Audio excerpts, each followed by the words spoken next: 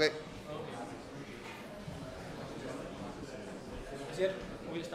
Yeah. Okay, hello. Okay, 1 minute. Alright, folks, let's settle down and let's give attention to our Okay. Thank you, thank you. Hello, welcome to the DevConf 2023. Thank you so much for being here, and thank you to the organization for the opportunity.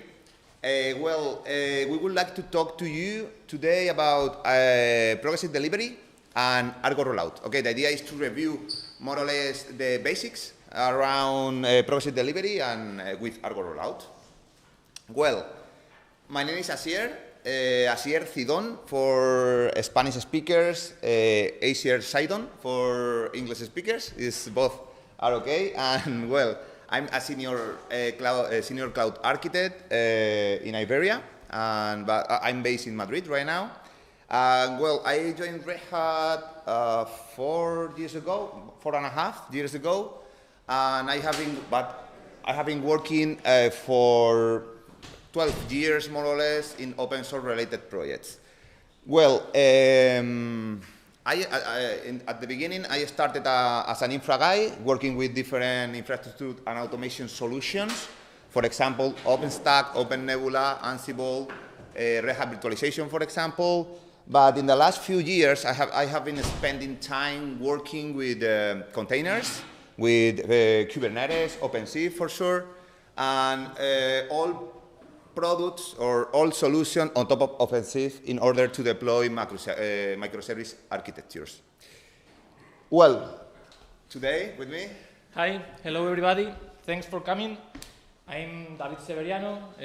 I'm a DevOps and AppDev architect in Iberia. I'm based in Madrid also, as Asier. I grow as a backend developer mainly with Java application, but now I'm pretty close with Kubernetes, CI/CD, DevOps. I'm so happy to be here, and I hope you enjoy this presentation. Well, the agenda for today is more or less simple. We will review some basics around progressive delivery and Argo project. And then we will have, or David will give us a demo. It's a real live demo, okay? Cross the fingers. And we will review the Red Hat OpenShift GitOps roadmap. For us, it's an spoiler, but it's Argo CD. And then we will have the Q&A, okay? Well, progressive delivery. Before starting talking about progressive delivery, the main important thing here, or the main topic, is to talk about deploying new applications releases, okay? That's more or less the idea, or the key aspect in this presentation. I would like to review with you some basics around CI/CD. It's only to be sure all of us are in the same page. Well, continuous integration, as you may know, is a development practice where developers integrate some changes in code in a shared repository with the idea to include new features or something like that. And well, you have an automated process to review this code, unit testing or something like that, and the idea is generate an artifact. Okay, this artifact is in Kubernetes is a image container, and the idea is generate this image container. Well, after that, you have the continuous delivery and continuous deployment. The idea in continuous delivery and deployment is to take this artifact and promote or deploy this artifact in all environments. You have, for example, development, pre-production, production, and the idea is to promote, deploy this artifact in all the environments. Well, the idea in general of these procedures is to deploy or deliver new product releases faster, improve the customer satisfaction, improve the innovation processes, and from my point of view, another important thing is to be sure our application complies with different level of quality and performance as well. Well, what is progressive delivery? In summary, progressive delivery is an evolution of continuous delivery. Okay? Basically, with progressive delivery, you deploy a new version of your application, select a subset of users or production users with the idea to use this new version. Analyze, then you need to analyze the behavior of this new version, and if everything is okay, the idea is to increase the traffic or the number of users in this new version, using this new version, and decrease the traffic in the old version or the current version. And you repeat this process until you have all traffic redirected to this new version. That's more or less the idea of progressive delivery. How is possible to implement this strategy? You have both two options. You have blue-green and canary. A blue-green deployment, the idea is to deploy the new version in parallel in offline mode. Why in offline mode? Because you need to test this new version. That's more or less the idea. When you are when you are sure your new version is working fine, the idea is to move all the users from the current version to the new one, okay? In a specific moment. Well, you have different cons and pros in this strategy. Regarding pros, for example, you are able, it's more or less easy to deploy the new version and to perform rollbacks because you have both applications running in parallel with the same configuration, and it is more or less easy. And in contrast, you have to duplicate the compute resources, for example, because you need to, you need to move all users at the same time. And for this reason, you need to have the same configuration on the current version and in the new one. In Canary, it's a little different because you need to deploy the new version, for example, select a subset of users in a minimum representation, I mean 5% of the traffic or 10%. The idea is to redirect some traffic to this new version, analyze and observing and analyzing the correct behavior of this new application based on metrics or service level indicators. And if everything is okay, the idea is to increase the number of users in the new version and then decrease the number of users in the old or current version. And well, when you have, the idea is to make this change in some steps. For example, 10%, and then 20, and then 50, and then 80, and then 100%. That's more or less the idea. Of course, you have cons and pros as well. Regarding pros, for example, you have zero downtime. That's more or less the theoretical idea. And you have a cost-effective strategy because you have only the replicas required for all the traffic, okay? And in contrast, you have probably some complexity in terms of manage all of these tasks, deploy new application, verify the new version, manage the traffic. You have some complexity. It takes time because you need to perform some steps and you need to analyze the metrics, and probably takes some time. And you need backward compatibility because you have users in both versions using the same database, for example, or these kind of things. It's sharing some resources. Well, what is Argo? Argo is an open source suite of projects that helps developers in their day-to-day operations in terms of software, okay? It's a trendy topic, I think, a trendy project, I think. Argo was born 5 years ago, but it joined the Cloud Native Computing Foundation in 2020 as an incubating project. As you may know, the Cloud Native Computing Foundation is a foundation for sure, that support and helps open source project to grow, okay?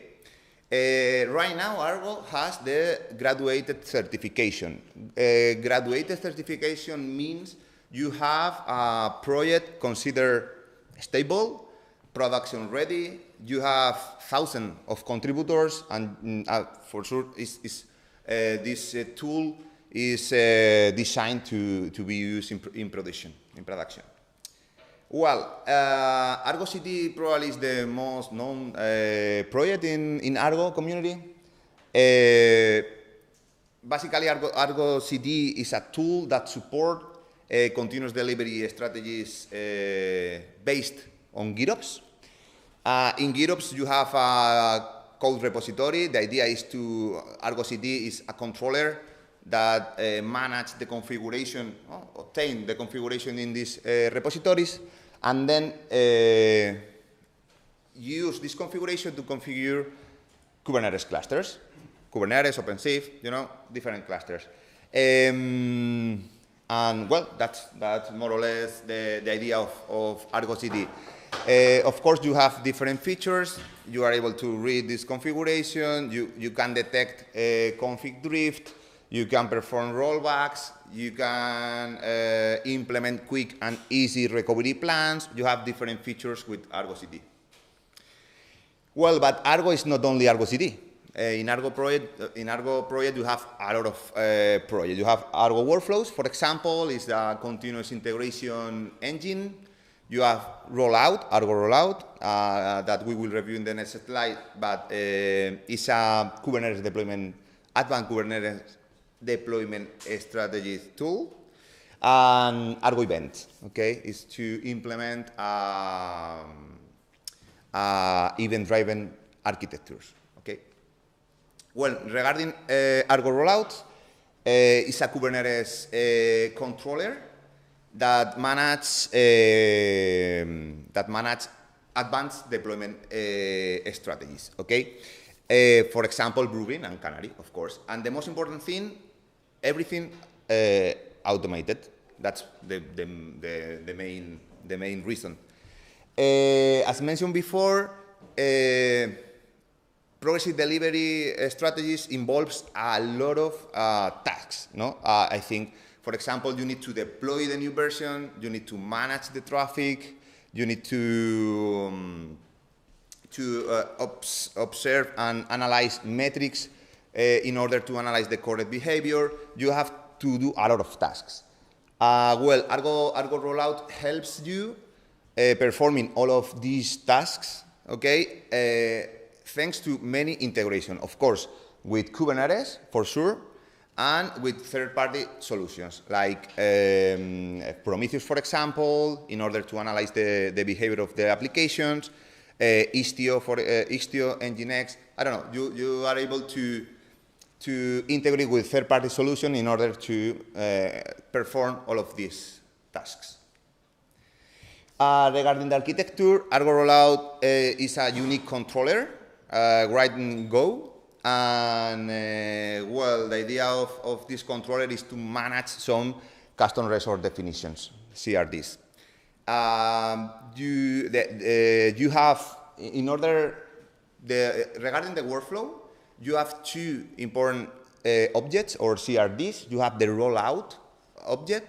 This object includes all information the regular Kubernetes deployment has, and then you have an extra field in order to define the specific strategy, okay, in order to configure the deployment strategy, for sure. And then when you create a rollout, the Argo rollout controller takes this information from the CRD and create a set of replica sets and manage the services, the Kubernetes services with this information. Okay, we will review this procedure with David. And then on the other hand, you have the analysis template. Okay, where you are able to define the analysis strategy in order to get the different metrics and then be able to be sure this application is working fine in order to take decision for promoting the application, the new version of your application or not, okay? That's all for my part, David. Okay, demo time, great. But you will have to wait a little bit more, okay? Let me introduce a little bit the demo that we are going to execute. We are going to execute a canary deployment. You already know what is it, as Asier has already explained, so I will go on.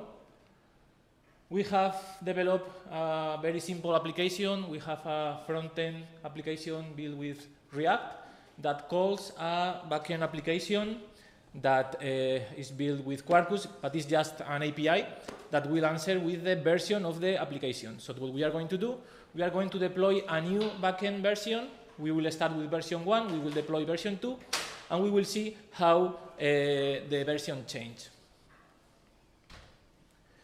Okay, in order to deploy this demo, what we have done is for the backend, instead to use a deployment, a Kubernetes deployment, we are using a rollout kind, okay? Also with the API version.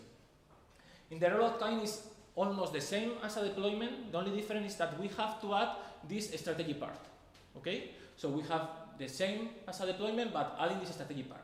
For this demo, we have decided to do a canary deployment, okay? Here we also have the analysis template that we will talk about it later.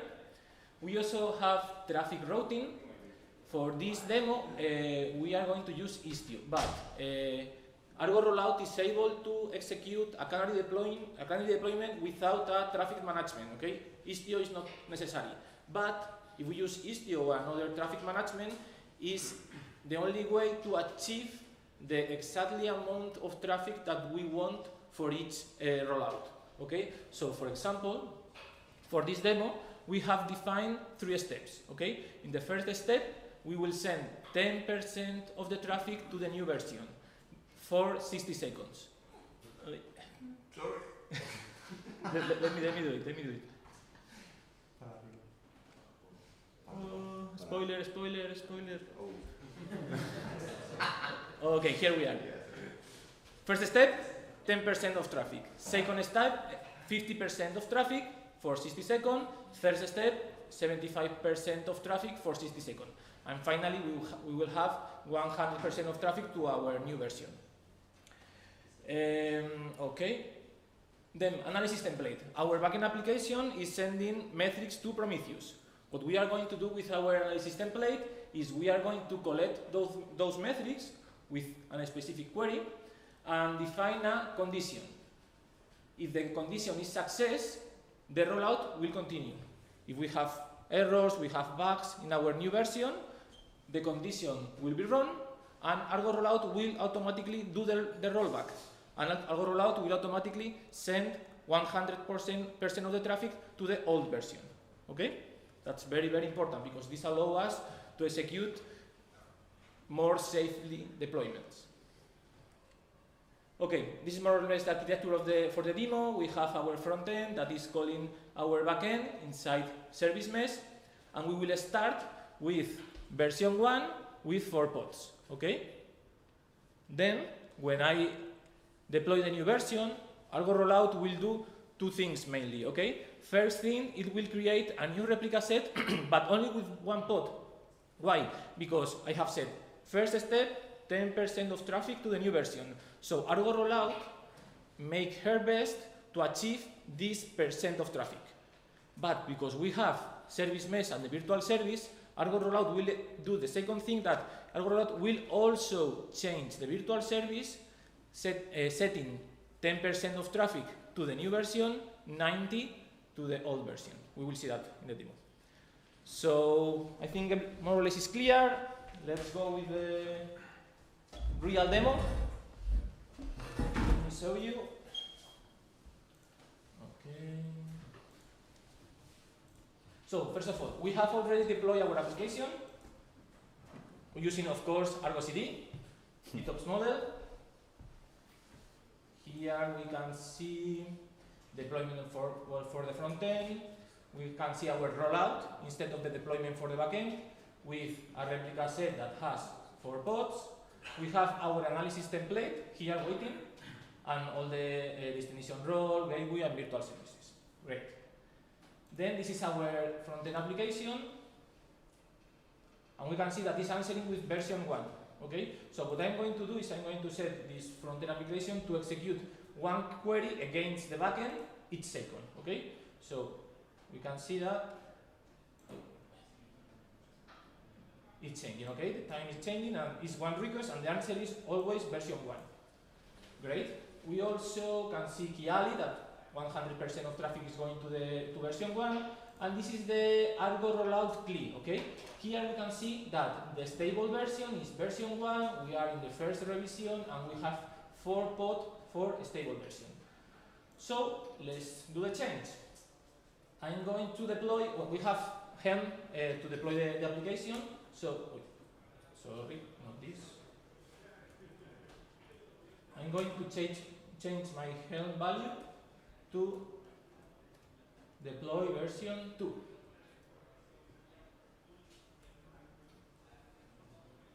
Great. I'm going to make the commit.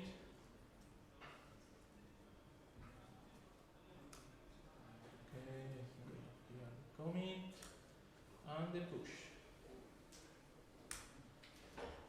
So just to make it faster, I will refresh automatically Argo CD, and we will see the magic.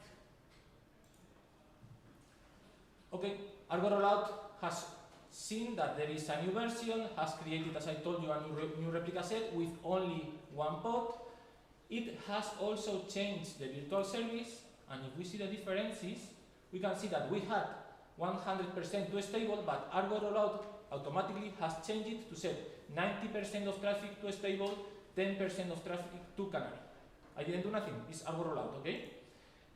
If we go to the UI, from time to time we will start watching version 2. It should appear soon. Because we are sending only 10%, okay, here it is. We are only sending 10% of traffic to the new version 2. And also in Kiali, Kiali has a little bit of delay, okay? But also in Kiali we can see that right now 70% of traffic is going to version 2. And sooner, after the 60 seconds, Argo rollout will continue with the rollout. And I'm done for today. I don't have to do nothing else. It's the easiest demo I've ever done because Argo rollout will do everything for me. I can sit down here and see how Argo rollout is then in step 2. Argo rollout has created a new replica set. Argo rollout is also changing the virtual service. We can see here 50-50. We can see in the UI that version 2 will appear more frequently. Here, also important, analysis run, okay? There is an analysis run that starts at the beginning, I forgot to tell you. Will be here from all the rollout. It is getting metrics, comparing against the condition, and if everything goes well, it will allow with the rollout. If the metrics are not success, Argo rollout will automatically make the rollback. And that's all for me. In another 60 seconds, we'll see that Argo rollout will go to step 3. Remember that step 3 is 75% of traffic to the new version, and 25, here it is. I'm not doing nothing. Easiest demo. So here we have 3 replicas. Also, very important, Argo rollout, as you can see, is deleting the pods from the old version because he knows the amount of traffic that he needs to send to the old version. So with the weight that we have defined, now we are in step 3, so it's 25% to the old version. He said, okay, only 1 pod for the old version. So he's doing the scale up and scale down also automatically. And again, changing the virtual service to achieve the exact amount of traffic that we want to each version. Also, we can see in Kiali that the traffic is going up to the version 2. We are already in 80% of traffic in version 2. And after another 60 seconds, we will see how Argo rollout will automatically create the 4th, here it is, the fourth pod, the last pod, it will send 100% of traffic to the new version. Argo rollout will also delete all the pods for the old version. Now, as you can see, we don't have differences in the virtual service because Argo rollout has set version 2 as stable. Remember, at the beginning we had version 1 as stable. Now the rollout is finished. We have version 2 as stable. Also, the analysis run has finished successfully because we were lucky and everything works. And in the virtual service, there is no differences because we are sending 100% of traffic to the stable version. Sooner we will see in the Kiali UI that 100% of traffic is going to the version 2. And that's all. Let me a little bit more things that we want to review with you, and then we go to the Q&A. Let me change here. Okay, GitOps roadmap. Version 1.9 of OpenShift GitOps was released a few days ago, and in that version we have Argo rollout as test preview. Okay, so great, we can start playing with it more safely. We can start talking with our clients about it, but take it into account that this is still test preview, but it is there already. It means that you are able to install Argo rollout with the OpenShift GitOps operator and manage all the CRTs. Okay, that's more or less the idea. And last but not least, Saturday 15:30 we have a workshop about Argo rollouts. It's very similar, like the demo that I have done already, but we will deploy cloud native applications using Argo CD, using Helm. We will use GitOps model, and we will have 3 exercises: blue-green deployment, canary deployment without service mesh. Remember, we can execute canary deployment with Argo rollouts, and it is not necessary to have a service mesh or traffic management. And the third exercise, we will use Argo rollout, service mesh, and everything together. We have all content public. If you can't go to the workshop, you can talk with us in order to obtain all the URLs and all information. Okay, if you have problem to assist.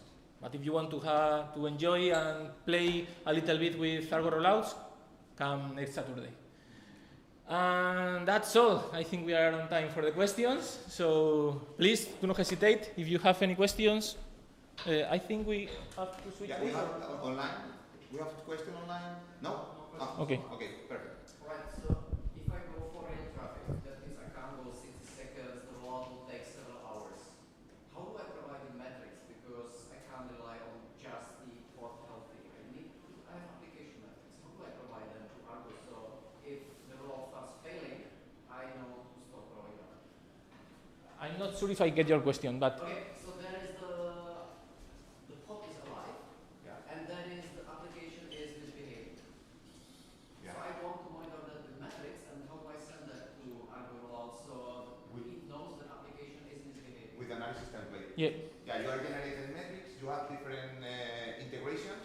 You have integration with Prometheus, with InfluxDB, with a curve, a specific curve. You have different ways or Here things. we have the Prometheus URL, the query that we want to execute against Prometheus. And the most important thing, you have here the provider. Yeah. Here in Prometheus, There you are have different providers. I export the metrics as I usually do, and I tell him this is where we read and this is the query is Right. for the piece. Right. Yeah. Perfect. And then you define the success condition Yeah. based on the metrics. Yeah. Right now we are playing with in this example with Prometheus, but we have different. Yeah, there are another provider that is web that you call an API, and based on the answer you decide what to do. Like cool. You can check the healthy path, for example, or something like that. And how are Sorry. Here, sorry. Yes, sure. Also about analysis templates, I see that they are password, and about enterprise awareness, I guess there is not be Yeah, there is a. So this is just a question, and another one Sorry, I will answer first. And I think he's asking about, we can see here a password. Okay, this is something that has to be improved. Okay, right now there is not a way to tell Argo rollout get this password from this secret, let's say.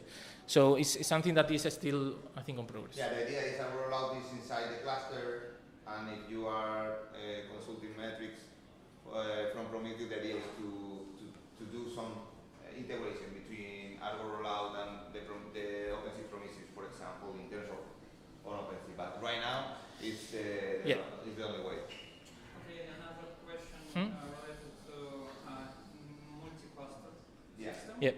And so, in case when we, because Argo perfectly managed with multi-cluster environments, in case when we also have multi-cluster environments and we should use analysis template and we have external Prometheus cluster, so how should we solve? But I guess problem also with secrets.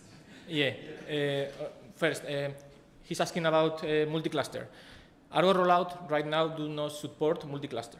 So if you want, you have to go to each cluster, install Argo rollout controller, and imagine that both controllers, both applications have the same Git repository.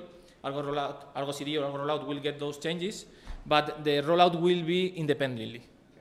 Okay. You can point to a Prometheus that's outside. We still have the problem of the password, but the rollout will be independent. For a reason could happen that one rollout finish with the rollout and the other not.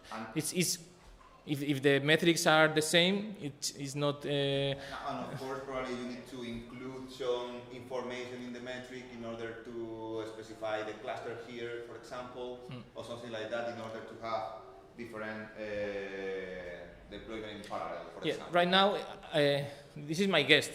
I think they will make it work for multi-cluster. They also have set it in the same operator as Argo CD, OpenShift GitOps, that is multi-cluster. So I guess, I'm not sure that sooner it will be also multi-cluster, but right now it's not. Sorry. Have we to distinguish between the new pods and the old pods in the query? Sorry? Or to distinguish the new pod and the old pod? So you have a query and the application metric. You need to distinguish between the two pods or not? Yeah, remember that the rollout, the kind is the same as a deployment. So you have your replica for the demo. So Argo rollout play with this number based on the weight. He said, okay, 10% of traffic from 4 pods, it's 1 pod. You mean he makes his best based on the number of replicas that you have defined and based on the weight that you have defined.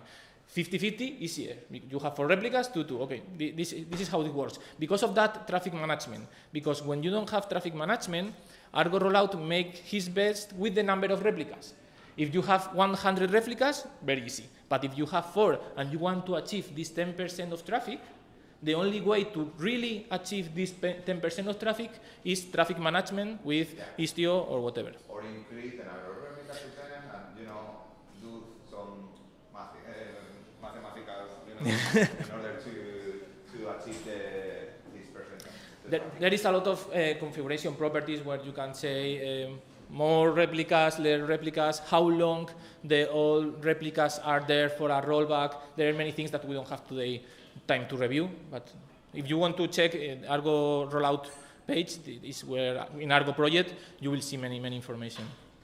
All of time. The last question? Okay, very quickly. Very quickly. Come on. Is there another way or another condition that I could have to just waiting for the next stage than the duration? For example, if I start to roll out at night, so there's, for example, no traffic, we just wait for 60 seconds, see no errors, and continue because there is no traffic. Is there a way to like pause for, let's say, a certain amount of requests? I want to see at least 100 requests to something. I'm not sure that I can. Yeah, but we can talk in Come here and we- Yeah, come here. because we are running out of time. Thank you very much, everybody, Thank you. for coming. Thank you. Thank you very much.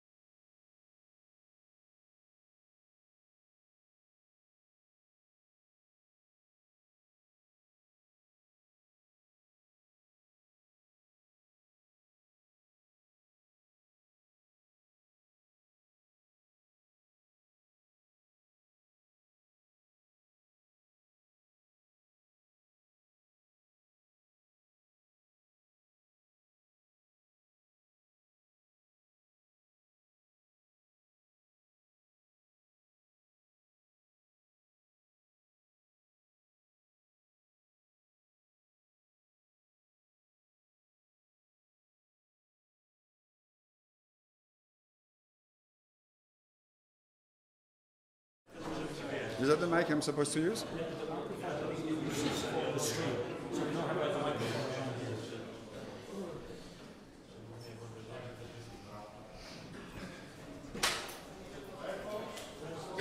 Okay, so no streaming. Sorry for folks online. You don't have the slides on the streaming. Sorry about that. Blame Max. So hello, my name is Christophe Dinochin. Can you hear me okay with that level? Okay. My name is Christophe de Dinochin. Try to say that 3 times fast. I'm working for Red Hat on various things, including confidential computing. And today I'm going to talk about chains of trust in confidential computing, how you build them, and knowing, verifying what you run. So the things we are going to talk about today include a quick overview of confidential computing, what this is about, talking about what is attestation, talking about various use cases for confidential computing. Who knows what the picture on the right is? What? Only one hand? Are you kidding? It's a hacker's name. Oh, yeah. Going from root of trust to actual trust, various platform-specific details, and supporting technologies. And this one is harder to find as a picture. Any idea? Someone who was not at KVM Forum. So these are the foundations for the Eiffel Tower. So this is really, I'm going to talk relatively fast and brush over a number of topics because this is really a summary of a blog, a series of blogs that is on the Red Hat blog. So you can scan that QR code or watch later on the website and you'll find links with more details. So what is confidential computing? Confidential computing is mostly about protecting data in use. And there's this quote from a guy named Kevin Mitnick, maybe you heard about him, saying, "I compromise the confidentiality of their proprietary software to advance my agenda of becoming the best at breaking through the lock." Hackers typically try to do that. And the problem with infrastructure, as we shall see, is that your infrastructure today is where you run your stuff. We saw that in the keynote today. But why should your infrastructure see your data? Your software now runs on someone else's computer, also known as the cloud. So you have some sort of virtual machine host, for instance, and then it has various resources that it's going to provide for you, like a CPU, memory, disks, networking, and so on. And these resources are used to run various workloads. So typically that could be containers that will run inside your host. Now there are various sandboxing technologies, and they are essentially designed to make sure that your containers cannot escape to the host, cannot damage it, cannot do whatever they want with the resources. They are not really designed for the other way around, for someone on the host peeking inside your workload, inside your container, etc. And so that means that if you want to run competitors on the same machine, they will typically be unhappy because they are not sure that some rogue admin was not paid by the other guy to peek into their data. So we have some technologies that have been established for a long time for disk encryption, network encryption. You're familiar with those, and what is really missing is that what is in your memory is essentially an open secret to a host admin. So they can read that, and it's maybe you feel it's secret because it's in memory, but it's really, again, an open secret. So what if we added some memory encryption to protect against that? And the memory encryption doesn't need to be super strong, but it has to be something that happens all the time for all the data that goes to memory.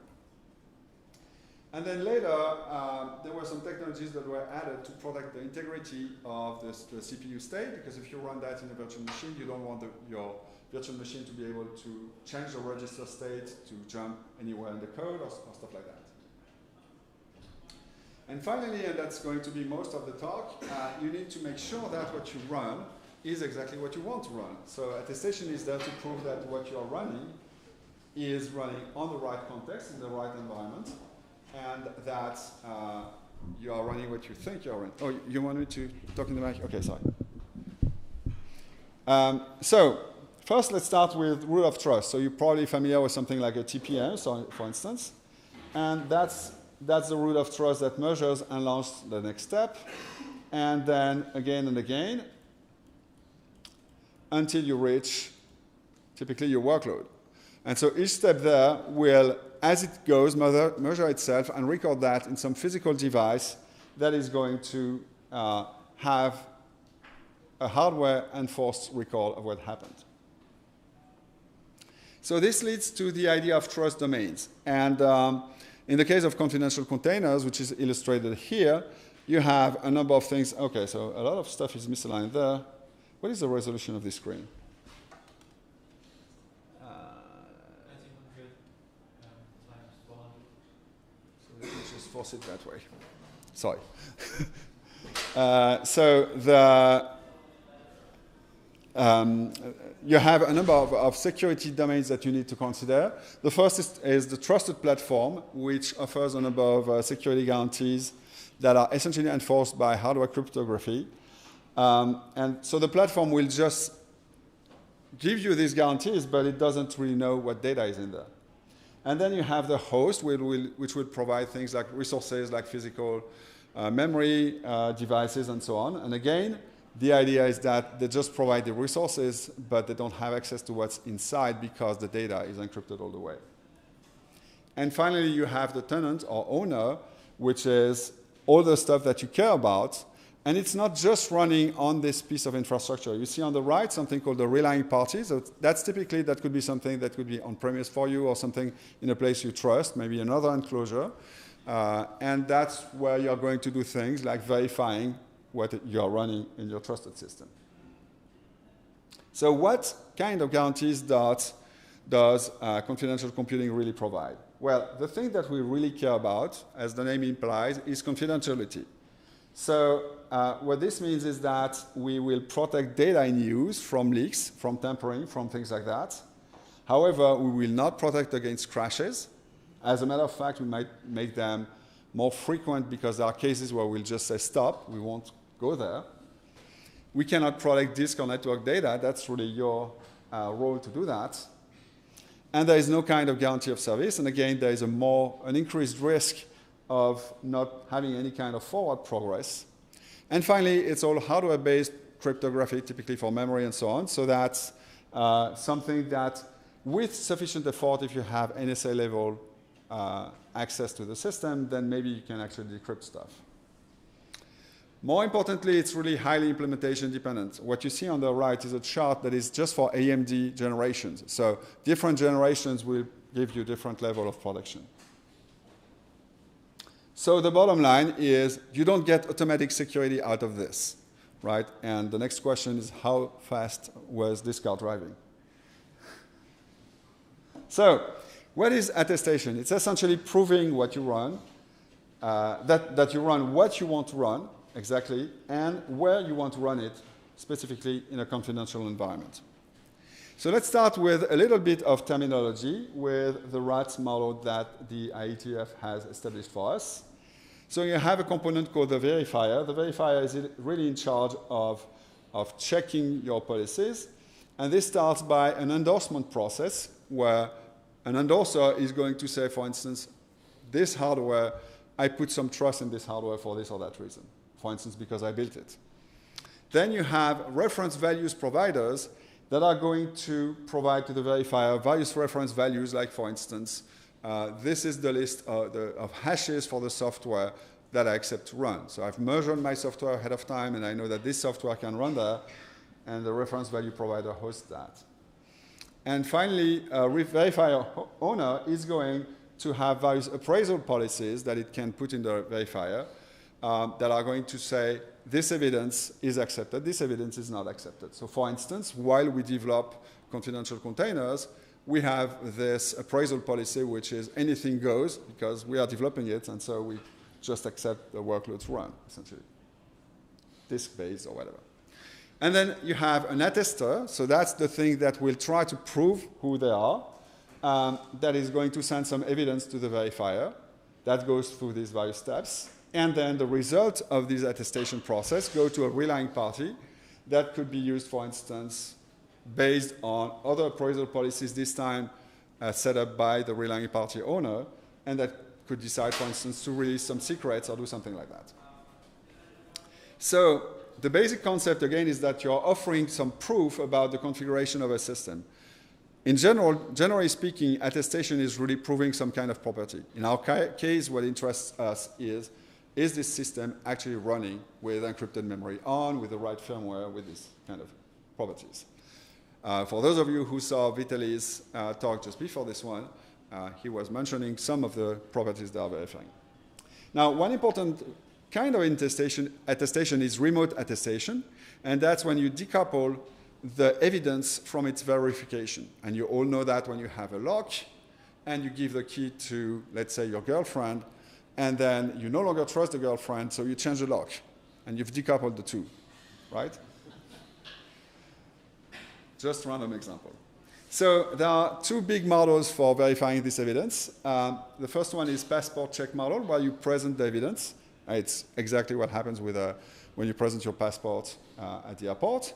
So the attester is going to send its evidence, like who am I, etc., to the verifier. The verifier then issues some kind of ID, and you present this ID to the relying party. So in a cloud, typically, that would be some sort of secret internal to the cloud that you're going to present each time you want to use an API in the cloud.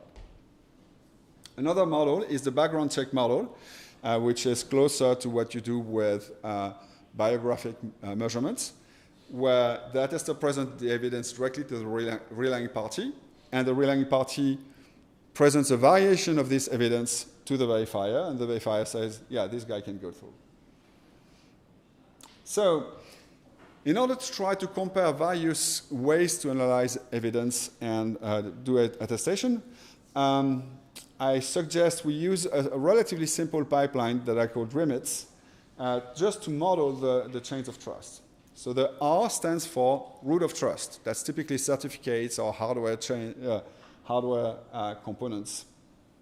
The E is for endorsement. So typically you'd have a signing key that is issued by and validated through the certificate. Then the M is for measurements. That's typically, in the case of a TPM, that's hashes of the data that you're looking through. So you decide to run some kind of bootloader. You measure this bootloader, you hash that, and that's what is recorded in your TPM. I is for identity. That's, for instance, a reference value that you would pass to your verifier. T is for trust. That's all the aspects related to policies. I decide to accept this evidence or not. And ultimately, what you get out of that typically is secrets. So this could be passwords, this could be decryption keys, and so on. So let's see a couple of examples to understand how this works. So if you see secure boots, the root of trust is the TPM. The endorser is the manufacturer of the device. What you would measure typically would be something like firmware or bootloader or stuff like that. What you get out of that, so in terms of what identifies your device, is some kind of signed attestation. Whether you trust that or not is then defined by the policy that you have in your system. You can decide to boot without secure boot at all if you want. And typically the secrets that you get out of something of this would be, so Vitaly was explaining how in his case you would get a disk encryption key that you can only get out of the TPM at this specific step, but you can get other cloud API secrets and so on. Now to get to something maybe a little more familiar, when you go through selling a property, you have these same steps, except it's a notary that has signed records, and there's a deed or affidavit that measures what you're talking about. You get a property description, and the trust policy is, do I give money based on what I know or not? And the secret is you get the keys of the house. And it's really the basis for, historical basis for money as well, in the sense that gold or silver is really the root of trust. Ultimately, at least initially, that was supposed to be what the banknotes were representing. The entity endorsing this root of trust is a government that has some of this gold somewhere in the banks. The market value is what you measure for, how much you have in terms of money and so on, which is, in terms of identity, it's identified by the number you see, for instance, on the banknotes. Handing over cash is how you accept the policy or not. I want to buy this, well, then I hand over cash, and I'm happy with that. And of course, the secret you get in that case is the secret recipe of grandma that tastes so good and they sell you for money. So the attestation, again, in our case, will be what you measure, and you do that using cryptography. So the same 3 domains we had before. Now, there are multiple ways to do that. So for instance, AMD with ACV started with something called pre-attestation. And what pre-attestation does is essentially measure some specific components, and you measure your payload before you even start running it. And so the hypervisor decides, it does some operation, and then you decide, I launch that or I do not. And I'm going to have a talk later today where I show you in practice how this works. Post-attestation is slightly smarter. You can automate things better because you can essentially measure from the guest itself and get the measurements for your own identity that you can then transmit over the network, for instance, to the relying party or whatever. And ultimately, you probably care most about the workload. So at some point, there will be some kind of workload attestation, though very often the mechanisms for that are not very different from what you use today, like having, saying this specific container hash is what I trust, etc. So now, confidential computing is a relatively large field, and there are many ways to deploy it and use it. Various use cases, essentially going from virtual machines to complete clusters. So the base technology is, in general, today based on virtual machines. There are some confidential computing technologies like SGX or SME that are based at the process level, but the ones that really interest us are based on virtual machines. So from that, you can build functions that boot very fast, etc. And the best example of this today is something called Keren VM, or confidential workloads. So you essentially boot something very fast, and you do one thing, and then you exit. Now, if you want to orchestrate on a larger level, then you need to integrate that within an ecosystem like Kubernetes, OpenShift, etc.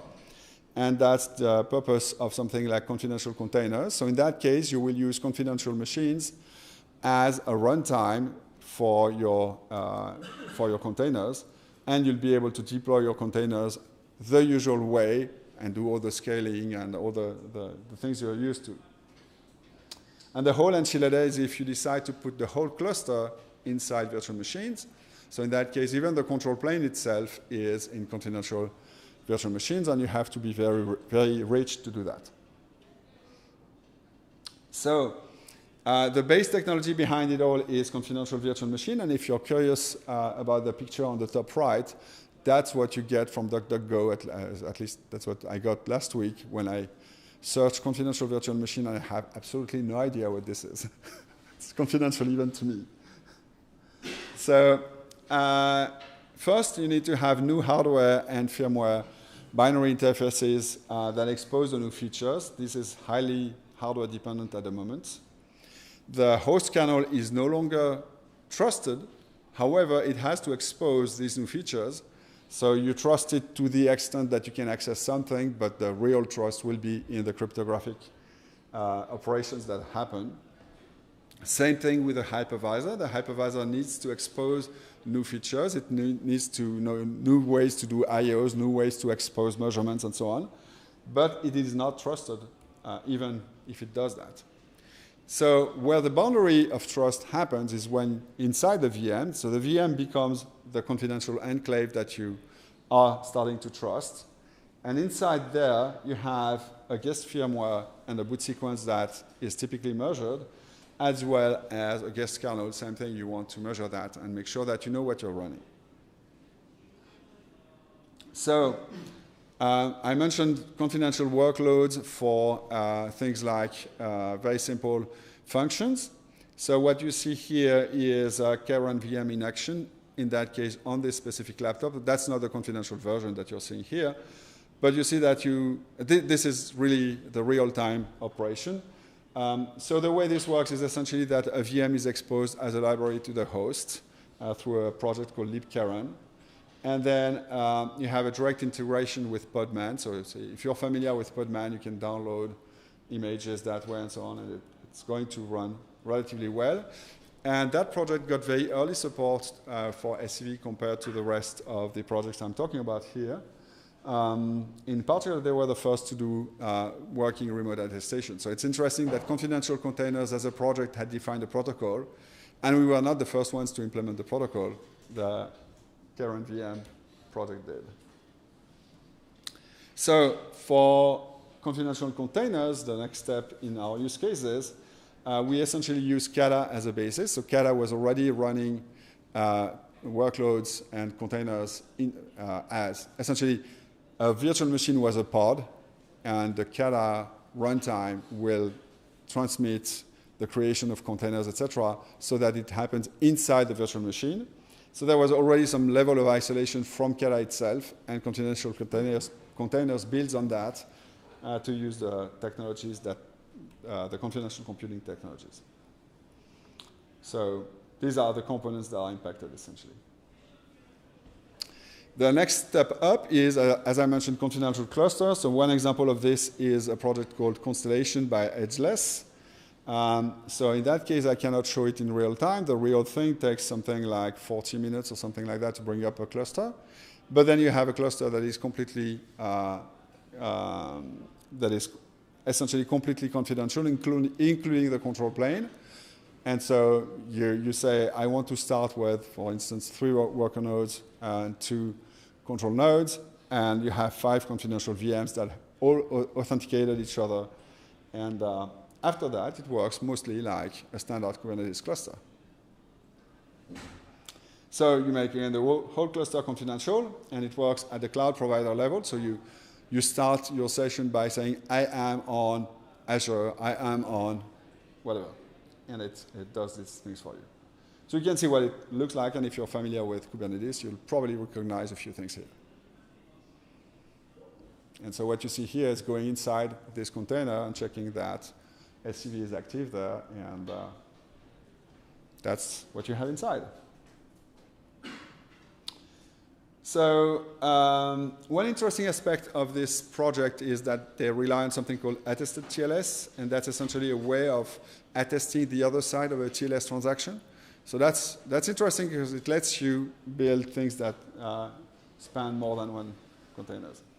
They also added something called a joint service, and that's a way to add, when a new node wants to join the cluster, make sure that the new node itself is confidential. They also have this at the user level, a verification service that is user-facing and lets a user check, before I deploy my workloads there, I want to make sure that the cluster is known to be confidential.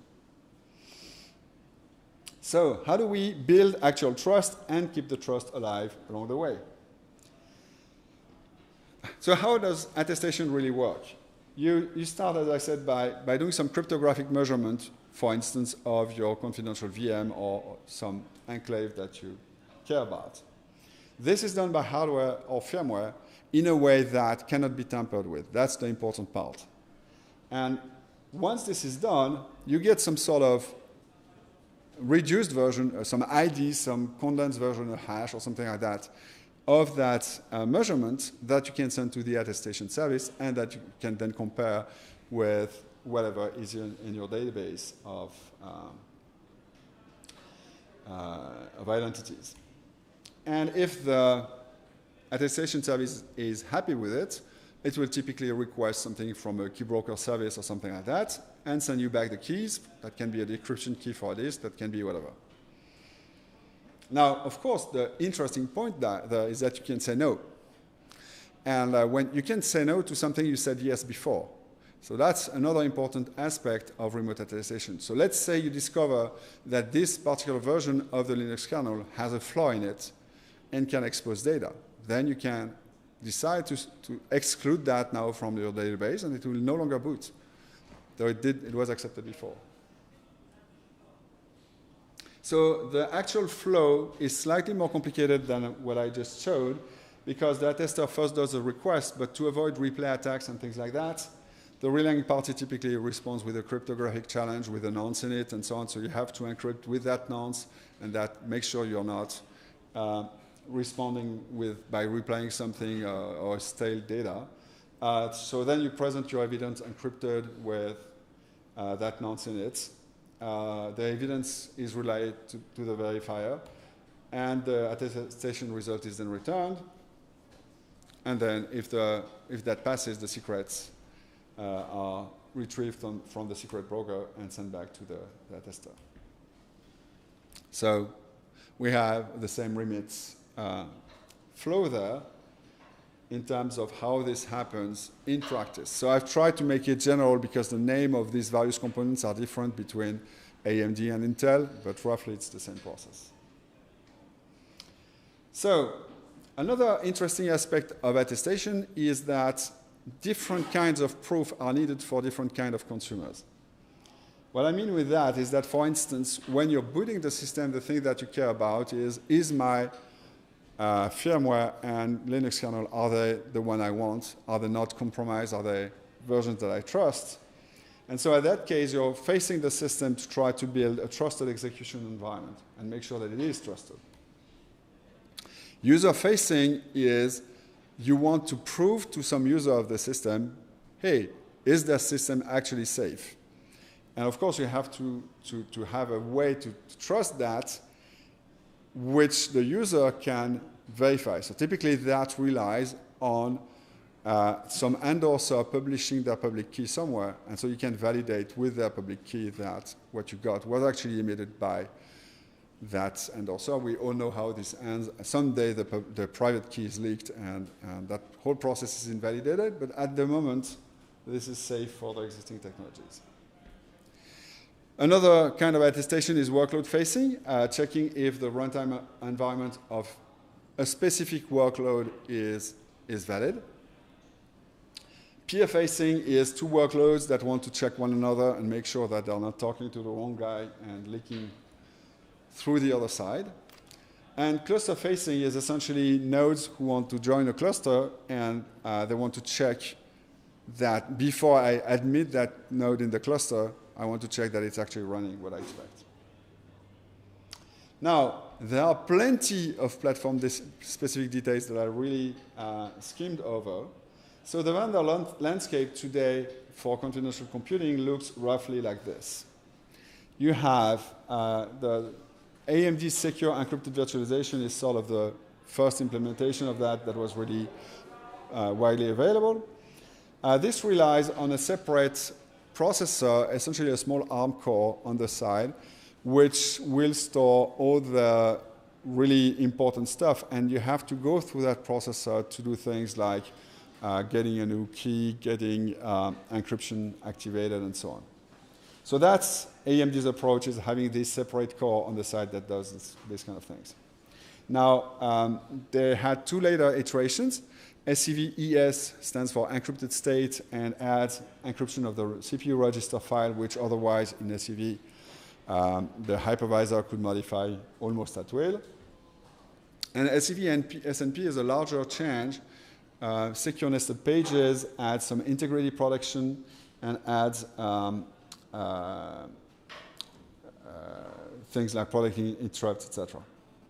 The Intel equivalent is called Trust Domain Extensions, or TDX, and it's a very different approach because on that approach, it's essentially a new mode in the processor called SIEM, Secure Arbitration Mode, and so the processor goes to that mode where only Intel stuff runs when it needs to do something complicated. IBM does it completely differently with something called Secure Execution, which is firmware-based. Power has something called a Protected Execution Facility, which is a little closer to Intel than AMD implementation. And ARM has something called Confidential Computing Architecture, which is like PEF or like Intel, based on having a layer below that the operating system cannot touch. Now, what these technologies share is that they are all based on virtualization, but they all work differently. And so essentially, you're fighting a bunch of random zombies when you want to. So AMD was the first one, and that was essentially the messy child. It was somewhat flawed. There was memory encryption through hardware, which was good, but and it was built on top of virtualization, unlike that other encryption technology called SME. As I said, it relies on a separate security processor and only features pre-attestation. Now, the problem is that several vulnerabilities were discovered relatively quickly that gave it a bad rep, which persists to this day. So the mop-up crew were SCV-ES and SCV-SNP. ES, as I said, protects CPU state from tampering. No major impact on attestation. SNP does have protections against physical access to pages, the hypervisor remapping and so on. But more importantly, you can get attestation data from within the guest. And so another interesting thing is something they call VMPL, which lets you build enclaves that are more privileged than others to implement things like virtual TPMs, etc. So Intel TDX relies on the SGX to create secure enclaves where they do a lot of the stuff. And it's virtualization based, but there is no separate security processor. And essentially, you use the secure arbitration mode to invoke services that are provided by SGX enclaves on the side. So various binary modules provided by Intel will expose the required services, and they have to be measured at boot and so on. So in particular, attestation is provided by a coding enclave. In terms of supporting technologies, well, you need host and guest Linux kernel support, hypervisor support, guest firmware support, host provisioning for supporting tools like, for instance, self-kernel for starting a system. I'm going to show that later today. Generic key broker and services and attestation. Compatibility layers to try to mimic what exists and to be able to reuse the infrastructures that exist, like, for instance, a virtual TPM that mimics real TPMs. So this is provided by something called a Secure Virtual Machine Service Module, or SVSM. So the blog details all this. So that's why I'm really skimming through. Go in the blog and you'll have pointers to the various documents and references, etc. So my conclusion is essentially that attestation means different things. We really scratch only the surface. It's a large collection of technologies. Even in a given context, you can have attestation mean different things. So folks tend to talk past one another. You have to be careful about what you're talking about. Preserving the chain of trust correctly requires really careful thinking. And again, if you see my talk later today, you'll see a bit surprised there on what can go wrong. Technologies are not consistent across the board, so Intel and AMD do not think the same way. Again, you can take a picture of that if you want more details for the 6-part blog series. Now it's time for questions. Sorry, I was a bit longer than I anticipated. So only 2 minutes, yeah. So I have a question about, we've got this technology that enables us to have some root trust in our hardware level. But what about the other hardware that we can, so for example, I'd like to host some services, some cloud platform, but in order to get into this hardware, I need to buy the other stuff because it's what's available for me. So, for example, if those platforms doesn't have yet some VPNs or other management engines, let's say, can I provide the same kind of trust in some kind of firmware or software, as you said, example, the virtual VM? Yeah, so I'll try to summarize the question for online, and you correct me if I summarize wrong. So the question is really about what kind of hardware provides this, and how can I get that hardware, and how can I go without it if I don't have the hardware? Is there an alternative that I can do in software? So for the first question, these are typically new instances that get deployed as we speak. So for instance, there are new SCV SNP instances on Azure that you can order today, where they will have this pre-configured for you. And you go, in that case, through the attestation mechanisms provided by Azure. Regarding whether you can implement that in software, you can mimic some of that in software for development purpose. However, what the software cannot do for you is protect from someone on the same machine being able to pick at the memory. And I'm going to give examples. So the other talk is at, I think, 5:15 or something like that. And I'm going to show you how you can actually dump the memory of a VM and see what's inside and search for root passwords and stuff like that, and you find them. So, is there any way without hardware encryption? Let's say, I don't know if it would work, but let's say a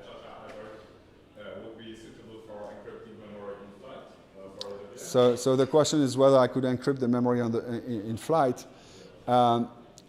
Encryption by definition has at some point data in clear. That data today has to be stored in memory. And unless your whole message fits in registers, which let's say you have 16 registers on x86, 64 bits, that's not a very long message. And plus, I'm out of time. But yeah, so the short answer is I don't think so. I don't think you can do it safely, unless for very, very short messages.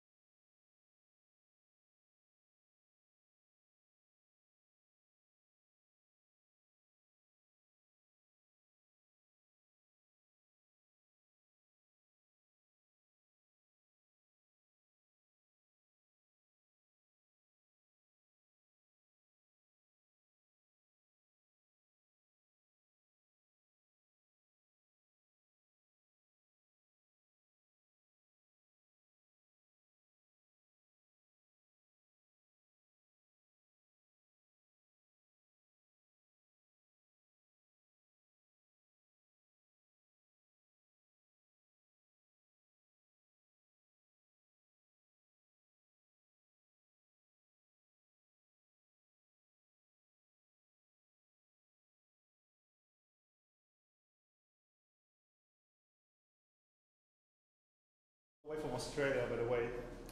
It's a very, very long trip, so I'm super exhausted, but let's get started. So, because we don't have much people here today, we can do it in an interactive mode. Right? Feel free to ask questions instead of questions at the end, and we'll do a combination of that. Is that clear? Cool. Excellent. All right, let's get started. Yep. So my name is Dan Teller. I'm a security engineer at Red Hat Australia, and I've been doing information security stuff for about a decade. IR, DevSecOps, development of some cool stuff, as well as ethical hacking on some of Australia's largest companies. And currently at Red Hat, we are part of the information security department, focusing on internal security. So this is internal security, not Red Hat customers. And within that team, it's a very large team globally, we are managing vulnerabilities, security vulnerabilities. And this is a new team we have established. We have new processes, new technologies, as well as new challenges. And within that challenges, dealing with a lot of information at once, today I will show you how we managed to overcome some of them by creating a single automation script, which then evolved into an asset mapping tool. And together, once we had these two, we decided let's take it to the next step and create an entire asset hybrid cloud security solution, which is similar to an attack surface mapping tool. This is our vision with what we have now. All right, so our initial mission as a team was to get assets at Red Hat systems, servers and virtual machines into our security tools so we can see vulnerabilities. Specifically operating systems, third-party software vulnerabilities, things that are installed in the systems from an infrastructure perspective. Well, at Red Hat, like similar to large companies, finding owners and systems is a big challenge. We have inventories, CMDBs, but often it's very hard to get the exact data you need. And getting in touch with teams it's a big deal by itself. And the assets themselves just keep changing all the time, right? So we were looking for alternatives. We were looking for options to get that mapping thing sorted. So we started looking at different solutions that exist. Open source, commercial tools, and they just require a lot of customizations to get the exact mapping of owners and assets at Red Hat to our needs. And some that did sort of fit, just didn't have the exact features we needed and still required a lot of work. So that didn't really make sense at that time. So we decided, let's put some scripts together to get at. Okay, the agenda for today, we'll be discussing what my team does from a higher level perspective. We'll go through some demos. We'll have some screenshots of the asset mapping tool. Finally, vision of what we'd like to achieve, and we can leave some time for Q&As. Internally at Red Hat, this is an ongoing process we have. It's a new process, a new team, where we on a daily basis handle a large amount of vulnerabilities from assets. The main goal here is that we need to discover vulnerabilities affecting assets at Red Hat and tell the team, hey, there's a serious thing, go and patch it quickly before it poses a risk for the company. Main vulnerabilities we look at, as I mentioned before, are operating systems, third party. We have future on our roadmap to look at more container vulnerabilities and applications and etc. A bit more on our high level process for the team. We really onboard systems to our tools. Once the data is loaded in the security tools, we have visibility on the vulnerabilities and we assess the data per the risks, and we just engage the teams. Hey, go ahead and patch that thing. It's critical for the company. So with that challenges we had, the objectives, or one of them at least, was to get the assets into our security tools. That's how the process initially we had looked like. We had to contact the business owner, usually a manager at Red Hat. Then he referred us to other technical owners, where they usually knew where the assets are and their state. At that time, we had to exchange more technical requirements, specs with the technical owners, tell them, hey, we need to install security tools to get visibility, and etc. Then we exchanged some more agreements, and finally, we managed to onboard some of the assets into our security tools. There was a lot of manual work for us to achieve, and obviously in such a large company as Red Hat, that's very time-consuming and not scalable. Assets just keep changing all the times. Teams just keep changing all the times. We really started just with a spreadsheet to track that information. We had who we contacted, when, how many assets they had, and we just put it in each spreadsheet like that. We start coloring that, and that's not very scalable. It's a lot of hard work for our team to get all the teams that Red Hat. There was a lot of work. So there was a definitely need for automation, no doubt. And we started looking at how we can really put that in scripting. So what you see in front of you here is our design of the current system, the architectural view of how our system is designed. On the right-hand side is where we're collecting data from different sources. Right? So we have different environments, AWS, Azure, different cloud, different infrastructure, you name it. Pretty much everything Red Hat has. We also have been collecting information from internal services, naming a few there, and some other third-party, such as security tools that we use at Red Hat. All that information, or partially some of it, is being collected to a dedicated server here, where we have different containers running as different business logics or functions. The way we design that is these containers act as plugins to scale the system. So the more services Red Hat increases, the more services we create, we can create a plugin per that to pull that information. And that data, there's a bit of logic here, is then pushed to the destinations here on the, what it says in blue marked, for Google Sheets and Splunk at this stage. In addition, we also scan the external perimeter with a port scanner. So what we have really here is that we have rules that we match different IDs and to find owners and their assets. Because there are so many services at Red Hat, it's a big challenge to find that. And the way we managed to get some of that mapping is there were cases with just IDs, were very straightforward. Other cases we had to scrape names from tags, labels, or even combine multiple services together just to get a mapping, who owns what and where. I prepared a quick demo and we'll have some screenshots. If I could run that. Where's the mouse? Here we go. So this is our Python script. And in this example specifically, we are getting data from AWS, pushing it to Google Sheets. And here in the middle, there's a tool called Qualys. It's a security tool. And we're just obtaining all that information together, mapping that. Here you can see we're getting account IDs and all the assets. And that is being pushed into Google Sheets. Let me pause that. Here we go. So what you see in front of you is, it's pretty straightforward. Accounts and their assets from AWS. But we can see which account has how many assets at a given time and their state. So with this information, we started engaging the teams, right? Hey, we can see you have 20 assets, right? Let's start getting them to our security tools. That was just a starting point. Then,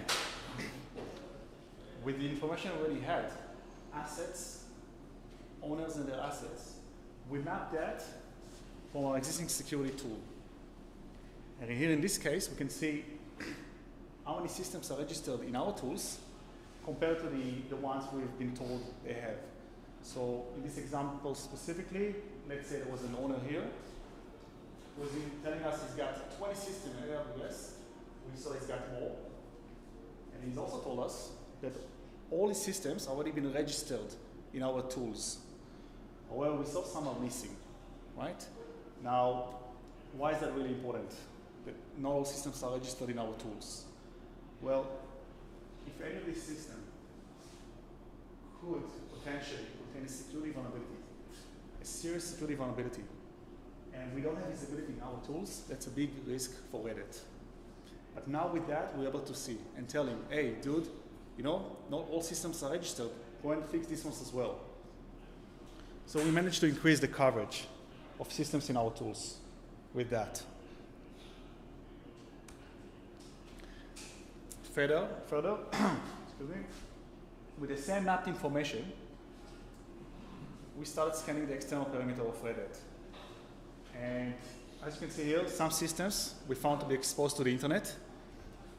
The white section here, there are no ports. The systems are not exposed to the internet.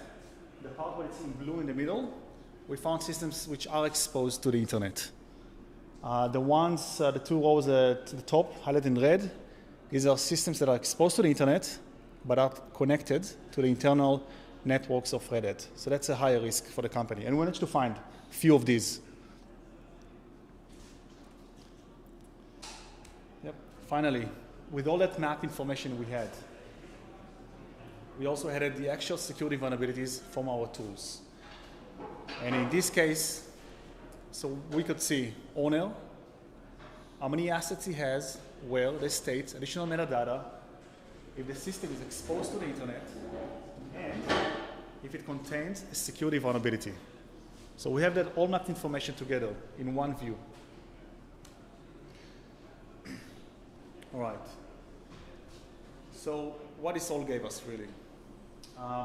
In this chart, for a period of 1 year, the number of assets that we managed to register to our tools, so month by month basis, in the first 6 months, a lot of this manual work, we didn't achieve a lot. But once we had that tool in place, you can see the assets being registered, numbers have been just dramatically increased. So, what this tool really gave us? Two main things. We managed to increase the assets to our tools, and secondly, greater visibility and coverage to our risk profile for Reddit. And finally, just before we wrap up, our vision to expand the existing asset mapper tool into an attack surface solution. So this is the interesting part. We're taking it to the next stage, to the next level. We want to get more visibility. We want to see exactly the weakness points this tool can detect on the existing data we have collected. In this example specifically, once we have all this mapped data in our records, system ABC is found to be exposed to the internet. There's been a developer, he's been doing some work on that, he opened the ports, and that system is exposed. We can also see that specific system has a vulnerability, XYZ in this case. And we can also see who owns it at that given time and additional metadata. Now that system that we have automatically find that as a weakness. Something flags that it's an important thing. System is exposed with a vulnerability, and that's a high risk. So this is what we'd like to achieve, a system that automatically detects this kind of weaknesses for a company. All right. So just to conclude on what you've seen today, the last slide was a vision of what we have, and we did manage to accomplish a few things here with a lot of hard work and data. And we did manage to find, and we're still in process to find risks associated with internet-facing systems at Reddit.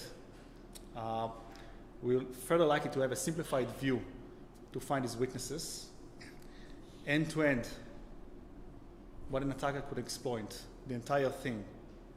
And finally, reduce the entire risk for Reddit and our customers. Well, thank you very much. That's the last slide for today. And yeah, any questions?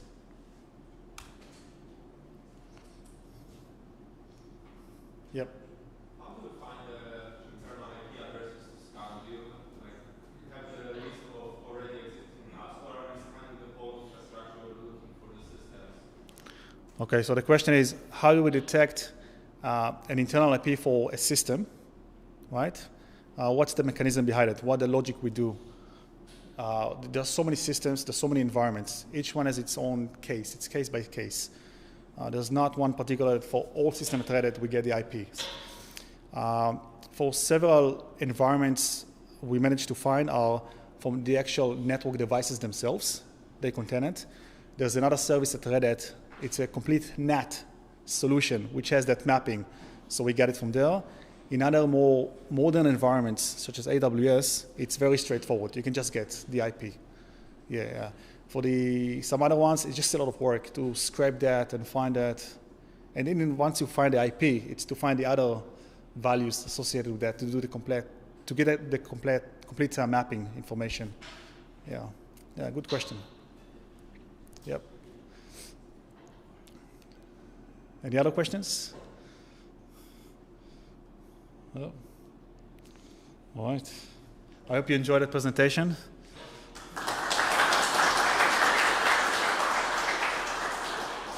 Thank you.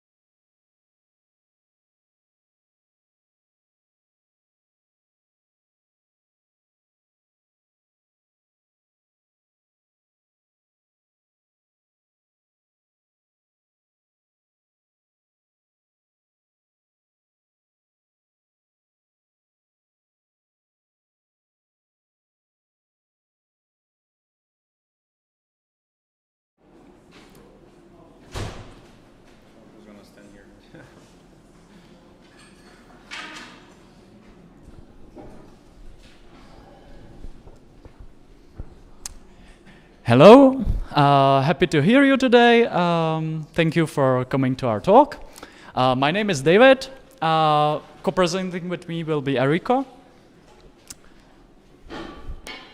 About me, I love open source and free and open source software. I worked through my life since I was like 15 and started playing with Ubuntu, with like everything from GNOME to Linux kernel libraries and stuff. And I like it a lot. So, and I will having this talk mostly because I love to optimize for performance and recent years also for simplicity, because having fast code and fast stuff isn't always the best thing if no one understands it. Let's go for another slide. So, introduction of this talk. First, I will talk about introduction, what we're using, what software we're using, what hardware we're using.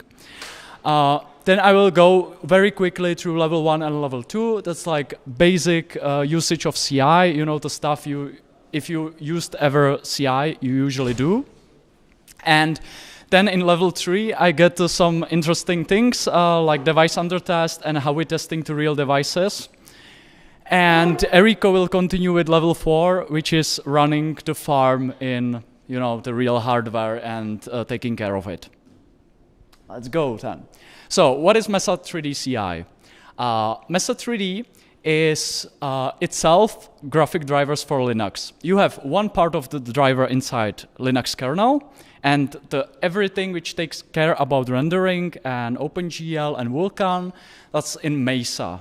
So that's Mesa 3D, and Mesa 3D CI is solution built on GitLab CI because we use GitLab. We have own instance, free desktop GitLab, and it's a solution built on that to test on the real hardware. So, before we start, my talk will be mostly focused on the pre-merge testing. We do also other testing, but what is important, when the developer submits the code to the project, we need to quickly test the code and ensure he doesn't break anything. On the other hand, we don't want to block other developers, other merge requests for too long, so we have to like take it in a reasonable time frame. So our goal is about 20 minutes to do testing. And of course, make developers happy, because sad developers and broken testing, that's never going well.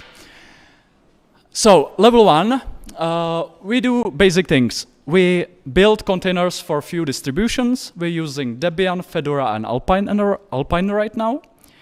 And for testing later, we're using only the Debian images. But we build also these distributions because, for example, Alpine has muscle libc, so it has different environment. So we want to build it on it. And Fedora, you know, because why not? And for this, we're using CI templates, which help us prepare the images and stuff, and it's provided by free desktop GitLab infrastructure. So, itself testing, we're using GCC, CLang. We have like around 20 build tests just for building different combination with the different options, like the LTO, and we use address sanitizers, memory sanitizers, like to test like everything we can offline without hardware. And for linting, we use like Rust linting, CLang format. And for our CI scripts, we're using shell check because we will get to it why. So level 2, testing without hardware. After we compile to Mesa, we do simple compilations. On some jobs, we're testing unit test. So basic functionality of the library.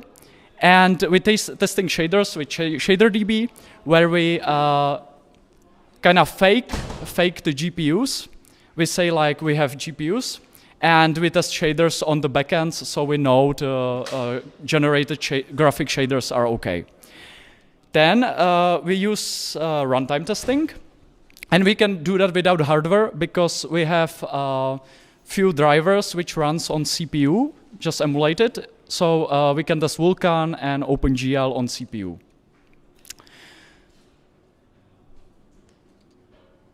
Thank you. So this is our small pipeline. Some people has 8K monitors, so they fit the whole pipeline on a screen. You probably won't be able to read itself jobs. Don't worry. We don't, if it gets at night and we are like tired, we can either. So this is like around how much? 200, 250 jobs. There is every job isn't currently on this slide, so you know I had to try to fit it. And so this is kind of level 3. Most of these jobs are from the devices. So what we use? We have multiple solutions for testing. Because many companies contribute to this solution, so we have many approaches integrated into GitLab CI. We have Lava Farms, that's first thing. Lava Farm is automated validation architecture. Originally, it was built for ARM devices by Linaro to get their testing, you know, to get their testing. And these days, we're using it for AMD64, we're using it like for everything. And these farms has advantages in like things you have like monitoring on top of them. You can set priorities for the jobs. So you have like a lot of abilities how to handle stuff, which we sometimes use in RCI. For example, we use a lot of priorities because since we allow developers to run manually to jobs and test if they need, we need to merge, which is the merge pipeline, which going like pre-merge before the code gets in. So we need like get into 20 minutes, and if someone starts excessively testing their jobs on the CI, you know, we block the other people which want to merge. So the prioritization in these farms is very useful for us. And then, for example, we have Valve farms. They're using a little bit different approach. They using containers. So they boot into minimal interface and they just load the container with tests. And these tests are same as we're using on other devices, but differently packed, you know, into container. And we will talk about containers versus rootfs, which we use on other devices very soon. Then we have barebone devices, which have no prioritization and this stuff. There's like multiple farms, so a lot of people, some people running these devices at home without farm and just for their testing.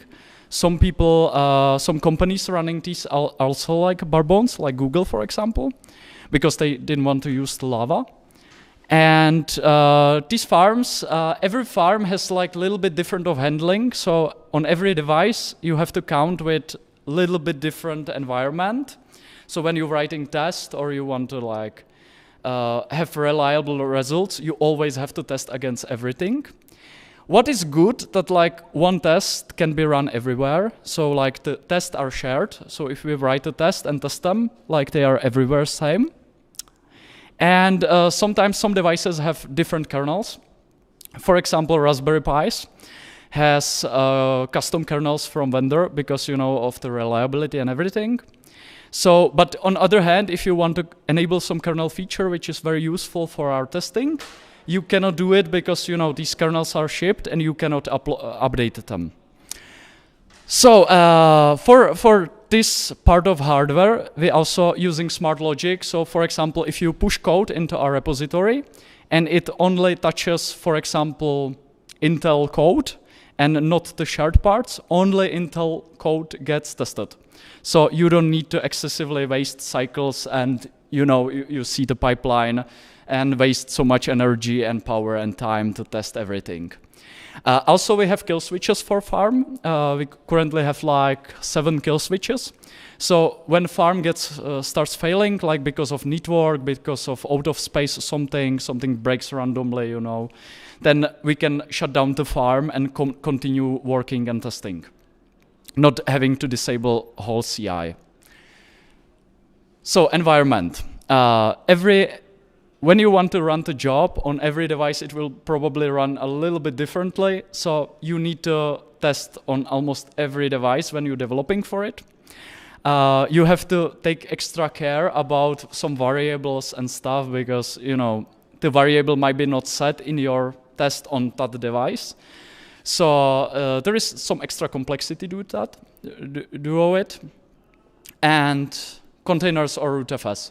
We have two approaches. One is the container. So you test, you just load the container on the device. Valve, for example, use it, and the non-hardware jobs using it. And it's great because of the developer can just download the image and run it locally on his computer without setting up stuff. On the other hand, it's a little bit slower. For example, for lava farms and some barebone devices, we're using rootfs, which advantages is performance, because you just unpack some rootfs on NFS server or send it to device, and that's all, no overhead. Probably over time we get to containers because for developers it's more useful. Every test is different, right? Because we need to cover a lot of topics, every testing suite has different inputs and outputs, so you need to handle that somehow. Some tests handling flags, some tests handling failures differently, reports are different. For some things we try to wrap it into something and provide same way of output. For some tests we just adapt the test a bit, so we send some patches to upstream or keep patches aside. But we always try to keep small amount of patches as we can, because we have to maintain it and it's huge pain. Let's switch to the other slide. How much time? Nice. Let's switch to have another slide. Nice. So, most of interesting in our terms is stability, because when you test graphic hardware, stability isn't a strong part. First, let's talk about parallelism. We're using a huge set of tests, which takes, for example, 8 hours or 10 hours. If you want to test them before the code gets merged in 20 minutes, it can be kind of issue. So first thing we do is we use parallel jobs. So of course we just shard the test over 8 or 10 devices. So we also shard the time which is needed to run it. This is first part. And second part is that parallelism inside jobs. Because the GPU tests usually don't utilize the system for 100%. So we use parallel runs even inside the runners. So for example, we run in 8 threads the tests. And there is some cost of it, and that's like flags, because the tests are usually not meant to be run in that huge parallelism. So sometimes something fails. And it's very hard to debug what failed and why. We know what failed, but it may be just, one job run with another job once 1,000 runs. So that's a hard thing to handle. And we handle that, and we will get to that with flags point. So flags, yes, no, yes. You fix something, it works, but once in 100, in 10, in 1,000 runs, it doesn't. So we figured out we cannot get into state when everything will work every time, because this is a lot of thousands of tests we run. So we have multiple layers of handling this stuff. First, GitLab is a wonderful piece of software, but sometimes, sometimes you say retry job when it fails. This is one level of handling our flags, because when we want to merge stuff and something just fails once for some no explainable reason, we don't want to block developer. So we want to retry at least once. So we retry once, but just recently GitLab has had a bug, which means when you retry once, it just stuck the job in a queue, and until you send another job, it gets stuck. But we are constrained by time limits when we're merging, so that's failed pipeline and developer is unhappy. So what we do, we send dummy jobs to it just to get it working, and recently GitLab fixed the issue. So this is first level. Then you have infra level. Because we have farm in different locations, they are connected over internet, And internet sometimes fails, some even data center fails, some switch somewhere fails. So sometimes you have issues with transferring rootfs, transferring test jobs. Happens sometimes. Sometimes storage fails, sometimes itself GitLab runner fails. It happens, so you have to retry. That's still handled by retrying the job. Then you have like the device itself, where you like getting data over the serial port. So originally when you boot the device, you're getting data over serial port, and these devices, which converts serial output from the devices to USB and to some machine which takes care of it, they sometimes fail or misbehave, which is very unpleasant, and it happens only time to time. So, for example, recently my colleague implemented like SSH, so we just use a serial port for beginning, and when we can, we switch to SSH to have like to be sure that we get all the inputs and the outputs of the machine correctly, and we can parse it and understand it. And of course, then you have like GPU level flags. As I said, you run a lot of stuff in parallel. Sometimes driver in some rare occasion have not handled the corner case. And then, you know, one test fail from 10,000 and you have to rerun. So we are able to mark these tests, usually inside the testing suites. We just mark them as a flag. And if there is flag, it gets reported, but it's not going to fail, which is nice. What is very useful is that part where we like monitor everything. So we have like every day we have reports, what test was flaking, how often it was flaking, and depending on this, we can update the expectations, we can report to developers, we can like, you know, handle it somehow.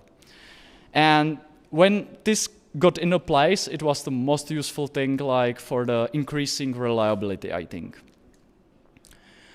So, conclusion of my part is, if you have like CI as R for like developing GPU drivers, you need at least one CI developer. Community can help you a lot because like a lot of people which are not developers or CI developers just came to us and like sent patch like, okay, you can upref this dependency, fix something, you can improve the script, and it's amazing, but you still have to have some people which working on it full time. There is another thing, because for example on our CI collaborating a few companies, so if you merging some bigger change across all the devices, all the farms, it takes much longer, and you have to be aware that with longer time you wait to get merged, there is chance someone else push some merge request and break your changes. So it's like the CI is still changing very fast, even if it's really huge and already very covering almost everything. And what is most important, that the reasonable reliability of the CI can be reached. We're still getting some fails, some issues, but on the scale what we're testing, it's still perfect. So like the developers are feeling plus minus happy, they are getting their code inside, so everything is perfect. Anyway, thank you for your attention, and I will pass to Eriko. So, hi everyone, I'm Eriko. I work for Red Hat. I'm going to talk about my project, which is to run my own farm. I actually run it at my home. This work is not necessarily related to my work. It's something that I classify more as a community work. So a few years ago, maybe like 4 or 5 years ago or something, I started participating in this Limo project, which maybe, I'm not sure if anyone heard about it, but it's a community driver for the first generation of ARM GPUs. It's a GPU that's a little bit old at this point, but is still used by a number of embedded devices. For example, maybe you went across the hall and you came across this device. It's a pretty popular device these days. It's called the PinePhone. It happens to be running with this GPU driver that we developed with the community. There was fairly active development in this, both in the Mesa space as well as in the kernel space for the past years. I mean, we got SuperTux card to run, so I guess that's basically job done. So now we are in a situation where the driver is more or less stable. We have a very good coverage in the OpenGL ES compliance test for this device. And so development more or less slowed down a little bit. We get games to run, so I guess we could say job done. But there's still one thing we can actually do as a contribution for this, which is to care about the regressions, because people are actually using this. If the developers are no longer pulling it every day and running the tests every day, something that would be really, really great to have is to have coverage in CI, so whenever people are pushing code to the shared infrastructure of Mesa, or actually new code to implement new features or fix a bug in the driver, we have coverage for it. But who is going to maintain it? Like, there's no company backing this up. Nobody's getting any payment to do this work. So in one of the conferences I attended, we were actually giving some of those boards to the speakers. And there were a few left, and I got offered to bring them home and maybe set up some CI farm somewhere. They're actually this device. I have a stack of those in my home, and they are the farm that runs the jobs. Can you put it in the stand? Nowadays, we are at the state where this is getting tested as part of the big matrix pipeline that David was talking about. If you can see here, there's the Lima Mali 450 jobs. They are running on these boards at my home. We can see here also some of the parallelism things that David was talking. For example, these tests, the piglet tests, they take a long time, and we have this rule that we should try and keep something like under 10 minutes. So we split, and they actually will turn on 2 boards and run half of the tests in each of the boards so that we can reduce the runtime. And so what did I have to set up to get this working? I decided to use a Lava farm because I didn't want to implement yet another set of power on and connect to the serial port and like read from the serial port and type in some commands and this kind of thing. For example, there's also, these boards don't have a lot of storage, so they use NFS root and they need to download the kernel from TFTP and all these kind of things I get basically for free by setting up Lava. And also because Mesa is a GitLab project, I'm running GitLab runner as a separate runner as well. To set up the hardware side, I needed the actual boards, which I happen to have because I got them from the community, I guess. I need to run a Lava host somewhere and a GitLab runner somewhere. I do have a separate server, which is running this as a couple of virtual machines, which are next to those boards. You need to have some solution to power the boards on and off. They are not actually on all the time. Every time there's a new job for Mesa, they need to be powered on and they need to pull the kernel and everything. So my current solution for the power, instead of going for some super expensive power control device, I have some of those Wi-Fi control device. I just send like a HTTP request to it and it turns on or turns off. And that's like a one-line script I can run, and then I can just put this script into Lava, and Lava will take care of that part. I also need serial connection for this. I'm using those USB cables as well. I have a picture in the next. And then there's the whole network infrastructure, which, no, not yet, which I'm going to talk about a little bit later. This is my view, which I have accessing Lava directly. It's not something that is visible outside because I don't even have to expose Lava to the internet. But those are what I can see, the jobs that are being run by different merge requests that people are submitting, or sometimes people testing their own branches. In the last month, it ran 1,682 jobs, not counting the boards that Lava is running just to check that the board has not disconnected or anything.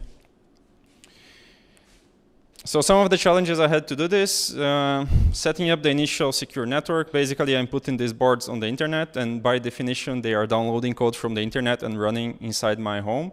And that's something that, well, is not very, like, it could be a little bit insecure, I guess, to run code from the internet. So I set up the whole isolation for this network. So basically, these devices, they are blocked by firewall and by switch level as well, so that they cannot see any of the other computers that are connected to the same network. Oh.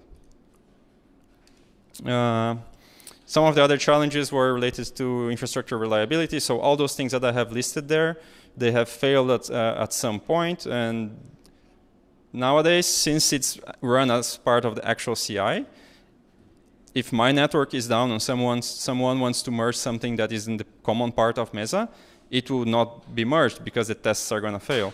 So it took some time to get to a reliable state. I actually set up the boards way before I actually put them online as part of the pipeline.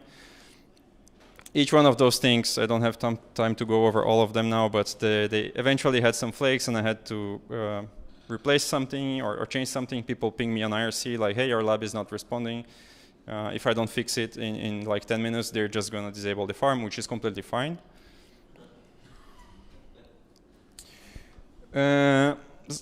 Results that I got from this, actually, I got a lot of new developer engagement. So like sometimes someone is enabling some new feature in the common part of Mesa, and they actually don't really care much about the driver we're developing, but they're like, hey, you know what, actually I'm developing this feature, and I just add this one line to your driver, and I actually enable this feature for you as well. And CI is happy about it, so we actually get a lot of new patches by doing the work of having the tests actually in the upstream. So that's something super cool that we have now. We started with just super simple OpenGL ES2 tests, but we actually improved more to the EGL tests, to the Piglet tests as well. And then, well, first we started just with the OpenGL ES ones. So many regressions were prevented. I figured out a couple of kernel bugs that nobody noticed before, but because CI was running the tests every day, actually some of the kernel bugs we found out because we tried to bump the Mesa CI version, and that failed. And the nice thing is that it's very easy for anyone to disable the labs. I actually checked. The lab has been on for 2 years. People disabled it 6 times over the last 2 years. But it's like it can happen that my network is down or something, and someone can quickly flip a switch, and I'm not blocking anyone.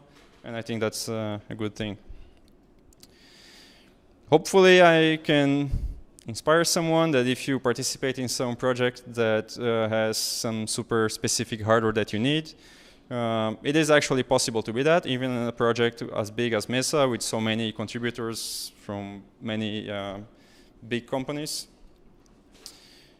I was actually talking to someone this week, and I said that Lava was actually something relatively pleasant to work with, and I basically followed what's in the Lava documentation. I set up my own Lava lab, and that has not been a hassle since then. So I'm kind of happy to work with Lava, and it takes care of all the boring things I didn't want to care about.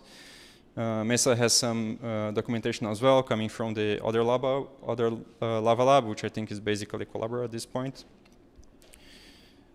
I did have to learn some new stuff, especially about the network side of things. For example, to provide some isolation that I was happy enough with to put this on the internet. But, like I mentioned a few times already, the fact that we have a good way to disable me in case I'm causing some trouble is perfectly fair, and I think is a must thing to have if you actually go forward to do something like this. And network isolation is really a must. You don't want people, like we had incidents, and I can talk to you maybe if someone is interested about it, but fortunately nobody, like these boards are not even able to see what's in the rest of my network. And then I'm gonna pass the word back to David. Thanks. So I had to put slide what's coming next. There is a lot of things coming next, but what we're working right now is like, for example, for Mesa, when we want to add a new test or update some dependencies, we have to rebuild like 1 hour long pipeline on at least 3 architectures, which started like, you know, the developers was saying like, okay, I need this dependency a little bit newer, what is inside the Debian. And like, let's compile this and let's compile that. And, you know, after some time you have like 1 hour pipeline when you compiling CC cached software, and like, it takes a long time. So we're right now trying to split it. So like, if developers need to change some dependencies or test not different Mesa, but different, for example, libraries we use, so they can have it like in few minutes, not like in 1 hour. And we're also trying to increase testing coverage. So, for example, we have tracing. We have traces, which are like, imagine it like replay of games or applications, which we just take like 1 or 2 frames from the game and we just feed it to GPU. So we don't replay the game itself. We don't have to run it. We just run the frames which goes into GPU. So, sorry. Yeah, Q&A. Okay, so, and of course adding more devices, because more devices is always better. Let's switch to Q&A. And that was quick. Yeah, I'm trying. Oh, right. Wrong button. Too much. A little bit back. Yeah, questions. So, questions. Do you have any questions for us? Here is one question. How big problem is that your GPU is crashing the kernel and crashing your setup? I will answer.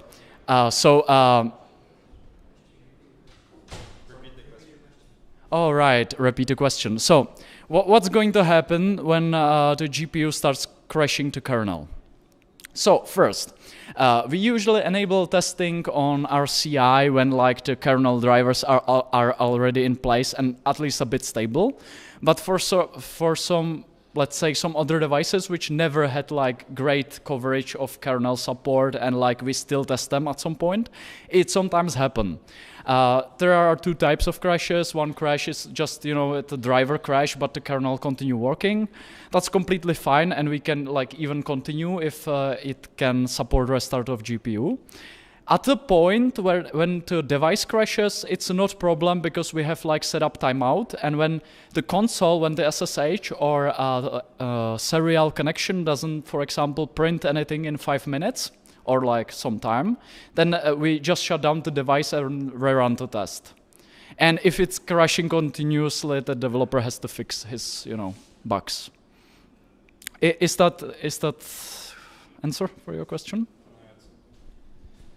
Yeah, like the kernel crashes on GPU loads is not really a problem because every time you are downloading the kernel and restarting the board, so it's not like some test can run and then like the next test which runs can be affected by it. Also, Mesa maintains its own kernel, which is run on the boards, and every time we're going to update this kernel, we will rerun the whole pipeline multiple times to make sure that this kernel that we are putting and going to be downloaded for Mesa CI, it's stable on all of the boards. And also part of the CI work is maintain this kernel as well to make sure that it's not going to cause any problems. Other questions? Yep. So you talked about priorities for prioritizing the more commercial restaurants.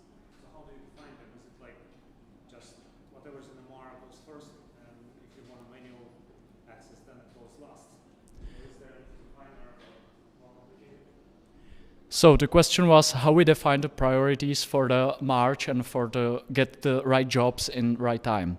So for example, for Lava, we're currently using approach that like the GitLab runner, which serves Lava, has some like cache. He can like, you know, load like, let's say like if we have like 80 devices, we have something like 24 jobs open. And so everything which gets pushed into these 24 jobs cache. And each job has own priority. For March, we have like the highest priority. For user tests, we have like lower priority.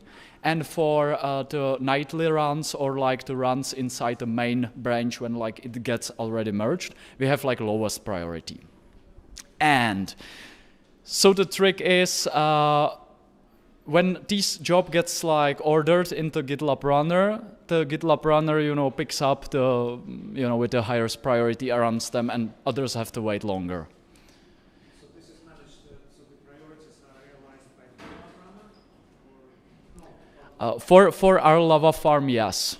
Yes. So thank you for your time, and thank you for coming.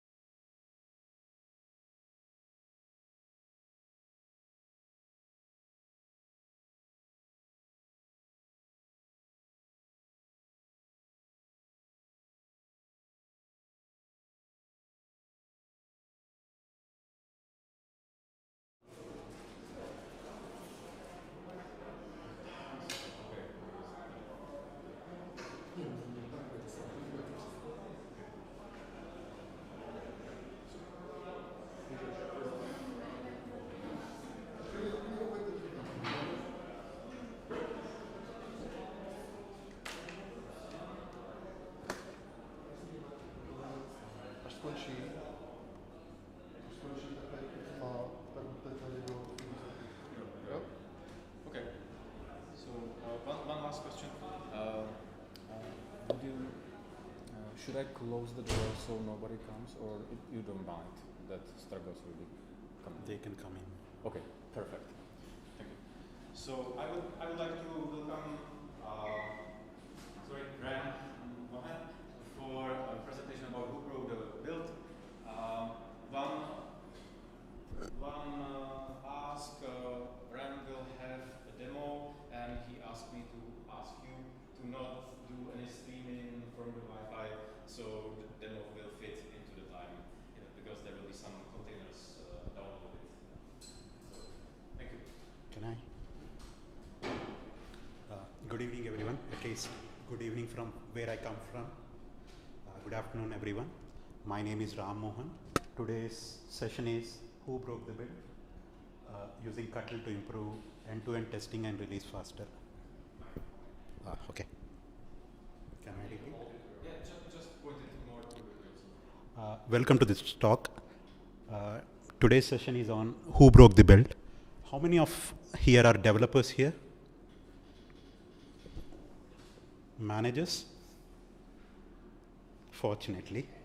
Good to know. Okay. Have you ever seen this from your manager?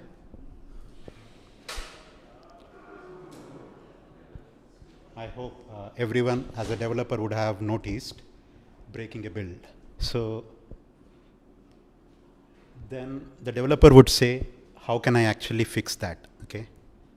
Is there any better way of fixing the broken builds? So let's get started. So a quick intro about me. I'm Ram Mohan Rao. I'm a senior software engineer at JFrog India. I'm passionate about open source and I love table tennis.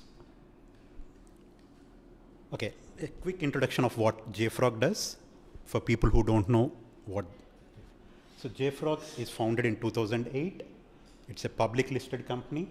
It has around 1,100 employees, around 9 locations with 7,000 customer base and 6 products, which has Git to K8 Kubernetes, all hybrid, OSS and multi-cloud.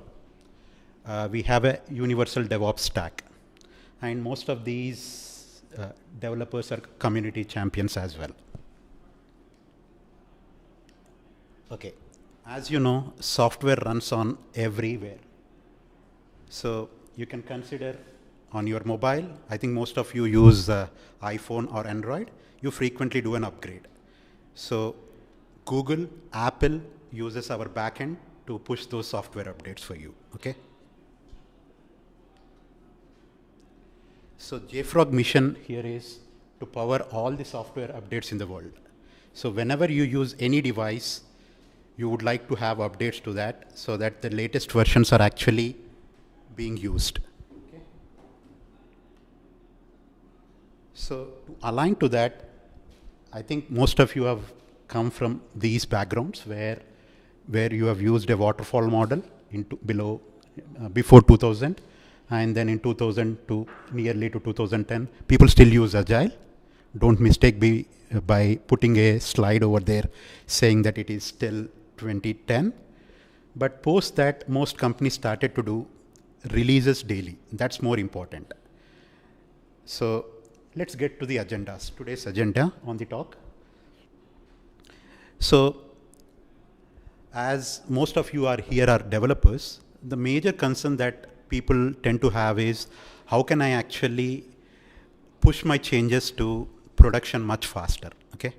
So I would just give an overview of how a development environment would look like, and then cover end-to-end testing, as most developers feel that they run unit test locally, but not end-to-end test.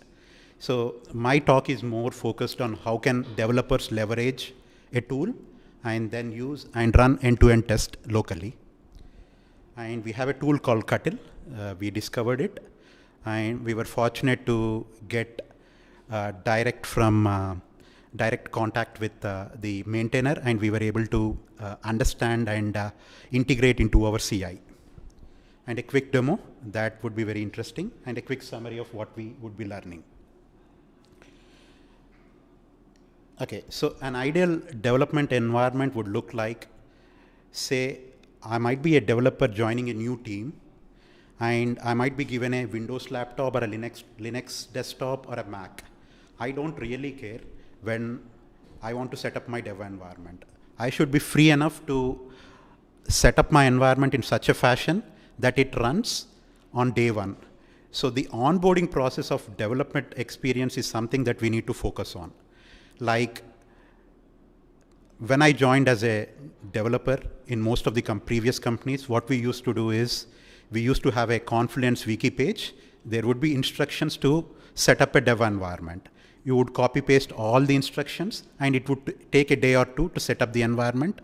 Then most of them are manual, I would say, and it would run into some issues. So let me quickly get into how a development environment should look like. It should be a single-click automation, and it should be able to develop and test locally as a developer, and it should be as same as production environment. So as I said, I used to generally take a couple of days to set up a dev environment previously. With automation, you can quickly set it up in 15 minutes or 20 minutes. So what does automation save here? It saves time and the resources as well. When you have no manual steps, it would implies error-free. And as a developer, I would like to quickly reload my changes locally.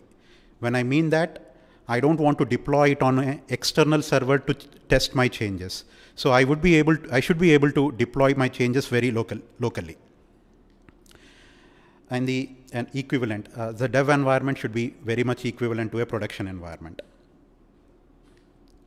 Okay, let us understand the problem that we have with a current feature branch development. I think most of you use Git as a source repository, right? So when you develop a feature as a developer, who would first analyze the requirements, then create a feature branch, then does his coding around that, and then writes his unit test, tests it, and then pushes the code to a Git repository as a feature request. Okay. But when he does some test, he only does the local unit test, not the end-to-end test. And end-to-end tests are such a pain that you can't run them locally. And say, as a developer, when I raise a pull request or a feature request on a merge request, the CI would just trigger the end-to-end test on that branch on a remote CI/CD server, generally. And it would take at least a couple of hours to run the end-to-end test. Say if something breaks there, then developer is actually losing a couple of hours to understand what has actually broken. Okay, so we thought, we were thinking, how can we actually solve this problem? Okay, so let me iterate the steps that I'm trying to help you here. Say, for example, if end-to-end tests fail on a remote CI/CD server, what a developer would do is he would test it and commit it, and then push the changes to a Git repository, and then commit the changes back again and see if it works. But there is no environment to test locally. So the pain point is developer is unable to test everything locally. So this round trip continues, and how can we avoid this? So let me quickly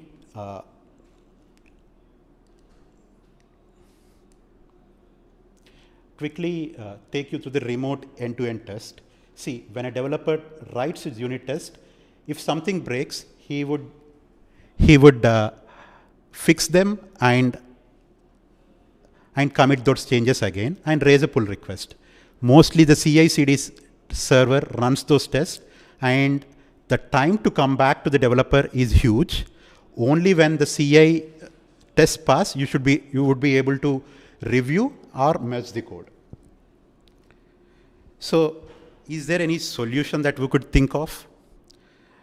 Then we started evaluating, just a heads up, saying that most of our development happens on Kubernetes, cloud native. So we were evaluating a couple of tools and see if we can help us to reproduce the same thing. So what we thought was, instead of running end-to-end tests remotely, why can't we leverage a tool or something that can enable us to run the end-to-end test very similar to what we can run locally. So how would this help a developer? So instead of actually pushing it, and there might be some environment issues on a remote CI/CD server that may not work sometimes. So to leverage that, have those end-to-end tests locally. Then if tests fail locally, you would be able to run those tests, commit it, amend it, and then run it and fix it. So what I'm proposing here is, instead of running end-to-end tests remotely, run those tests locally. So how can we achieve this? So as I said, we discovered a tool called Cuttle, which is a cloud native foundations tool. It's under Kudo Builder, and a tool Kudo, and there is a specific Slack channel in Kubernetes called Kudo. You can refer to that. You can probably refer to the references at the end. So what is Cuttle? Cuttle is a Kubernetes test tool. It is basically used for writing tests, mainly designed for testing operators or custom resource definitions, controllers, or simply put it as declaratively test any Kubernetes objects. Okay? And it's YAML based, so you don't need to learn any new language over here. If you are comfortable with Ansible or anything, it should be very easy enough. And it accelerates the ability to set up an environment very easily. Okay? So to get started, how can you actually install Cuttle on your desktop? If you are using a Mac, you can use a brew tab, Kudo Builder tab, and then brew install Cuttle CLI. If you are using a Linux, you can use kubectl crew install Cuttle. And Cuttle also provides API integration. Say you are a Go developer and would like to integrate it directly into your Go code as an end-to-end test framework. Okay? So you can use Go get GitHub Kudo Builder Cuttle as well. Okay, so Cuttle is, if I'm being a developer, what is it used for? Okay, so if you are an application admin who wants to automate the creation of Kubernetes clusters, you can still use Ansible for that, but this is more for testing and testing some Kubernetes operators specific code. And if you want to test Kubernetes applications on different versions, okay, and if you are a developer who would like to easily test operators without writing any specific Go code. So Cuttle, let me explain how Cuttle framework would look like. It has three main objects. One is the test suite. You can see here, it's a CRD, custom resource definition, where the API version is Cuttle Dev V1 Beta 1. And the kind is a test suite. So this is a test suite, and you can see start kind as false. So by default, Cuttle uses kind as a local cluster to run all those tests. So if you have a Docker desktop, you can use kind to actually start your test suite without having any Kubernetes cluster externally. And I would actually demo the entire test suite and actually how it works. So you can see it also has specific commands where you can actually add commands as a pre-setup thing. Then next is a test step. So you have a suite declaration, then you have a test step. Say I would like to install some specific app and to see whether that test has successfully thing. So Cuttle has a test step and an assertion as well. So a step would just install or specifically do an API testing around it, and assert would do an assertion on the expected values that it needs. Say for example, most probably you would be knowing Artifactory. So as part of my test, I would be installing Artifactory, and then asserting whether Artifactory comes up with a single replica. Okay. Okay, so this is the test suite structure that I have for my demo. So you can see I have an end-to-end test that you can add into your project structure. Okay, so Cuttle by default provides parallel steps as well. So you can run 8 parallel tests.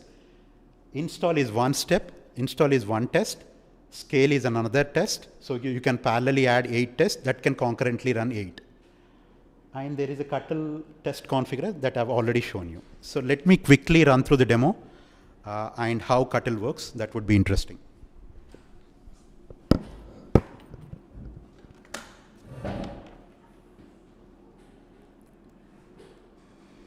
Can you see my screen?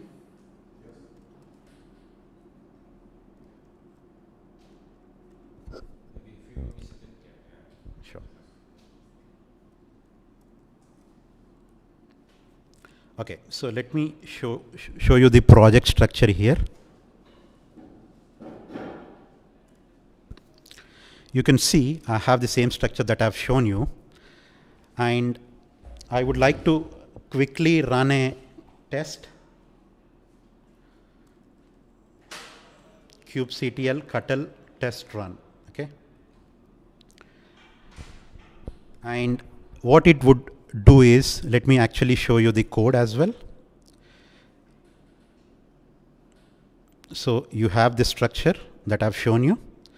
So I've set the kind as true, and I have my Docker desktop running. Okay, and this would mean it would use a kind cluster to set up the entire cluster and run those tests. So you could see here it has actually created a kind cluster. So let me quickly copy this configuration. Give me a second.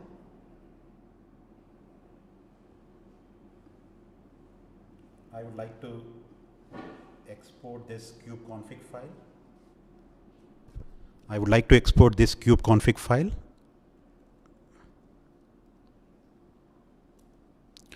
And I use a tool called K9s, which is easy to view the Kubernetes clusters. Okay, so it's an open source tool. So what I've done is I've actually run 2 tests as part of my end-to-end test suite as part of the demo, and each test would run parallelly and on a different namespace in a Kubernetes. So you can see there are 2 namespaces that are getting created. One is Cuttle test extract goldfish, Cuttle test sort cowbird.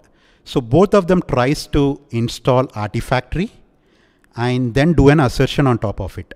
So the first is a basic install, okay, and we'll do an assertion on the replica count.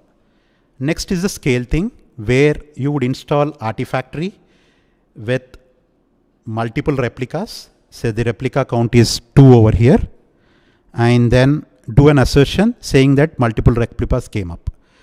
This is a simple example of how you can actually test a simple Kubernetes object or an application, but this can be integrated with API test or anything to do with. So this is anything, I mean, it is language agnostic, I would say. So even if you are a Go developer or a Java or any Python developer, you can still integrate end-to-end test using Cuttle in your project. So let us quickly walk through the demo, how it is running. So what it tries to do is, first it runs the test suite. You can see it ran a Helm repo add, and then it is trying to run 2 tests. It is trying to run 2 tests. One is install, another is the scale at parallelly. So it is creating a namespace and then installing Artifactory. You can also see on this K9s tool how this installation is going on. The reason I asked you to stop the streaming of the Wi-Fi is the Artifactory image is around 700 MB. 700 MB, and which would take probably 5 to 6 minutes to download and install. So bear me for a few minutes. So it's an in the meantime, I would actually show you the documentation of Katil. So as I said, this is a cloud native sponsored even free project, and it is built by Kudo's team, and it has a Slack channel called Kudo. And you can see the release cycle, and it is very active. This is not maintained by JFrog, by the way. This is something that we have been using, and we are currently working with the contributor Ken Saipan. He's actually from US. So if we have any issues around Katil, feel free to reach out to him on Kubernetes Slack. So, and there is a documentation very specific to Katil, how test suite, test step, and test assertion would work. And there are very specific setting how can you actually integrate any Kubernetes cluster, not only running it on locally using kind, you can use that. So let's go back to the see. So the Artifactory started downloading, and it has ran successfully as well. So once that test is completed, it would the end-to-end test would actually delete the namespace as well. So let me quickly go back to the configuration part of the test suite, where you can see the timeout that we have mentioned is 900 seconds. So it nearly took us around, sorry, it's already done. So it took us around 6 minutes to complete the end-to-end test locally. So the main idea around showing a demo of Katil is, this is simple install that we were able to parallelly install parallelly test two tests without any complication, without any complex logic. Simple, easy to use. This can be integrated into any language specific code, either Go, Python, or Java. We started using this in our internal projects, and we were able to see the leverage that it has. So it completely deletes the namespaces as well. Let me quickly go back to the presentation. So the Katil references are, you can see Katil dev.docs, and there is another GitHub reference that I've shown you, and there is a very specific Slack channel, Kubernetes Slack channel called Kudo, where you can post any queries. And there is a tool that I've shown you called K9s that you can install using brew install K9s on a Mac, which would actually show the graphical view of Kubernetes clusters and access them and manage them as well. Summary. So Katil is an open source tool. You can contribute as well. It is used for local end-to-end testing. With that, we were able to minimize the builds that we broke as part of our code. When you test end-to-end test locally, most of the code that you have done the changes as part of the feature branch development would work. When we have few broken builds, we can probably release much faster than you could do before. And that would mean happy developers. Any questions? Happy to take them. Sure. So the commands that you had in the YAML file, are they run on your local machine, or can you specify container image where they run? Could you please repeat? The commands that you showed in your test suite, like hand request, something like that, are they running on your local machine? Yes.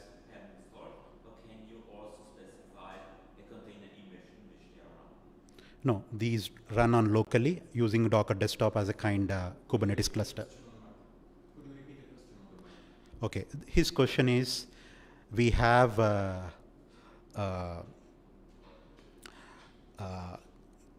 test suite that we have configured where we have provided Helm add. Is it running on a specific container, or is it running on your local machine? It's running on your local machine. Any further questions?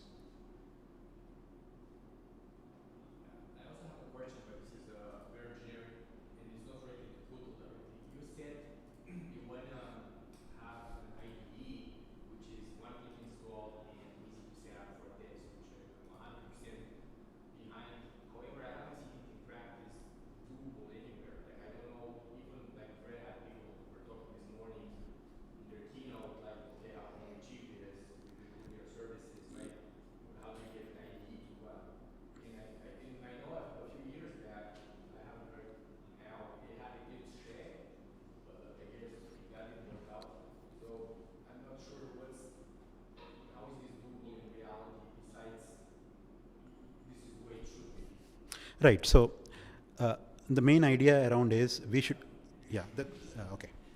So his question is, how can developers able to run local setups effectively? How can we actually set up dev environments which are very equivalent to production, right? We have done in our previous company where we had a setup of long setup. We were using RPMs to set up our production was using Ansible to deploy RPMs on a production VMs. So we were able to replicate using Docker containers. So we were using CentOS Docker base image, and we were able to just compare it so that, for example, I have some shell scripts that we have written on our own that would actually set up Docker containers and install RPMs on top of it. So it's replicating the same thing as, so Cuttle does that very effectively on Kubernetes side, on cloud native side. So if you want to set up a Kubernetes in a Go, you need to write Go code to set a context and then create a namespace and then do that. I would recommend, I don't think most companies open source most of the dev setups that they have locally, but few companies does that, saying that we have done that and you can probably try it out as well. But most of them use containers to do that.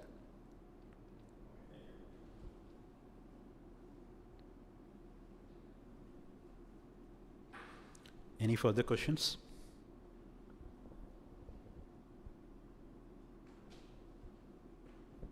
Okay, thanks everyone for joining this talk.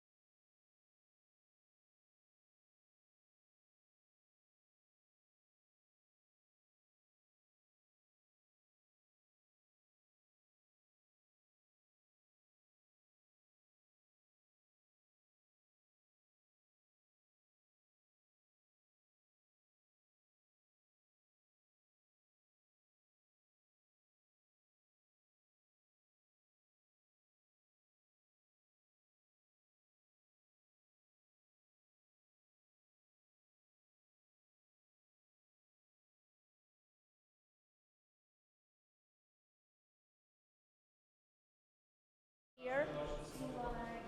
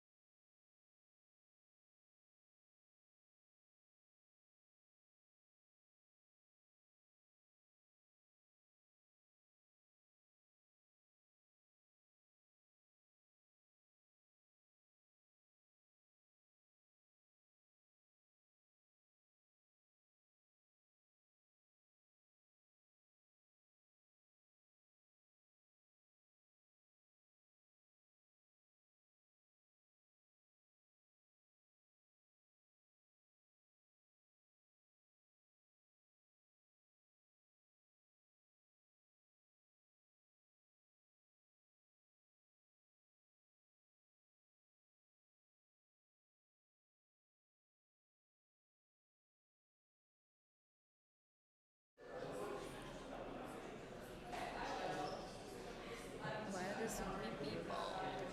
This is still less here. We're expecting a house full. Alpha, we have 34 attendees, like at least registered, which includes Pi and all.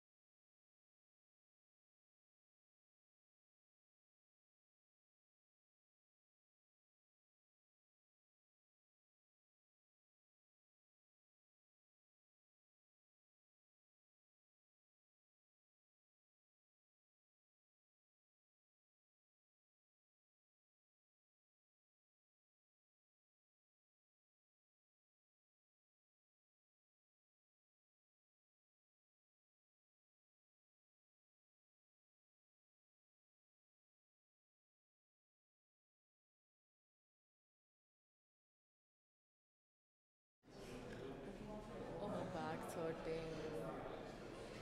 Should we do a mic test?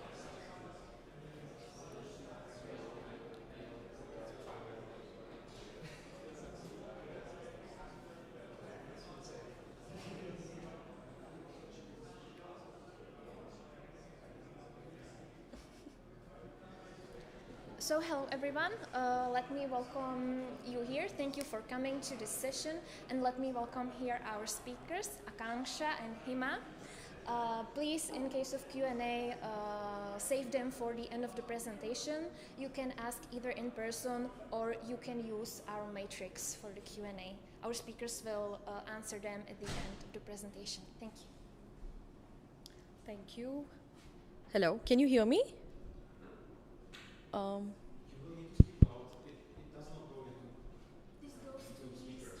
Okay. Okay, I'll try to be loud. So hey everyone, thank you for coming in. So the topic that we're trying to address here is optimizing the long test runtimes using AI ops. So oftentimes, as contributors to open source projects, most of us have made pull requests to GitHub repositories. And they tend to get into CI/CD tests, which oftentimes take up so many resources that we cannot possibly run all tests or just have backlog. So to answer all those questions, how do we do that, and where do we come from, why we're doing this, we are here to talk more about the optimal stopping point tool. So I would like to introduce my colleague, Hema. Hello everyone, I'm Hema Viradi and I'm working as a senior data scientist at Red Hat. Both Akanksha and I are part of the emerging technologies data science team, which is part of the CTO office at Red Hat, and I'm based out of California in the United States. And my name is Akanksha Duggal. I'm also a senior data scientist in the emerging technologies group, and I come from Boston. So to give you an overview of what we're going to talk about today, so we start with talking about AI for CI, which is the main project, and the optimal stopping point tool is a subset of this project. And I'm going to also go over what is the motivation behind this project and what's the solution that we've come up with, what all data sources we are using along the process, going over the workflow, presenting insights, and a final demo where we'll walk you through all the steps that we've taken along. So to start introducing this AI ops toolkit called AI for CI, I would like to mention there's a problem that we're trying to address here, so that there's a need of automated and AI-driven monitoring when it comes to the testing data. There's tons and tons of open source testing data that is being generated but not collected or put to use. So we see that there's a lack of AI-driven metrics in the open source community health. So that brings us to the opportunity of leveraging these data sets that are being made available by lots of open source communities, and there's tons of open operations data. For example, TestGrid, Prow, and GitHub have so much data that we could put into use and find out some interesting metrics that could in return benefit the community health. I lost my cursor, guys, sorry.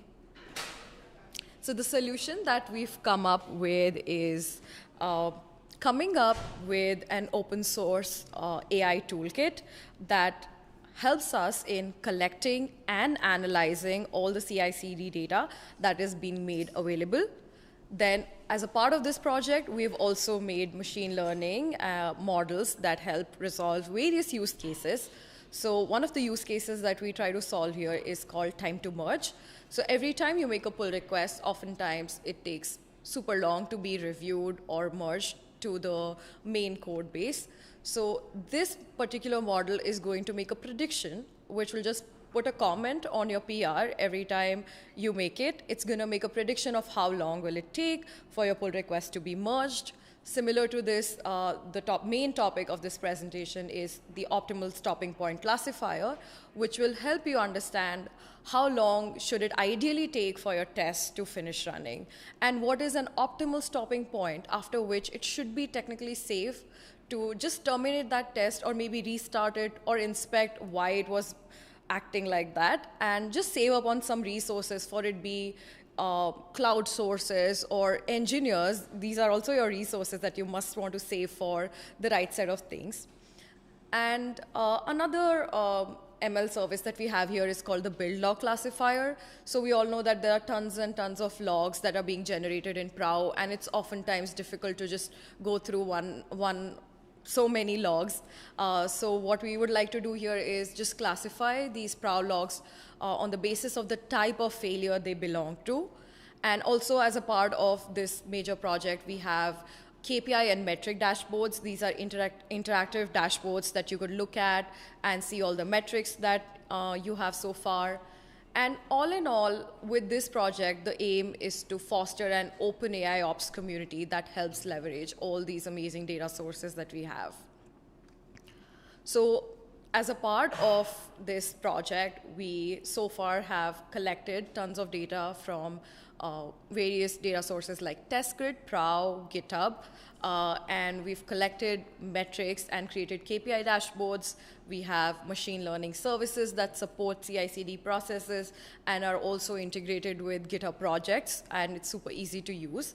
And finally, it's also a resource for everybody in the community to utilize. There are templates, notebooks, scripts that anybody can just put to use directly without, it's just for free, basically.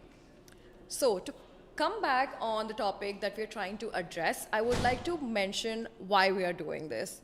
So this is a graph of various tests that were collected from a GitHub repository called CodeQL. So this is the distribution of the run duration of all these tests. So we see that most of the tests that were run, they finished running within the first minute of running. So that makes us believe that technically it shouldn't be taking so long for these tests to finish running. However, when we started to look at the failing tests specifically, we saw that there are a couple outliers that take up all the resources or take sometimes infinite amount of time to finish running. So wouldn't it be a good idea to just come up with a point after which we know it's probably just hoarding resources or blocked somewhere? It could be an outage or any reason for that matter. So the aim here is to find out the bottlenecks and just point out where it could be going wrong. So the ML solution that we've come up with is that sometimes these tests are taking long, and we would like to find an optimal stopping point after which this test is most certain to fail. And hence, in return, we want to just save and allocate our resources in the best fashion. Talking about the data sources, So we all know GitHub is home to a lot of open source projects, and a lot of people make contributions on a daily basis to these repositories. So we are collecting our data from GitHub. We've also looked at Prow, which is a Kubernetes-based CI/CD system.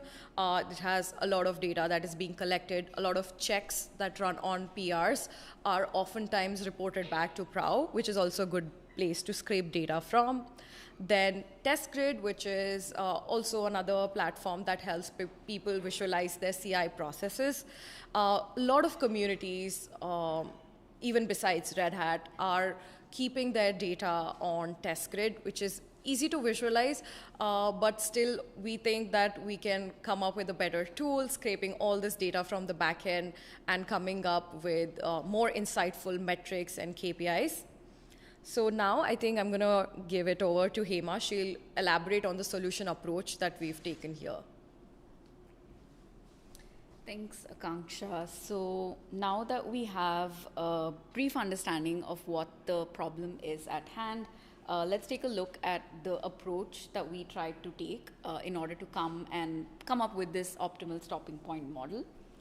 So first off, as we saw the different data sources that Akanksha went over, the first step is, of course, to start collecting these kind of data from our CI/CD tests. So the main data source that we are looking at right now is GitHub. And in GitHub, you would have noticed that whenever you make a certain PR to your repos, it usually shows a bunch of checks that are happening at the backend part of the review process. And for example, you have like pre-commit checks, you have your file linting checks, and apart from this, there can be many other checks that happen.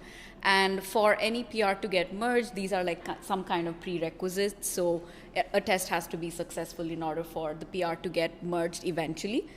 And all of these are also sort of defined under workflows, which are part of GitHub Actions. So that's how we're getting these kind of data sets from various repositories. So as an initial experiment, we look at a particular repository of interest. We see if GitHub Actions have been enabled for that repo. And then we go and look at the different workflows that have been set up for it.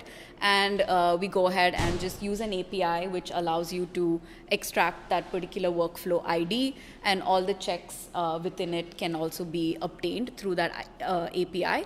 And that's how we get all those test durations and those kind of features that we start seeing from that data. So once we have all of this data ready, we start moving on to feature engineering. So in any ML model approach that we look at, you need to start identifying what are those important relevant features that can be used as an input for your model. So here we're going to look mainly at those test durations where Akanksha showed us the plot of those different durations. And what we try to do here is for a given test, we kind of see the entire distribution of how long that test is taking to run. And we further try to bucket them into different time range intervals. So for example, 0 to 10 seconds, 10 to 20, and all the way up till the completion of the test is where we try to further split and divide the test durations. And within each of those intervals, we're trying to find how many tests are likely to fail in those time ranges. And we try to basically calculate those percentage of failures over time. And once we do that kind of approach of calculating those durations and splitting them into those different buckets, what we do is finally try to reach to that optimal stopping point prediction. So to do this, as I was talking about that percentage of failures that we like to calculate in those time intervals, what we do is we've defined a threshold where here it is 75%. So we say that in those time ranges, if we see that the threshold of percentage of failure is more than 75%, we say that anything beyond that is likely that the test is hoarding up resources and it's likely to fail. Now, this threshold is just a a default value that we came up with. But again, it's customizable. We can tweak it as per the needs, depending upon how the workflows and checks have been set up. But this is just some initial kind of approach that we sort of started implementing to further define what that point in time would look like.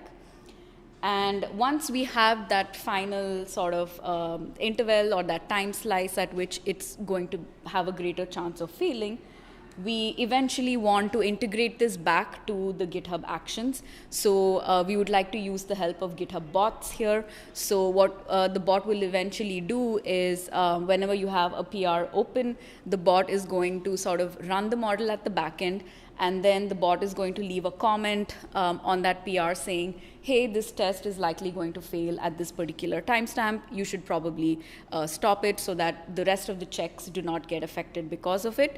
And it's still a work in progress, but that's ultimately the plugin that we would like to enable for these different repositories, where you have a lot of checks to be passed, and there's like, it's a big PR maybe, and you have a lot of developers who are being put on it to review it, but they kind of don't have an idea as to why that certain test is failing, and you probably want to move on to the next phase of your review. So eventually that's what the bot leaving a comment is trying to overcome and help out with identifying that pain point for your developers. And so how does this entire kind of workflow setup look like eventually? Is you have your PRs getting open to a repo. We go ahead and have that optimal stopping point running at the backend. So in this graph, what we see here is you'll have all those test duration buckets on the x-axis, and on the y-axis is the percentage of failing. So as you see, as the first range is basically taking 0 to 10 seconds, and then you'll have all the other ranges beyond that until the test gets completed. And then you see there, the percentage of failure. So over time, slowly, the percentage of failure tends to keep spiking and rising. So anything beyond that 70%, we say that, hey, it's gonna eventually fail. Or if we set the threshold to like 60, then it's probably going to fail beyond that 60% time range. And then if we correlate that back onto the x-axis, you'll actually know that time interval at which it was going to fail. So maybe it was around like 1 minute, 10 seconds or something like that. So that's kind of how the output is going to look like. And then finally, this is what the GitHub Action bot is going to eventually integrate as part of our service. It'll leave a comment saying that, it predicted that for this particular check that is happening, beyond 50 seconds is when you should terminate it, else it's going to hog up your resources. But we won't stop at this. The idea is that we can also allow users to take some actions based on that. So we would like to also have some kind of capability of, asking the user, like, should I go ahead and stop this test, or giving them some set of actions that they can perhaps take and help part of their CI/CD process. But as a very low-hanging fruit, we basically want to leave some kind of comment to provide more feedback for the repositories and for the PRs that are being open in different repositories. And now we can move quickly to a small demo. So in this demo, we're just going to go over kind of like the code and a little bit of the workflow that we follow. So I'll give it to Akanksha to start with the initial part of it. Awesome. All right. So just for this demo purposes, we've started to look into this repository called CodeQL, and similar to any of your repositories, this also has a couple pull requests. If you take a look at any of the open pull requests that we have here, we see that there are some checks, some haven't completed yet, some were completed a couple seconds ago. So things like these oftentimes take a lot of time because there are so many checks and workflows that are being run. If you go to Actions, you can see more details about each of these checks and each of the runs that were made, how many were failed, etc. So what we aim to do here is to get all of this data in Jupyter Notebooks, which is the home ground for most of the data scientists to start exploring the data and find insights out of them.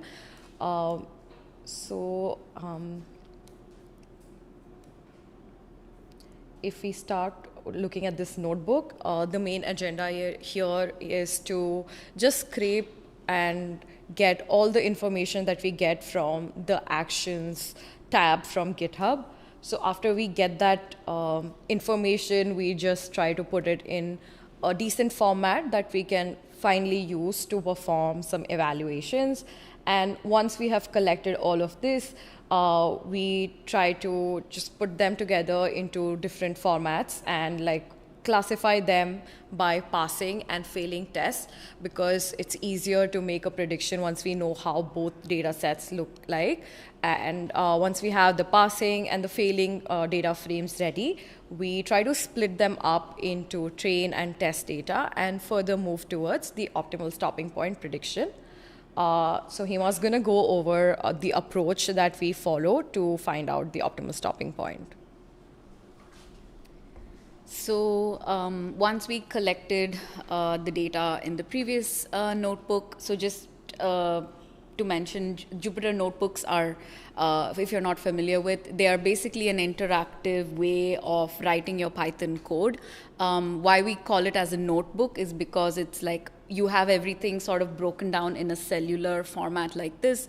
So this will be like a first cell that you run, and then usually the outputs also get printed one after the other, depending upon how you write your code. So it's a preferred tool for most data scientists. So if you're not familiar about it, you can go read more about the project Jupyter. You'll get to know how this tool has been used. So that's kind of how this code looks like in that notebook format.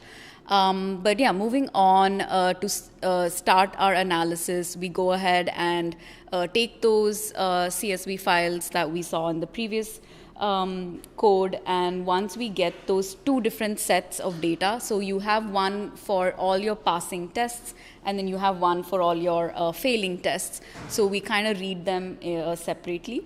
And we kind of looked at it from two different approaches. The first approach was an experimental approach. We don't use this actively right now, but it was something that we researched a bit and did some analysis on top of it. So I won't go too much into detail, but the idea in this approach is we try to look at the distribution, like a statistical distribution of how the run times look like. So you again have your run duration on the x-axis. We try to see how many tests are within those different buckets that we see here. So we have about 20 in the 0 to less than 3 seconds time range and so on. So that's kind of where we try to figure out the distribution pattern of it. And we do the same thing for both passing and failing tests. So statistical distributions, there are some libraries in Python which will automatically define the best distribution based on the values that you have. So here it's trying to fit like these different type of distributions for the data set that we have. And then it tells you which one is your best type of distribution. And based on those distributions further, we try to find out the intersection point for your passing distribution and failing distribution. And that intersection point is essentially what we map to as our optimal stopping point on the x-axis. So that was approach one. But we wanted to move on to a different approach which is more favorable for us, which is based on the probabilities of tests failing rather than just looking at the distribution, but more on from a probability standpoint, because ultimately that's what you want to predict. So as we were talking about those buckets again here, you see some tests are even going all the way up to like, infinite timestamp, which is not something that you want. You want to get rid of those kind of long running tests. So after you understand that distribution, we go ahead and try to plot the percentage of failure. So that's kind of what this ultimate approach that we want to focus on. So we set a threshold of 70. After observing a lot of tests, we came up with that threshold. This is just one test that we're showing this for, but over time, you're going to have multiple repositories, you're going to have multiple checks, multiple tests. So each data set is going to look different, but this is, in this particular code at least, it's just one test for one particular repository. So that's just something to keep in mind, that that threshold may not make sense in some situations, but at least it's some kind of a starting point for us to look at. So that's where we can visualize it better. These are just a more, from a more data scientist perspective, we're trying to normalize the values rather than look at the raw values. We're trying to scale the values and things like that. So these are just some couple of more ways where you can normalize your values and try to do the analysis on top of it. But yeah, you see that the graphs kind of look different just because you've normalized your values a little bit. You see some more sort of intervals here and things like that, but nothing too drastic of a change. And yeah, ultimately we kind of use this threshold values on this, and then we try to intersect it on this x-axis, and then we find out what time duration or what timestamp does that correspond to, and that's the point beyond which you should not be letting your tests run for so long. So that's the overall kind of a goal of this particular code. And coming back to our slides, if you want to engage more, if you want to learn more about this, you can scan the QR code here. It'll take you to our GitHub repo, so we track all of our work there. If you have suggestions, feedback, open for any contributions, or even just opening an issue if you want to learn more about it. So please go ahead and do that. And we also have another project called E104, which Akanksha mentioned at the beginning of the talk. So that's a more larger open source initiative, which is a collection of all these models that we're building. So one of them, which we presented today, another model is the time to merge model that some of our colleagues worked on. So in that model, we are basically predicting what is the amount of time that it takes for a certain PR to get merged in a project. And why we don't want to give this to scare people that it's going to take so long for a PR to merge, but the motivation for doing this is if you have new contributors for any open source project, they might be hesitant to participate and contribute code because they don't really know if that PR is going to be reviewed or not. So for any of those first-time contributors, the goal is if you're able to predict and tell them, hey, the PR is going to get merged in a couple of days, it gives them maybe more confidence to contribute to your project. And the second advantage is it can also help community managers to look at their project and say, okay, it's taking a lot of time to review PRs. Do we need to change something? How do we make it more efficient? Things like that. So that's kind of how we came up with these different ways to consolidate these models. So if you want to learn more about that, I would encourage you to look at the E104 repo. And you'll find all of these resources there, like the notebooks, the dashboards we've built, the data sources, and so on. So please go ahead and do that. And these are, again, some more references to all of our repositories. And with that, I would like to stop here. But thank you all for attending. And if you have any questions, we have a couple of minutes to take them. Yes?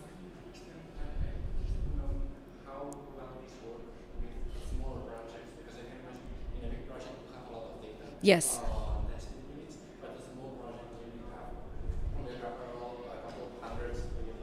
Yeah.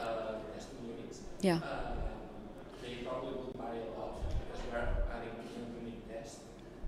How much do you actually need to train the model to work well with your project, and how does it scale? Yeah, that's a good question. So just repeating the question again, the question was, how well would this work for a smaller GitHub repository? So if you have a smaller repo, a less mature project, I'm assuming, where you have smaller unit tests, how accurate this would be? Is that your question?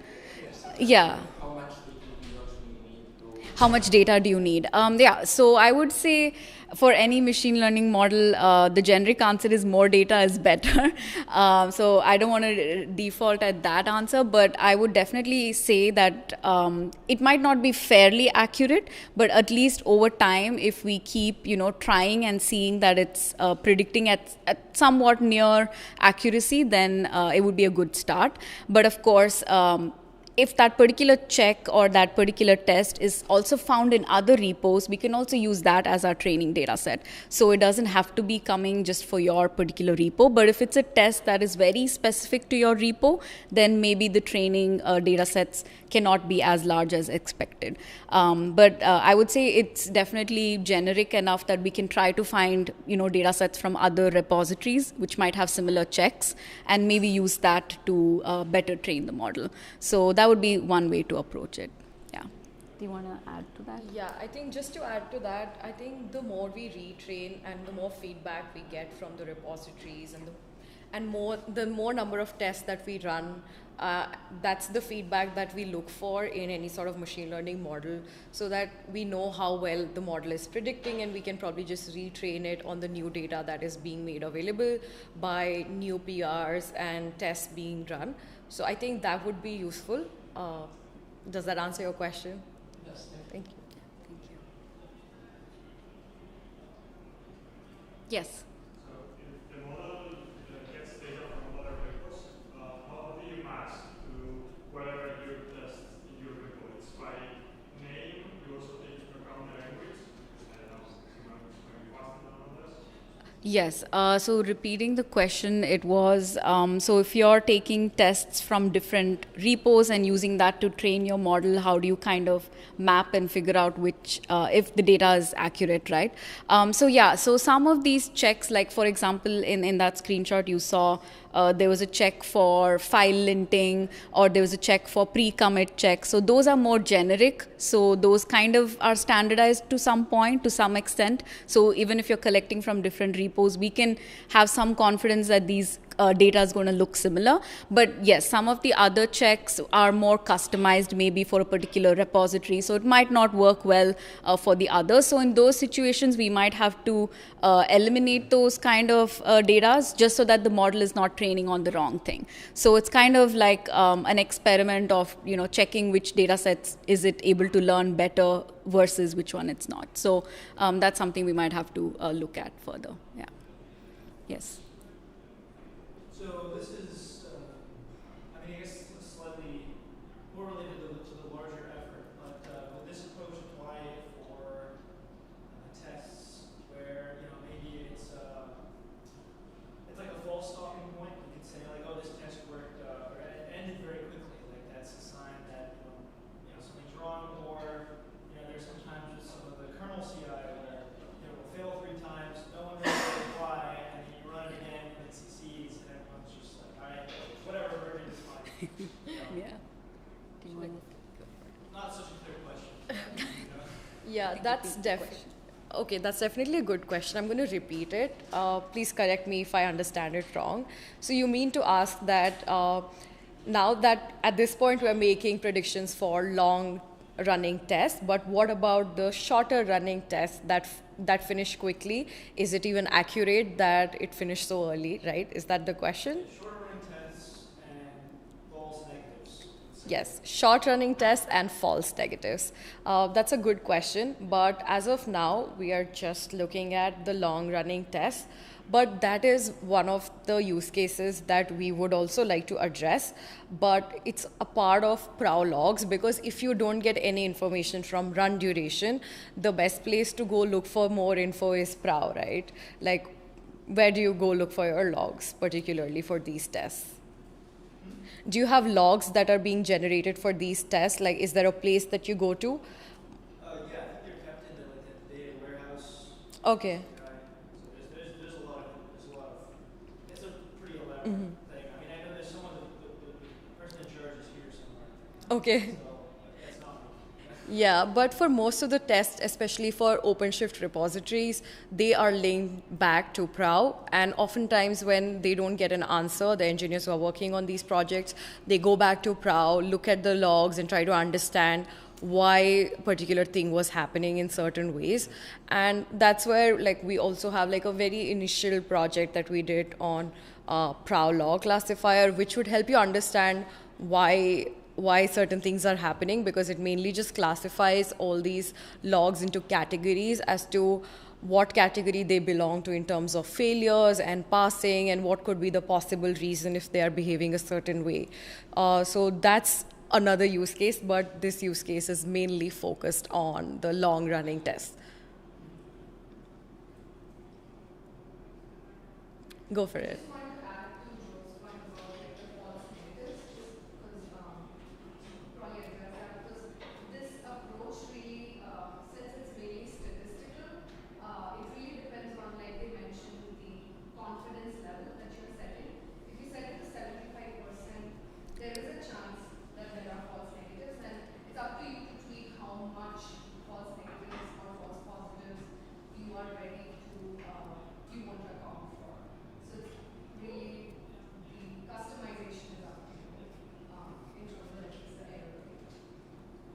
Yeah, thank you for that plugin, Angela. Also, to add on to that, at this point, it's a work in progress. But what we aim to do here with this initiative is that anybody who wants to use this tool can have a customized file where you can just put in what you want from this tool to do. So starting from what is the threshold that you would like to specify, it could be anywhere between 75 to 95, whichever thing you want to specify. And also the next step here would be to have a tool that will automatically terminate all these tests. But this is only something that we can do if the user or the repository owner lets us do. So this is something that we would want to add to this tool, but definitely something that the owner has to take a call for. So you can specify all these parameters, and if once you specify it, the GitHub action will automatically run on the all the incoming pull requests in the future. So that's the plan, but most of the things are still work in progress. But we were happy to just present whatever we had so far.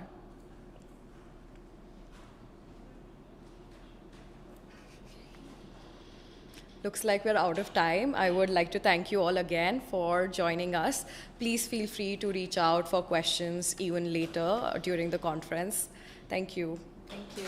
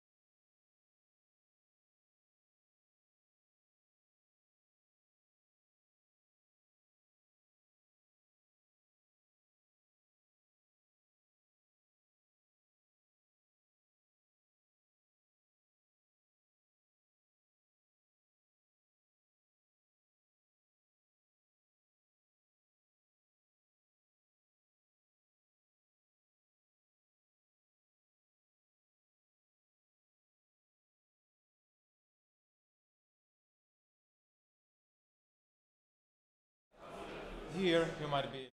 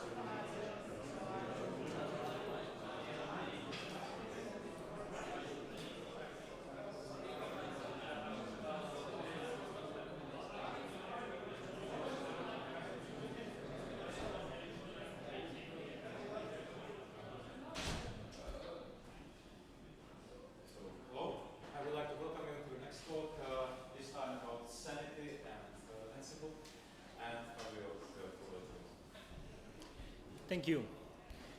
So today we'll be talking about Ansible and more specifically how to automate some tips and tricks that I've picked up over the course of the last few years around how to think about automation in a way that I think it's a little bit more sensible or sane. So I've been roughly 20 years in IT at this point. Then I have been using Ansible for 10 years, and we'll be talking a little bit about a project that it was actually my first project. So it's a 10 years old project, but still, I think that we have done some things right, a lot of things wrong, and I had a lot of learning from it. And now I work in Red Hat as a specialized solution architect for Ansible. So the project that started my experience with Ansible has been a project that was a little bit messy. Let's put it this way. So I arrived in this company as a consultant, and basically they started to describe me the complex situation they had, and they did not really felt that it was a problem, but it felt that, you know, every time they tried to do something, it was a little bit too much complex for some reason. So what was the situation? First of all, we are talking about a Java environment where they had roughly 300 Glassfish installations. Glassfish is an application server where basically you deploy your application on top. The way they did their business was that basically they had one application server per customer. So they had roughly 300 customers, which means for this specific application, so they had roughly 300 servers. And they were not really the same version of Glassfish because they started with 4.0, and then some customer had some issues with 4.0, so they started to roll out 4.1 to some customers. I mean, only obviously to the customer that actually complained about the issue. And then they found other issues, so they started to roll out 4.1.1, but even there, only to the customer that actually have issues. Kind of the same application, in the sense that the application was the same, or at least that was what they told me, but not the same version, so, you know. And they had 250 of those machines, those applications running on EC2, roughly 10 per machine, and then 50 on bare metal. In a completely different situation, on CentOS 5, the others were CentOS 6, so, you know, different version of stuff, and 300 instances of MySQL, because, you know, why not?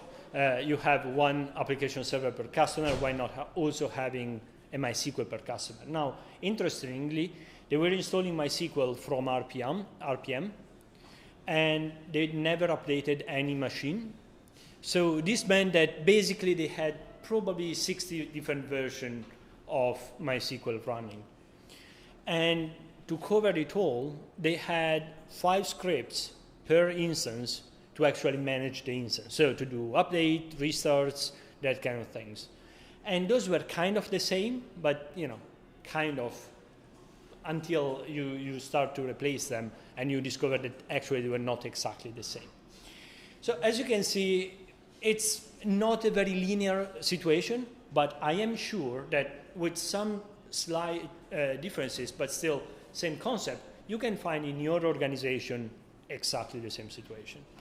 I have been a consultant for many years. I've worked in Red Hat as well for many years as a consultant, as a pre-sale person, and I've seen a lot of different cases where this is roughly the same situation everywhere. So we started to search for a solution for this problem. And we were looking for an automation system. That was the only thing that was clear at the beginning.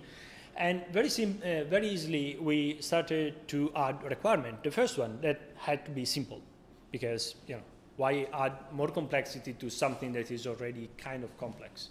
Second, it has to coexist with whatever is already running, because we are talking about a business that is in production.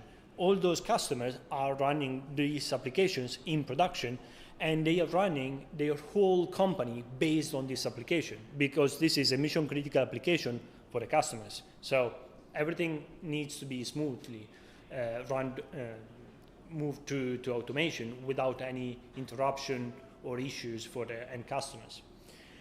It does need to keep the same security model, because we are talking about PCI DSS applications, so credit card application that manage credit card numbers.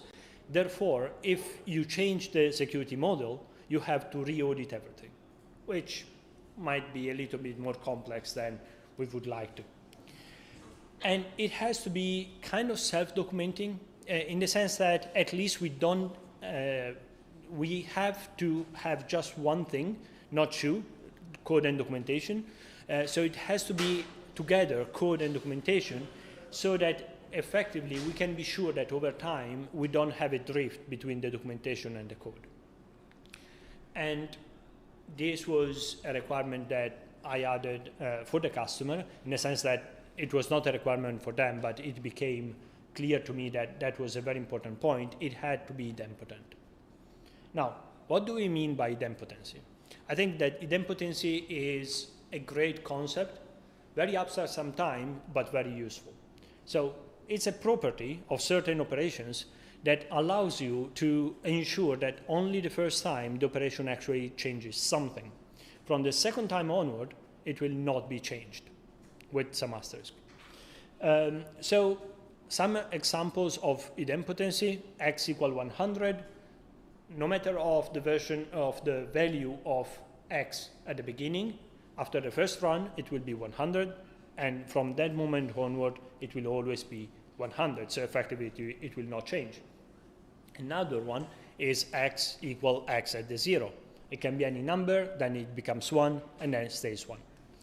So going into the IT sector kind of thing, echo a string to a file, replacing the whole file, so only one major sign, it's idempotent, because no matter on the content of the file, after the first execution, it will be stable and it will be just test.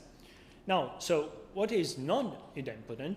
An example would be x equal x multiplied by 2, because the first time is, let's say, 1, and then become 2 and 4, 8, and so on and so forth. So effectively, it's not idempotent.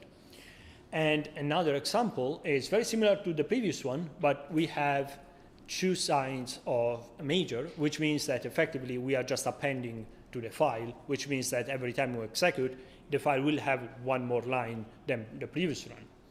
Now, there are some edge cases here to be aware of about idempotency, and the first one is yum update. Yum update is not strictly idempotent because it relies on repositories, which is the one that you are fetching your RPM from, and if your repository actually changes the content, so if there is a new version available of your RPM, then you will have a change. So I would not exactly define this as idempotent, but obviously idempotency is, you know, in math everything is easy, it's either right or wrong. In the real world, it's a little bit more mixed. For the same reason, yum install something can be idempotent or not based on the state of the repository. Now, all these can be fixed in a way or mitigated if you manage your own repositories. So you don't use Red Hat repositories, Fedora repositories, but you use something like Satellite, for instance, that would allow you to actually check and be the one that creates the changes in the repositories. So even then, it's not idempotent, but still it's something that you can control and manage. wget, same thing. If you wget, you can have different issues with idempotency. The first one is that the source changes, which might not be ideal. And the second is data corruption. wget should fix it or fail, but still it can be a little bit tricky to speak about idempotency in a situation where you wget from an unknown source. If you wget from your own server, then it's easier. And also, if you are managing your own server and you put in the file name also the version, then it becomes way easier to ensure idempotency. Another example of something that can be thought as idempotent but actually is not we only have one major sign. So effectively, in theory, it should be idempotent, but we are dumping a variable. So that variable value can change. I have seen servers with terabytes of data being completely wiped out due to this issue. And not with Ansible, with Bash, but the thing was the same, because removing variable slash rm slash dash rf variable slash asterisk, if variable is empty, it will nuke your server. So be very aware that variables can be very useful, but also very dangerous. So Ansible was the solution that we found, because otherwise it would not be installed. But still, why? First of all, it was agentless. Agentless means that we didn't have to install anything on the single machines, but just create a new service that would handle some complexity.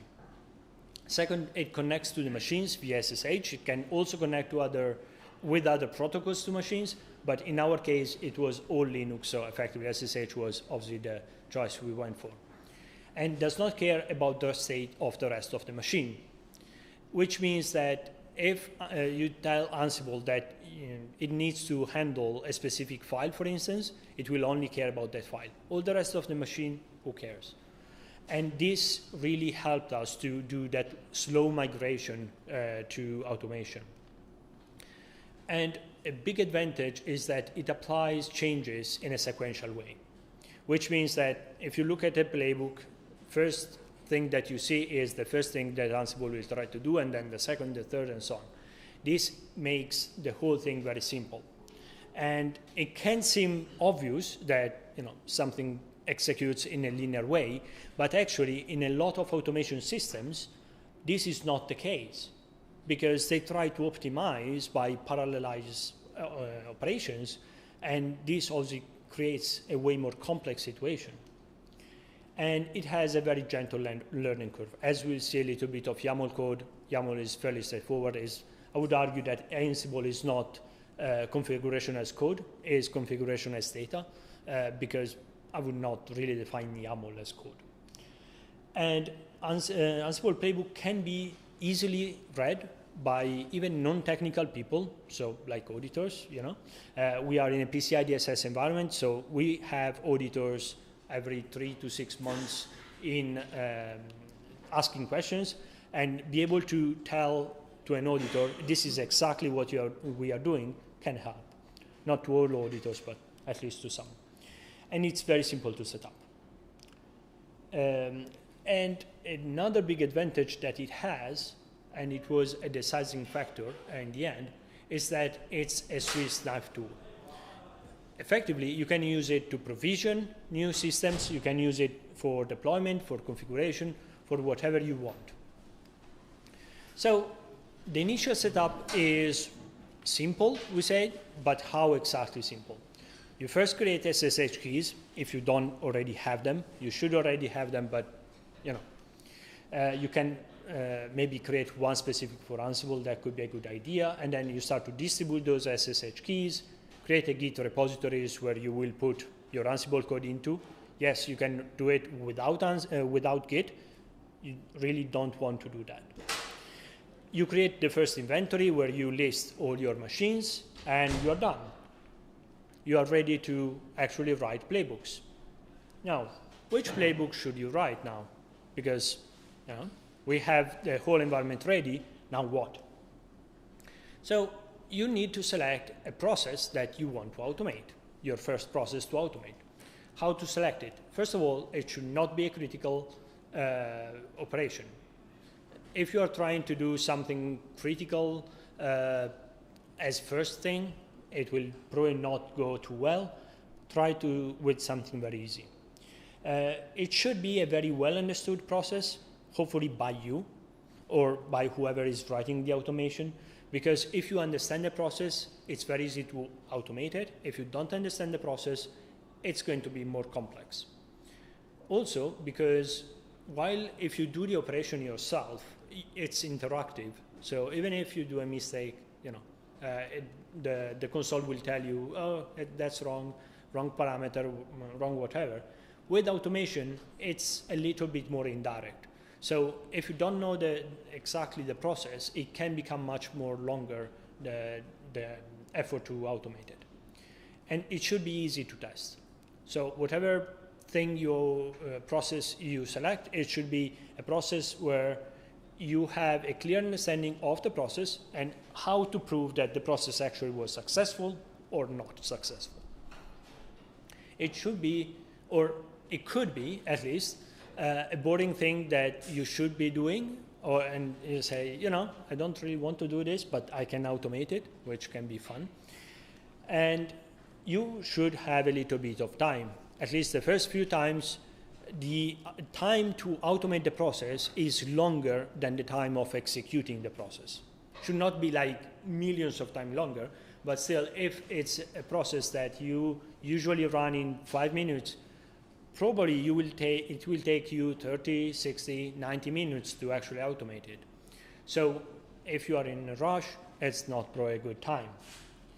So let's say the first process that we did was actually the provisioning of those application servers, because we had new customers in the pipeline that had the requirement of having new server deployed.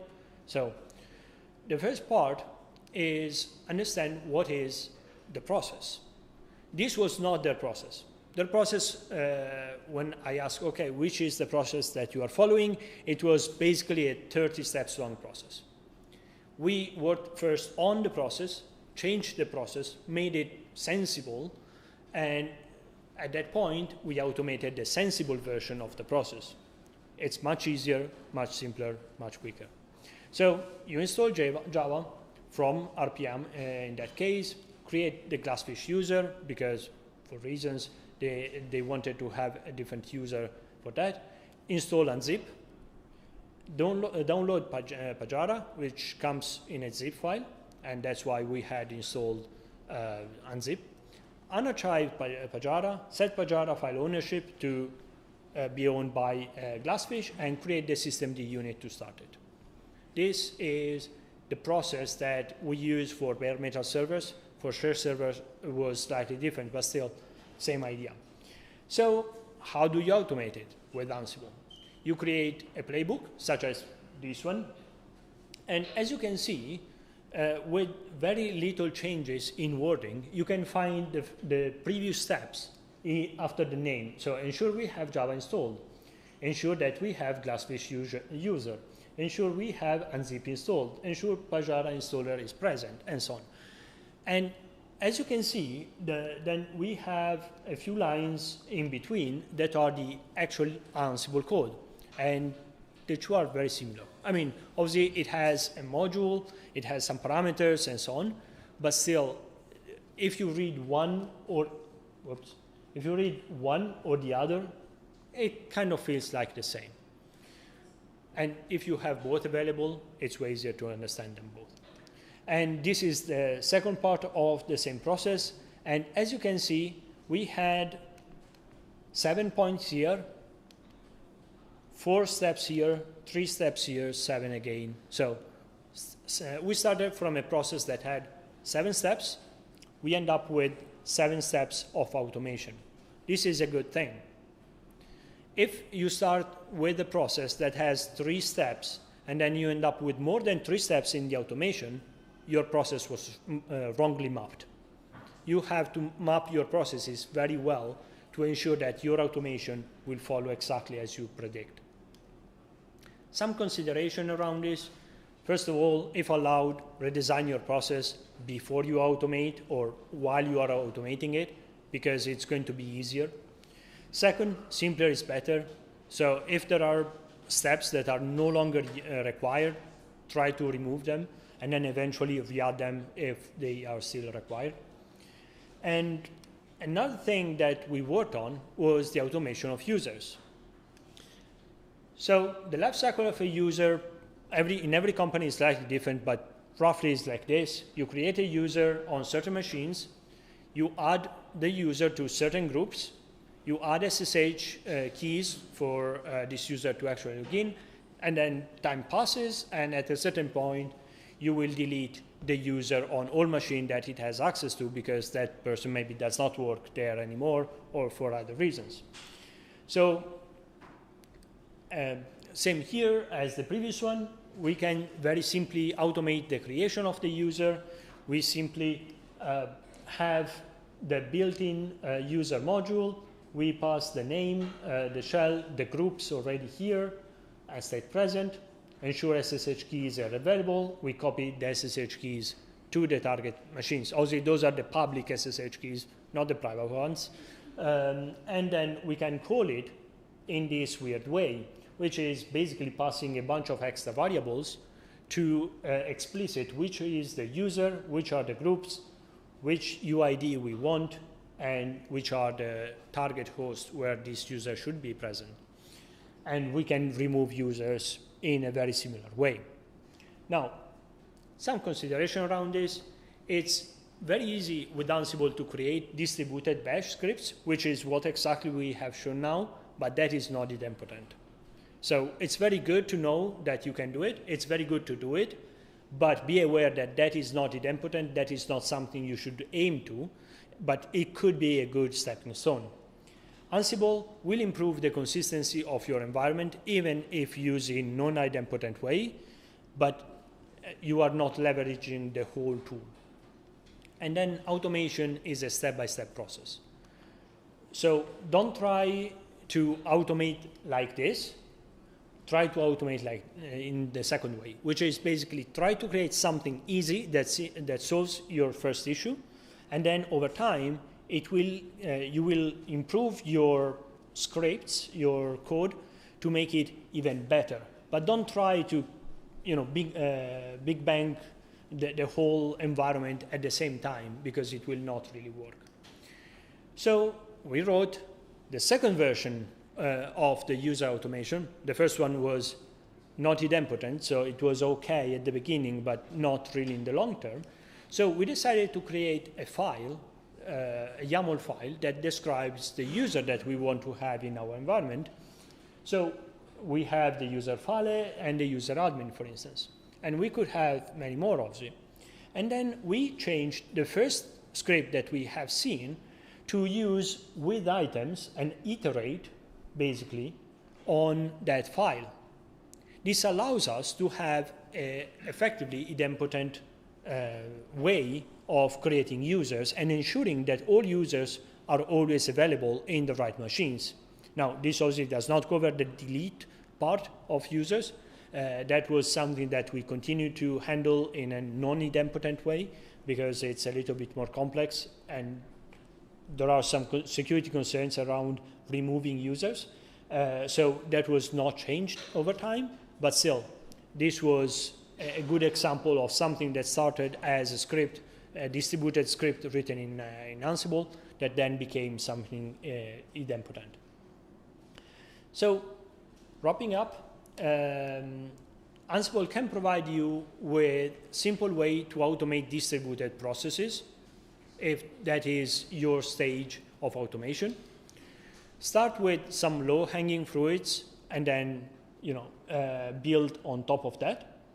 If possible, rethink processes. Don't try to automate whatever process someone tells you that, oh, that is the way we are doing things here. Try to understand what exactly they are trying to achieve, and then create a good process to actually achieve that result. Aim for complete life cycle automation, but work over time toward it. Don't rush it.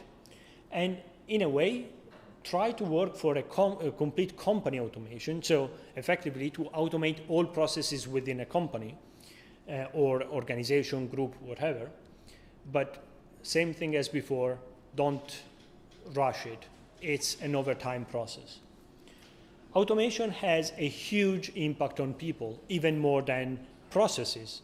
So it's critical to explain to people why you are doing changes, what will change, how it will change, what will be the impact on them, and repeat these kind of things many, many times. Because a lot of times people are scared by change.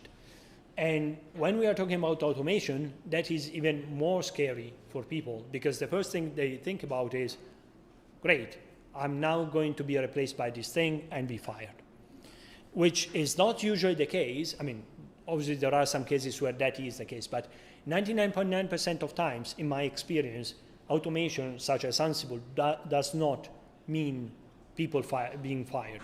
Simply means that people will change their role, will change a little bit how they work, will change their processes, but over time, you know, everything is fine. No one is going to be fired due to this.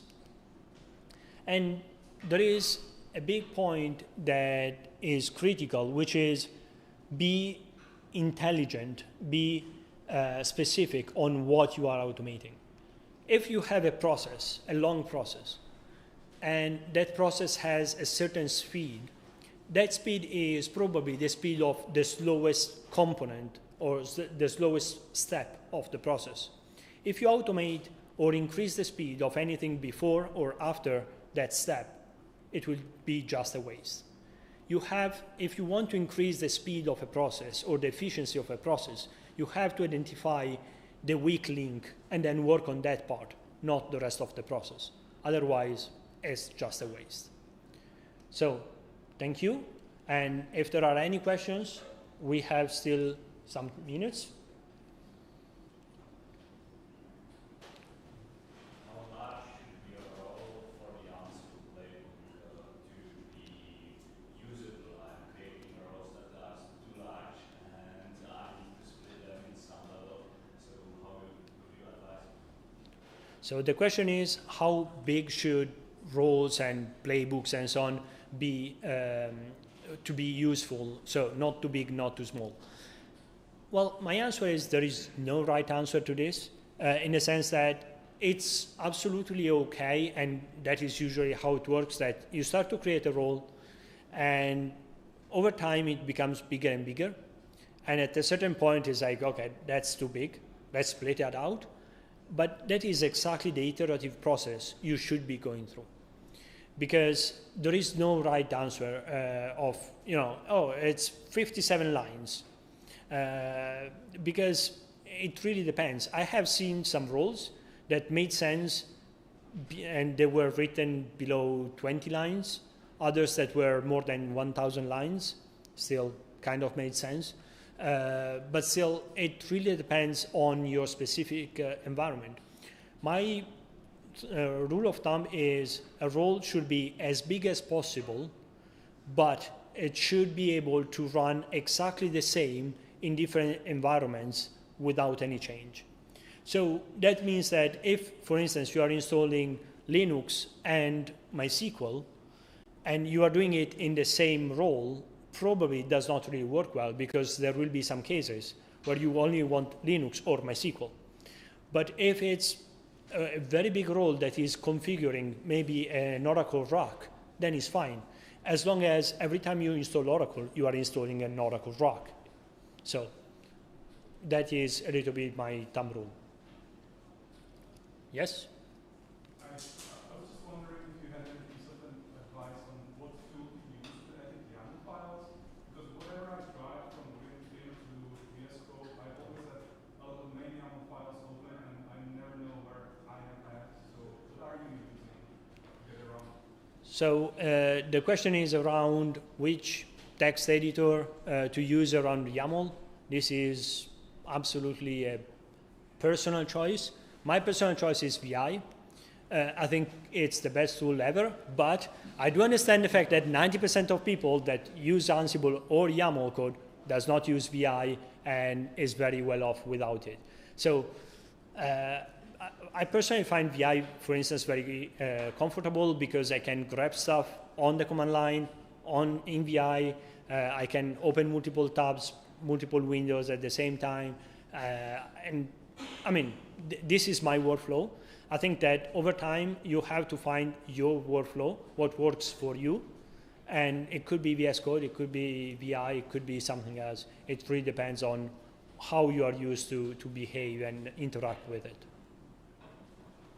Yes? I have a question about, let's say, maybe it's just that the answer is the roles, I'm not sure. I have a big deployment of EOS, maybe not a big, but I need to automate the deployment of the code.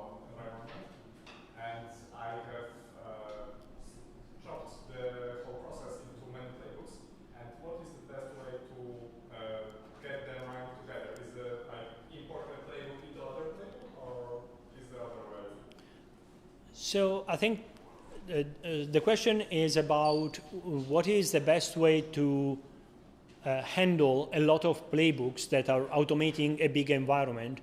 And I think the real point is it depends on which stage you are in automation. If we are talking about an early stage automation where usually you are running playbooks yourself, having multiple playbooks can be okay.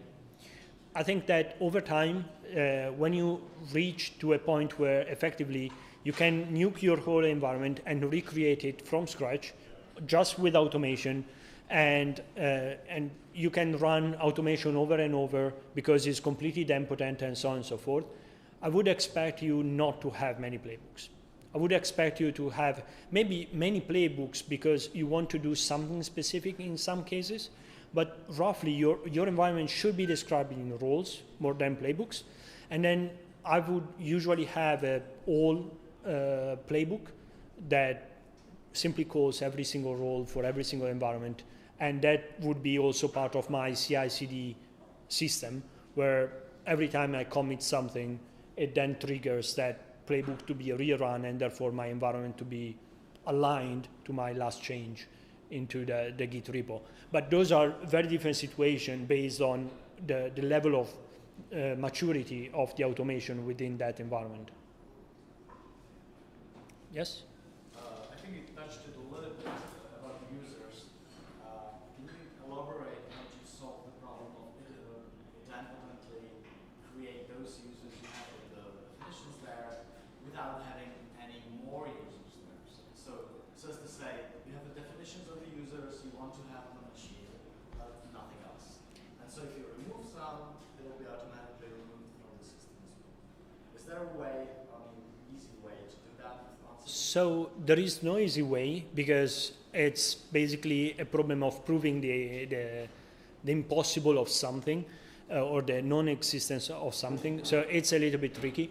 The way we have handled that in this case was basically that in, yeah, don't worry. If the processor shuts down, it will be better. Okay. So how we solved it was very simply, in a very short amount of time, we had one user per machine, and it was the Ansible user. That was the only user that was allowed to connect to any production system. We have decided at a certain point that was the good strategy. Before we had, for a certain amount of time, a number of users that were non-root or non-sudo users, and it's an overtime process. I think that ultimately the only way to really solve the users issue is not having users at all on machines. So the user example is kind of it's just one example. There are many other examples that you want to do the same thing. Yes, and that is a big problem. So if, for instance, is the absence of something within a file, then I would use a template for the file and then replace the whole file with exactly the content I want. With the users, in theory, you can do the same because users are justified entries in the user's file. So effectively, in theory, you could do the same with that. But handling users can be critically problematic if something goes wrong or another situation like this. The structure of Ansible playbooks or the repo where you put in the Ansible stuff isn't really fixed when you can basically do it in every way. Yep. But should you make or recommend the other colleagues to stick to the recommended Ansible structure, like playbooks on the upper folder and the roles and everything in between there? So the question is about Git structures for Ansible playbooks and roles. If I recommend to stick with the recommended version or not, my answer is yes, I do recommend to start with the recommended layout and then start from there. Now, those are not strict rules. Some of those are. So, for instance, the folders within a role have to be named a certain way and so forth. But roughly, the whole organization of files is not a strict rule. And there is a reason for that.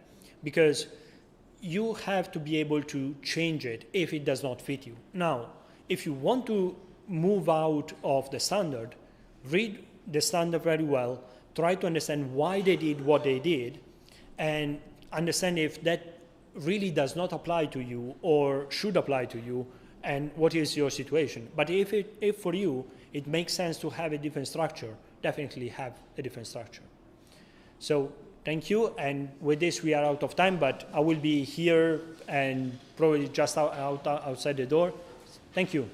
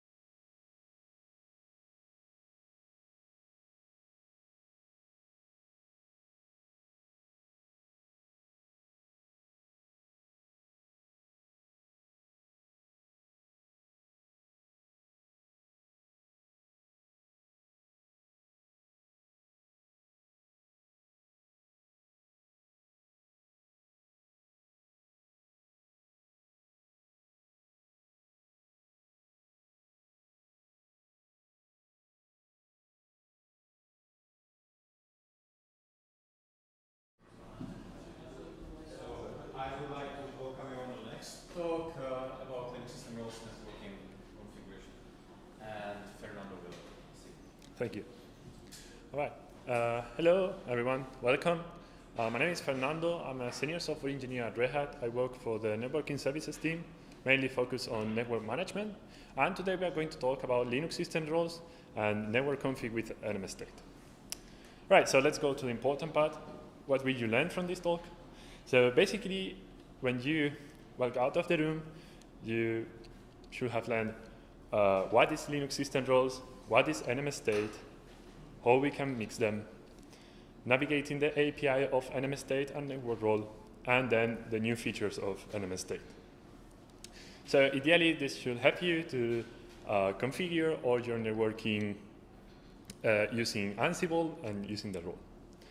So let's go with the first part. All right, what is Linux system role? So Linux system role is a set of roles that aim to configure new Linux components for different subsystems.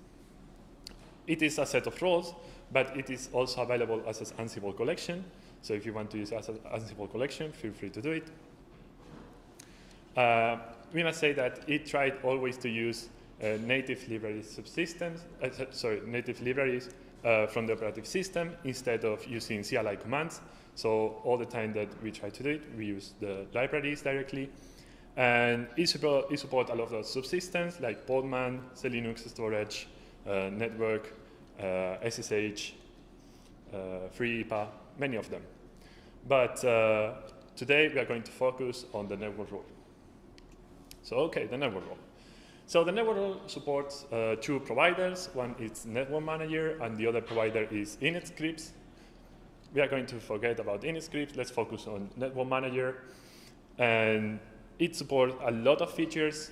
For example, a lot of interface types like Ethernet, VLAN, Bond, bridges, a lot of them. IPv4 and IPv6 address configuration, DNS configuration, routes, routing policy, DNS option configuration, and some other utilities like ATH2 or authentication, wireless.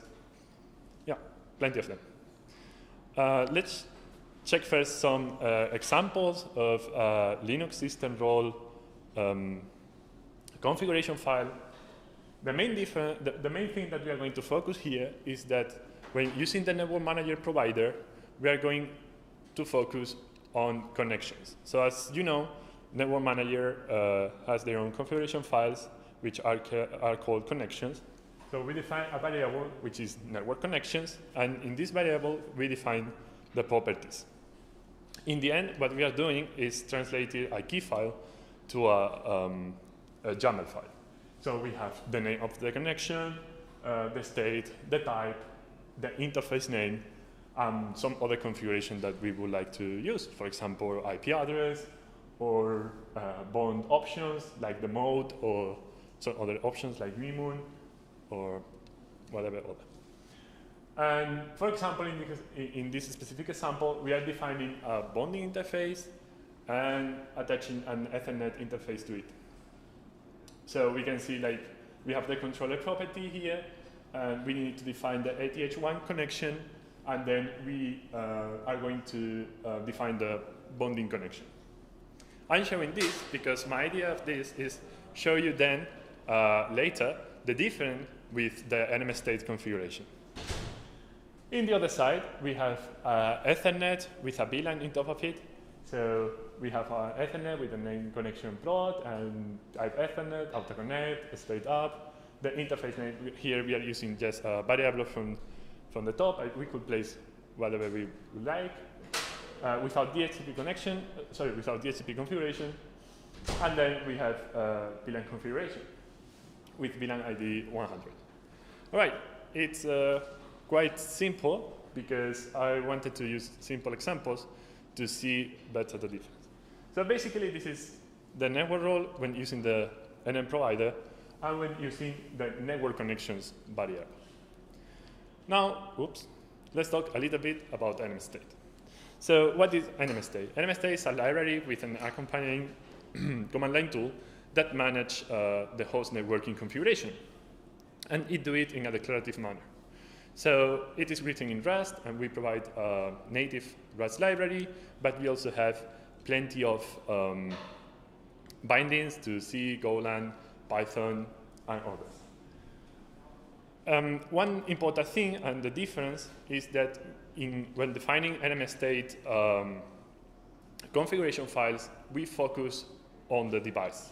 We are not going to focus on the network manager details. We are not going to focus on how the specific network manager properties are going to be written. We only want to focus on what is the what the user wants to be configured. So the user can define, for example, I'm the user and I want a bond interface with type bond, state up. We define the different bond properties like the mode, the options like Mimon, and the port. And this has the same effect than this. So this is the main difference. Here we are talking about connection name, interface name. Here that doesn't exist. We only have the interface name. It's what is interesting to us. And also, NMS state here, we try to help the user. So if the user wants ATH1 and ATH2 configure, and the interfaces are present on the system, NMS state will automatically create an Ethernet connection for them, and it's going to manage them, and it's going to attach them automatically to the bond. So you don't need to care about how Ethernet is going to be configured. Obviously, if you want to configure some specific thing on the Ethernet interfaces, you will need to define it. But if not, you don't need to care. Here, you need to define it because you need to define that it's the controller, the controller is a bond. So more difference, for example, if we create a VLAN, the difference is that we create a VLAN, ATH1.100, with the type VLAN, state up, IPv4 enable true, and the others. All right. So what will happen is, for example, this VLAN already exists and have something configured, or this bond, for example. In NMS state, it will keep the existing properties and will only replace the one that the user specified. So, for example, if the user specified minimum 100, NMS state is going to set minimum 100, but the other properties are going to be considered and they are not going to be replaced. Here it is different, and in this case, it will replace the other properties because in the end, it's rewriting the whole configuration. So this is done because how NMS state works is that it fetches first the existing state, so it fetches the existing configuration, translates it to a YAML file similar to what we use, mesh them, and apply them. So it allows us to do what we call partial editing. So that's quite great, but currently NMS state by itself, it can only be used on your host. And we wanted to have a tool that can use NMS state across multiple hosts at the same time. And then we thought, the network role. All right, so let's mix them.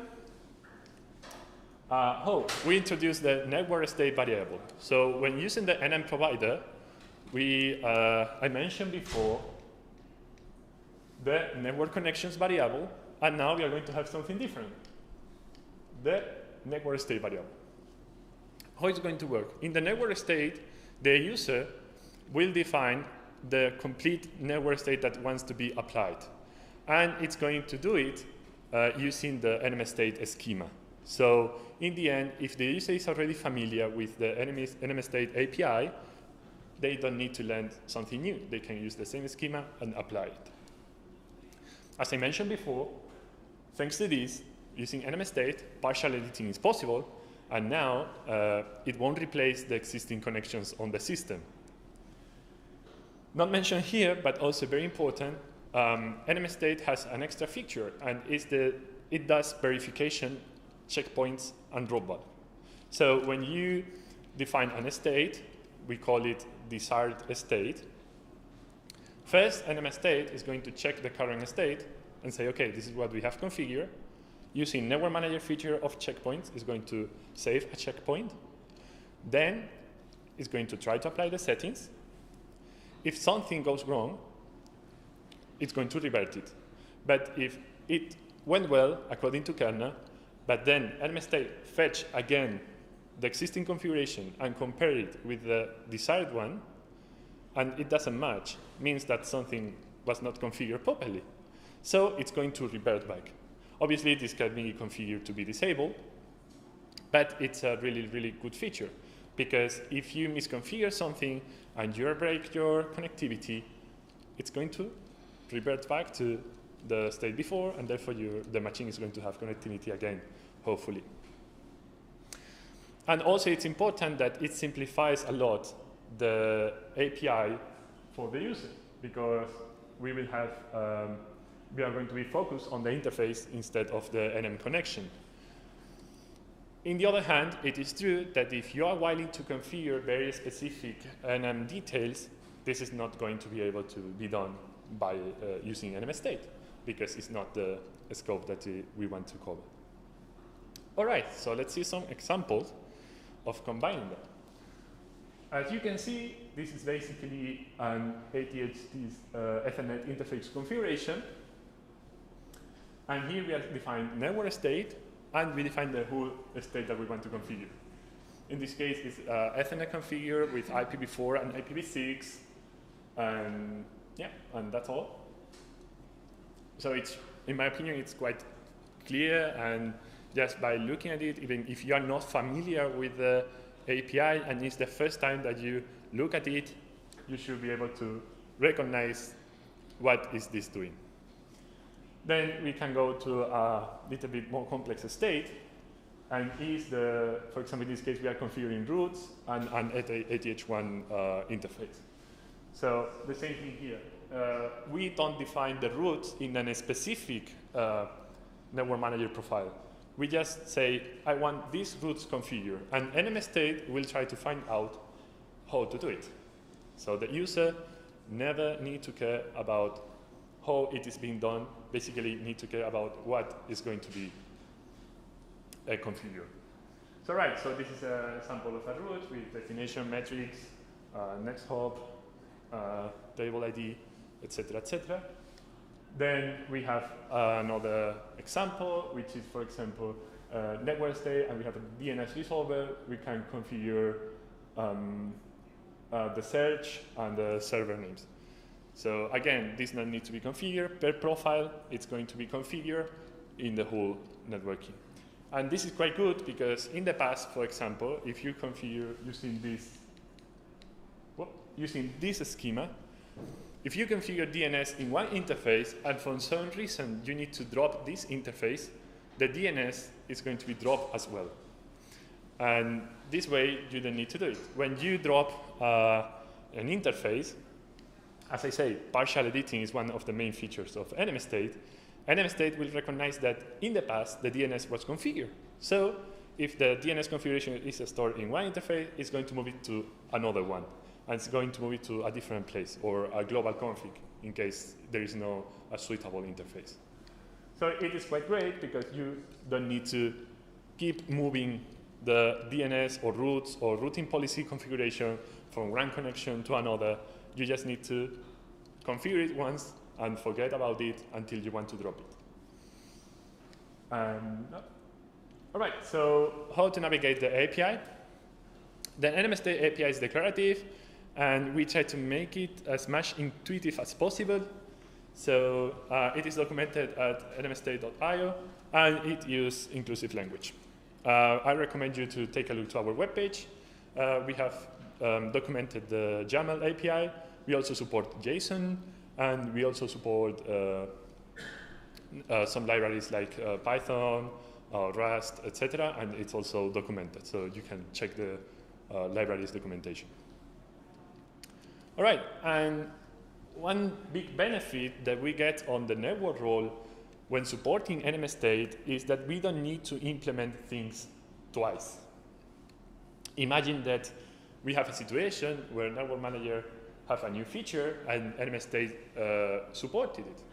If you want to use it for network role, it's immediately supported if it is supported on NM state because it uses directly. So you don't, for the developers, it's quite cool because we don't need to implement things again, and again, which is quite common when you have a daemon and a set of tools that interact with that daemon. Also, it's beneficial for the user because when we fix something in NM state, it's immediately fixed in network role. Yeah, just say that I recommend you to try it out. I would like to hear from your opinion. We have mailing list. The project is on GitHub, NM state and network role, and yeah, there should be one more.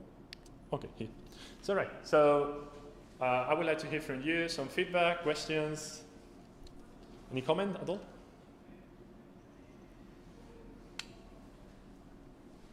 Hello? All? What's the connection to Ansible? Is that direct or Ansible uses this? Yes, you can use Ansible. I mean, you can use this as an Ansible role. So in case you are configuring or managing your infrastructure using Ansible, this is this could be part of your tooling, and apply this directly with Ansible, and it's going to be applied to all the hosts that you are managing with Ansible. So if I understand correctly, you need to install. Could you speak up? Sorry. If I understand correctly, you need to install NM state Yes. on your control node. Like NMCLI or? Yes, but as far as I know, for example, if you use yes, NM state is basically a client of Network Manager. So, oh right, okay. I'm going to repeat the question for the stream. The question was if you need to install NM state as you install NMCLI in your host to make it work. So yes, but as far as I know, the network role is able to install the necessary tools when needed. So when you try to use it, it's going to install NM state. Obviously, this is not supported on not supported distributions. So I could check the list, but I think that supported distributions are RHEL, CentOS, Fedora, and I think some more, but I'm not completely sure. Right, it's fine? Thank you. Okay, thank you. More questions? Something? No? All right. So I hope you enjoy it, and thank you very much.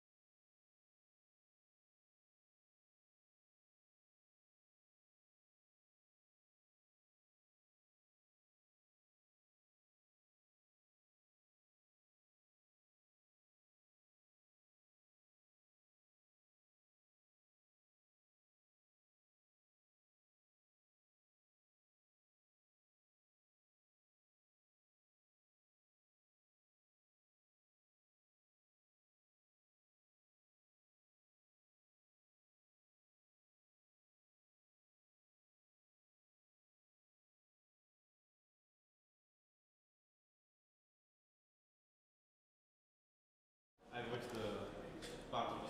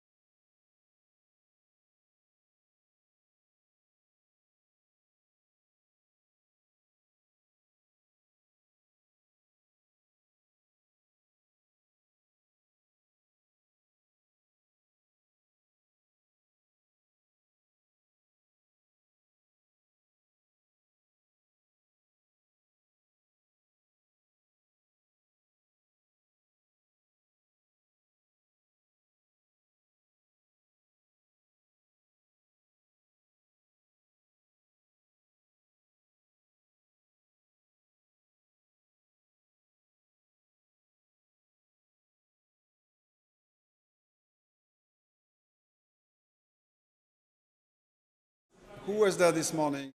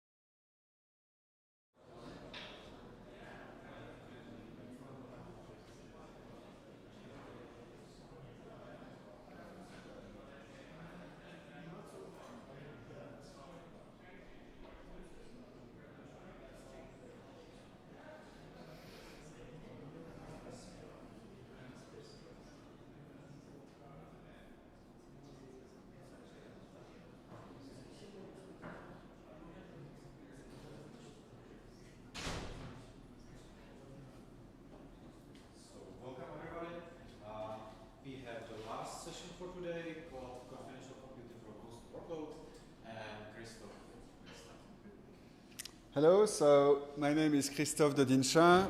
Try to say that 3 times fast. I hope you learned since this morning. And so I'm working for Red Hat. Nobody knows what I do there because I don't know myself. Vaguely working on confidential computing. And today I'm going to try to show how to go from a confidential computing host all the way to the workload. So what we are going to cover today, first a quick overview of confidential computing. That's a repeat for folks who were faithful and were there this morning. Then we are going to show how to access a guest memory to steal secrets. We are going to set up a confidential host, which is extremely simple, as you'll see. Then we'll try to set up a confidential VM, and hopefully everything happens as we expect. Then we'll discuss some limits of memory protection. We'll talk very quickly about confidential VMs, for instance, on Azure and other places, but Vitaly explained everything about that this morning, so there's a better talk. And things like confidential clusters as well, with a quick example of SGS constellation. And confidential containers, I'll probably have to skip for time reasons. And there is a workshop on Sunday where we'll show you how to do that in practice, so you're welcome to join the workshop for containers. So the problem statement is how to protect data in use, that is data in memory, and we use, the problem is that confidentiality is really the essence of trust, and it's broken right now in the cloud because your infrastructure essentially sees your data. So the software that you have runs on the cloud, also known as someone else's computer. And the hardware resources there are owned by that host. You don't really buy for this memory or whatever. You just rent it. You run various workloads on it, so that's typically some things like containers. It can be virtual machines, it can be other things. And we have many mechanisms in Linux, protected memory, fruits, all these kind of things are designed to protect the host from the workloads. The other way around, nobody really cared about. In other words, someone who has root access on the host can freely look at the files for your containers, look inside the memory, and so on. And so that means that if you have competitors on the same hardware, they tend to not be very at ease to put really confidential stuff there because nothing tells them that their competitor did not pay the sysadmin more than they did, and so in the end, maybe their data is being shared. So we have solutions for data on disk or data in transit, networking, etc., so that the host essentially cannot really know what you have when you use an encrypted volume, for instance. Normally, you're safe. For memory, it's a different problem, and there's tons of secrets that run there, and these secrets, well, you know, they may be transient, that may be moving fast, but you can still extract pretty much anything from it if you know how to look. And so what confidential computing first added was a way to encrypt memory.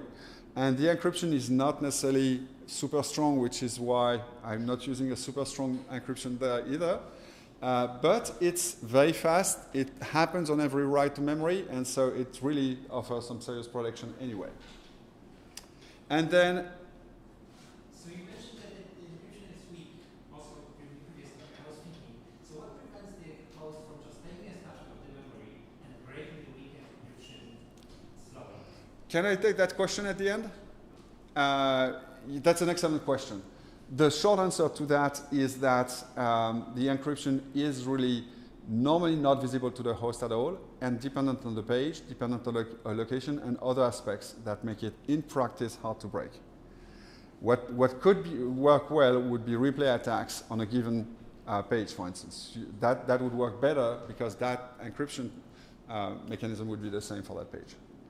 But we can take that later. That's a very good question. And when I say weak, it's not super weak either, right? It's still relatively serious. So there is also integrity protection for the CPU state, essentially to make sure that the hypervisor cannot make your workload do whatever they want by changing the address of execution or some registers in the CPU state.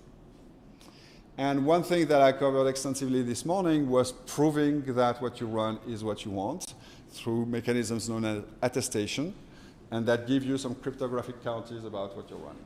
Okay, so let's go to some real meat. So this morning was sort of a joke presentation. Today we are going to look at a real system, and I would have liked to do that live, but I explain in a moment why I did not do it live, so I'm going to comment what I recorded. So we have a Fedora 38 system.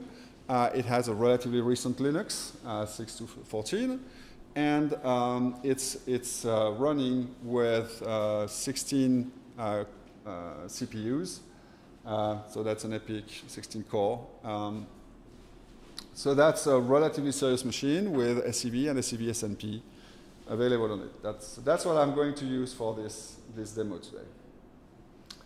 So in terms of, I don't know, it's like there was a noise. So in terms of what the machine looks like when you remote connect, so that really depends on the machine, but you have typically web access like this, and you can look, for instance, at BIOS settings when it starts. That's the good old-fashioned way of doing it, so I'm going to skip a little forward in the setup. You can access the BIOS the old ways with hitting the F12 or F2 or whatever, it depends on the machine. What matters there is that we are going to look at the processor settings and check that we have secure nested paging enabled. So you can see that at the bottom of there. So that's essentially the thing that really matters in your configuration there. And of course, the way you do that depends on the machine you use.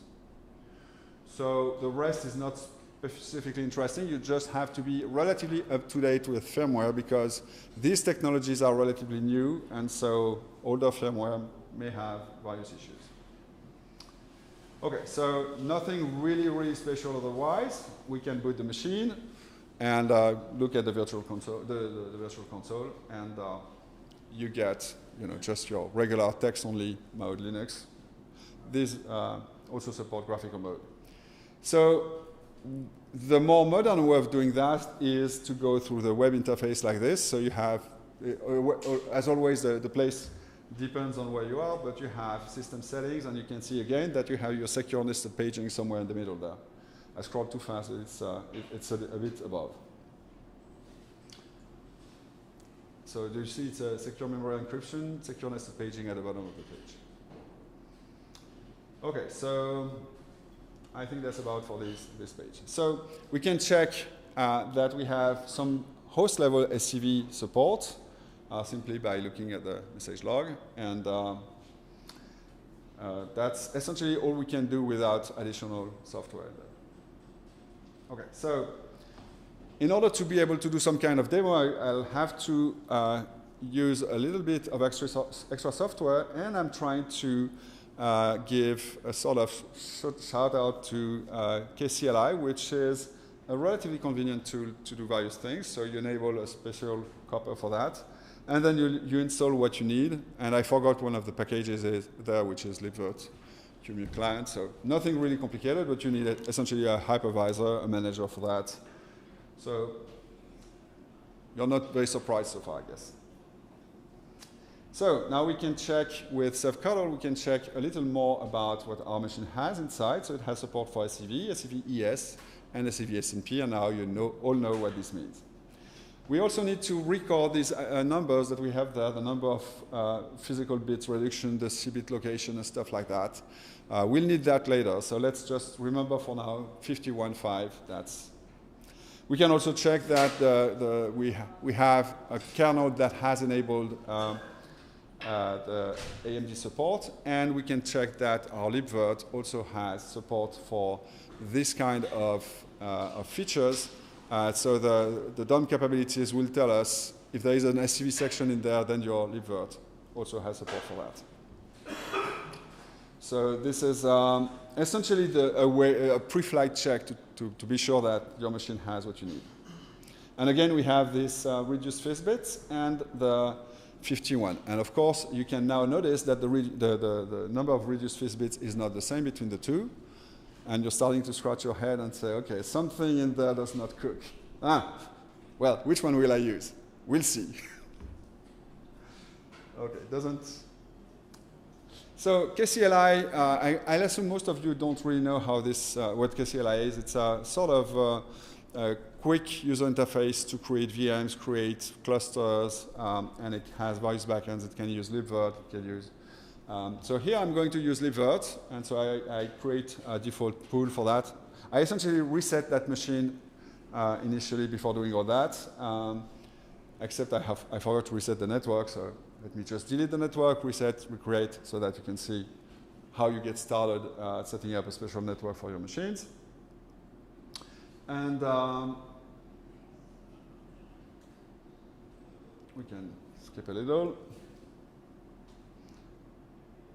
Okay, and now I have no VM, and these are the images I played with. One interesting thing with KCLI is you can list all the available images, and you see there is a number, and that's, for me, the best tool, for instance, to install things like Arcos or RHEL compared to the others. It saves you a few steps in terms of being able to deploy this kind of operating systems. So this is essentially the basics for what you can do with it. So we are going to, in a first run, create a regular VM and steal data from it. So to run a VM, you use the KCLI create VM. The -I is I want the Fedora 38 image, I want 4 CPUs, and I want 4 gigs of memory. And I'm going to pass a root password, which is one of the secrets I'm going to look for. So please remember that secret, we'll use it later. So now I connect to my console and I check that the machine boots. So far it looks good, I'm happy with it, right?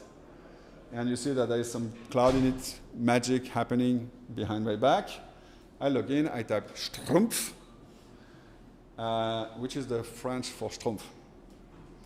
And KCLI already sets up for me SSH and stuff like that. So that means instead of going through the serial console, I can use a more serious tool and use SSH, because now we really care about secrecy and stuff like that. So I'm going to SSH into my test VM. And you see that I'm user Fedora there. So KCLI has this idea that depending on the image, it can actually create a user for you, and do not necessarily log in as root. But you can also log as root, and we're going to do that to check that there is no SCV inside. So no SCV support in this VM, the way I created it, just a regular thing.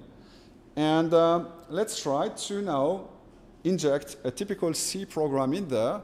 So that's high quality C code. QE told me you'd better run that in a VM, please. So they told me there is a bug or two in there. I don't know. Looks good to me when I compile, it compiles. There's barely a little one or two. So let me copy that to my VM. So I have the SCP command as well. That's fine. And I connect to it, and then I'm going to run. And of course, it's going to run perfectly well, like any C program. So it's not exactly what I expected. That's not the message I put in there, but close enough. Ship it. Okay, so now I have this this program, and I'm going to do something slightly more complicated. So this one, I have to look up the documentation every time I want to use it, and I'm going to dump the memory of the guest. So that's why there is a pause there, because I'm thinking, okay, where is my documentation? Where do I copy paste this stuff? So, and also because I discovered at this time that reinstalling everything caused me to lose my completions. That's also because. So I'm going to use the QEMU monitor command and execute a dump guest memory. And the arguments are, it's very user friendly. It has all the quotes and backslash and curly braces you want. And I'm going to use a protocol, which is file colon something to dump to a file, which, why not just file colon? Well, I don't know. But it's essentially, I'm dumping the memory of my guest into this place. You can also do something like gcore. If you do that, you're going to have some other stuff than the guest memory. So that's why it's better to do it that way. And you see this disconnected from QEMU system doesn't look really good. In reality, that's probably why my machine ended up being a bit screwed, but we'll see later. So now I can grep for my secret. That was in my C program. And you see, I have a match. So let me check with Emacs what I see inside my guest memory. Emacs is being completely designed to open 4 gig files. So it takes a few seconds to open. It does warn me, 4 gig is big. Do you really want to do that? But then it displays the stuff the way it should be displayed with tons of zeros, control @ And now I look for secret, and I find my, hey, really secret stuff right in there. So my C program does not emit that message, but at least I see it in the memory. So I know I did load the right program. Now, what if I search for my Strumpf password? Well, of course, I find this as well. And I find it in this nice little snippet of script. So, hey, that's perfectly unsafe. I'm happy because that's sort of what I wanted to demonstrate, right? So, success. For some definition of success, of course. So, let's try to fix that. And you'll see that it's really, really super easy. Don't worry. So let's first try to make our VM compatible with what you need for confidential computing. So unfortunately, KCLI still creates all style VMs. So I have to change the hardware to say I want a more recent Q35 stuff. So let me do that. I replace PC 440 FX with QEMU, and then it complains because, oh, now I need PCI. Okay, so let me fix that too. So I need to fix my devices. The good thing about libvirt is that it checks tons of stuff for you, and then it complains about the addresses being wrong. So I just remove everything. It's going to recompute a set of addresses that match. It usually works. And the next thing I need to do is replace my SATA disk with SCSI disks. And normally I should be more or less in a good shape after that. So what I'm doing here is only trying to make my machine compatible with the kind of hardware I need for virtual machine. So, okay. Now I forgot something, and it's I mentioned the SCSI stuff, and I just did not do it. So let me fix that. And that's because the devices you are going to pass in your VM need to be protected somewhere, so you need to have IOMMU active everywhere. And to have IOMMU active, you essentially need to convert to Virtio SCSI and stuff like that.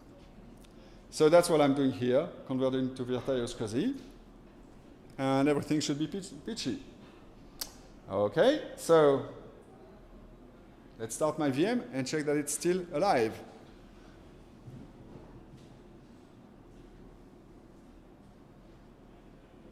Come on, don't do typos. See, my AI is typing, that's why it's sometimes making typos. Okay, so the VM looks good, and I can still connect, and of course, I still don't have any kind of SCV. I did not activate that yet. But at least the VM has the right kind of hardware. So I need to do tons of VM edits like this, and it's well documented in libvirt, on the libvirt.org page. So you see that, for instance, that's why I took the Q35 idea and things like that. But it also tells me I need to change the bootloader, and I need to do some adjustments to the memory. So we are going to do that. Let me skim a bit quickly in that. So you need to boot with OVMF, so UEFI. And you need to do some adjustments to the memory. You need to do some adjustments to the network. This is all relatively well documented. Let's skip relatively quickly through this, because it's not necessarily the most interesting part of the talk. But it tells you what I'm spending my days on, right? Who doesn't love that? Okay, so I follow these instructions, and I keep churning and churning, and I try to start it again. And that's why I got my first libvirt hang. That's why I knew that something. So, forget that. Restart. Just restart some daemons, and I can start my VM again.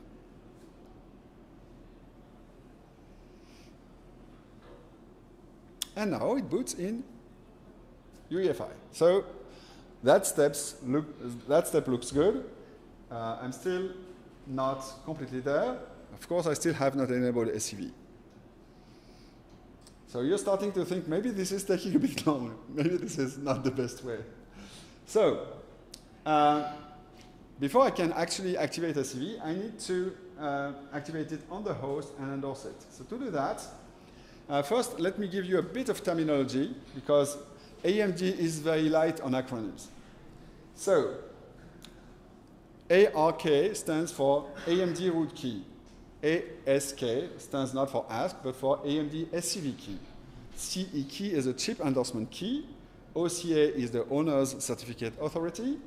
PEK is the platform endorsement key. PDS is the platform Diffie-Hellman key. You need to know all of this, and there will be a question at the end. I ask question at the end. Okay.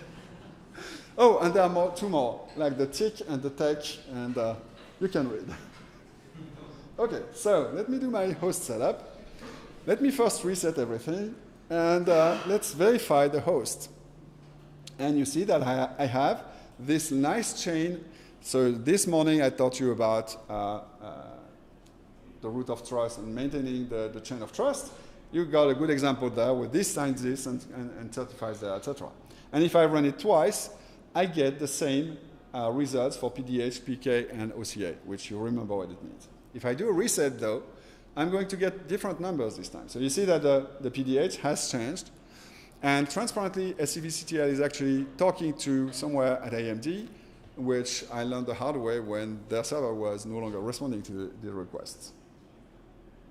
So notice also that the AMD root key, fortunately, did not change when I did a reprovisioning of the system. So that's what you do when you reprovision the system. Okay, so that looks good. Now I'm going to do the guest setup. So the guest setup is primarily adding a launch security step to certify the virtual machine as confidential. And you'll see it's really easy. So it's all well explained on the document here. That's the XML you need to put. So I need to find a place to put it in my code. And that's why I'm going to put that stuff. And that's, this is where my CBIT pass and stuff matter. I need to put them there, and I need to select whether I want to put 1 or 5. Apparently both work, so. There were some discussions on what exactly was supposed to be there. So I've got my launch security section, but it's not sufficient because I need to have actual keys in there. So in order to do that, I need to create a security session. So first, I will export my PDH, which is the, okay, everyone, platform Diffie-Hellman, yeah? So, and then I'm going to just check that it works with this setup. And then I'm going to generate the files that describe a given session for a VM. So now that's related to that specific VM. Normally, you would use the host name there because you can transport this data to some other place, but I'm going to keep it simple. Just use host.pdh and do everything local. Normally, you can do that remotely. And the policy is helpfully explained in chapter 3 of some obscure document somewhere on AMD website. It's also on a different page on the libvirt documentation. And you essentially have to orbit mask for stuff that's modern style, 1980s style of user interface. So now I've created my session, and what this did is create a few files that all begin with that VM. So there is this God mode thing. There is a tech, a tick, and a tag, and a session, and all the stuff I need. So that looks good. I can probably make some progress from there and put that stuff inside my file. So I'm going to insert where there is DH site. So DH should remind you, of course, that it's PDH. It's the same thing. So you insert the copy of the file there. And then you insert the copy of the session file in the session section. I think that makes sense. I mean, that's simple. That's a good user interface. Use Emacs, use VI, whatever. I mean, it's just text. There is some remarkably low entropy on this sequence of A's there that I find really surprisingly low. I don't know why exactly. That's something I like to look into, why there are so many A's. Okay, so now that's edited. And I'm going to do it the SCV old style way, SCV, SCV, ES. I'm not going to try remote attestation because that's complicated, so we'll keep the simple stuff here.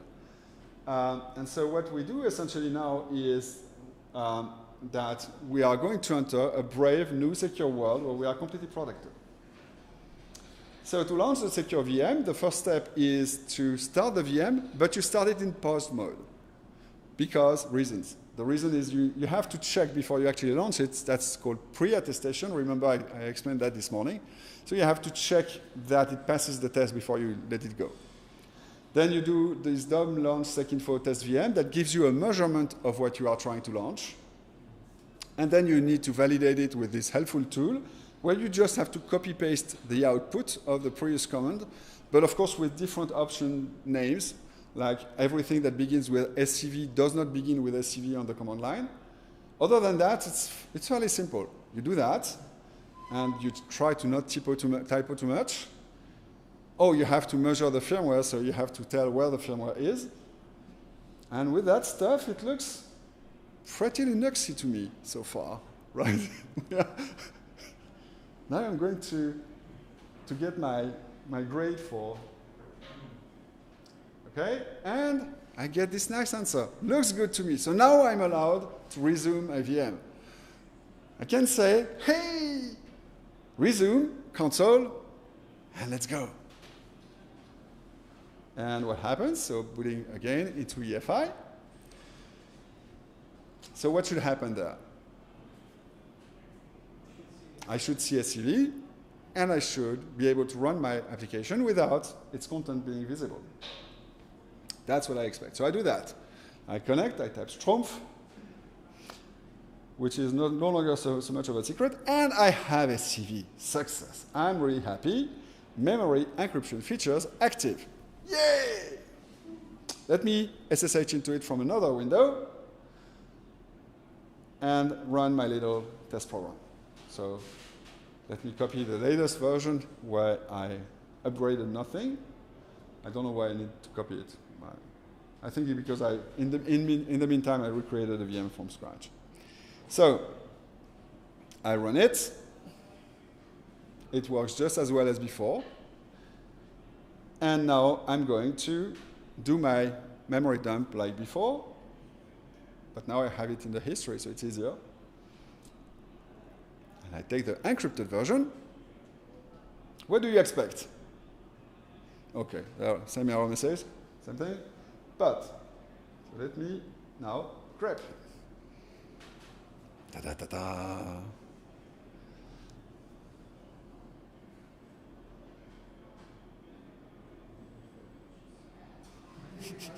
That's disappointing. Huh. Let's look with Emacs. Something is wrong there.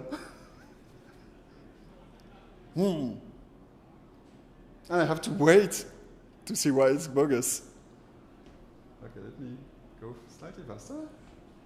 And the reason for that is that we see the word secret as part of some file system stuff, which is already, I'm already scratching my head, but I don't actually have my secret stuff with 3F. It's not there.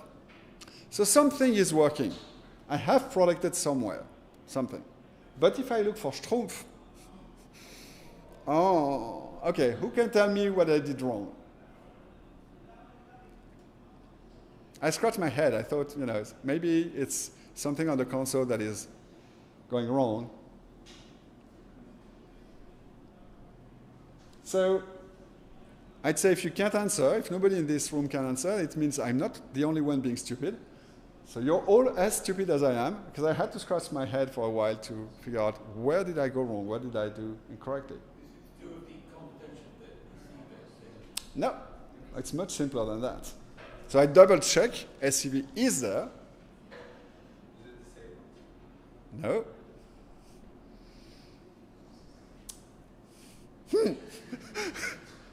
We have a problem. If you have not seen the What talk, you search Google, you search Google Talk, What talk right now, you watch this.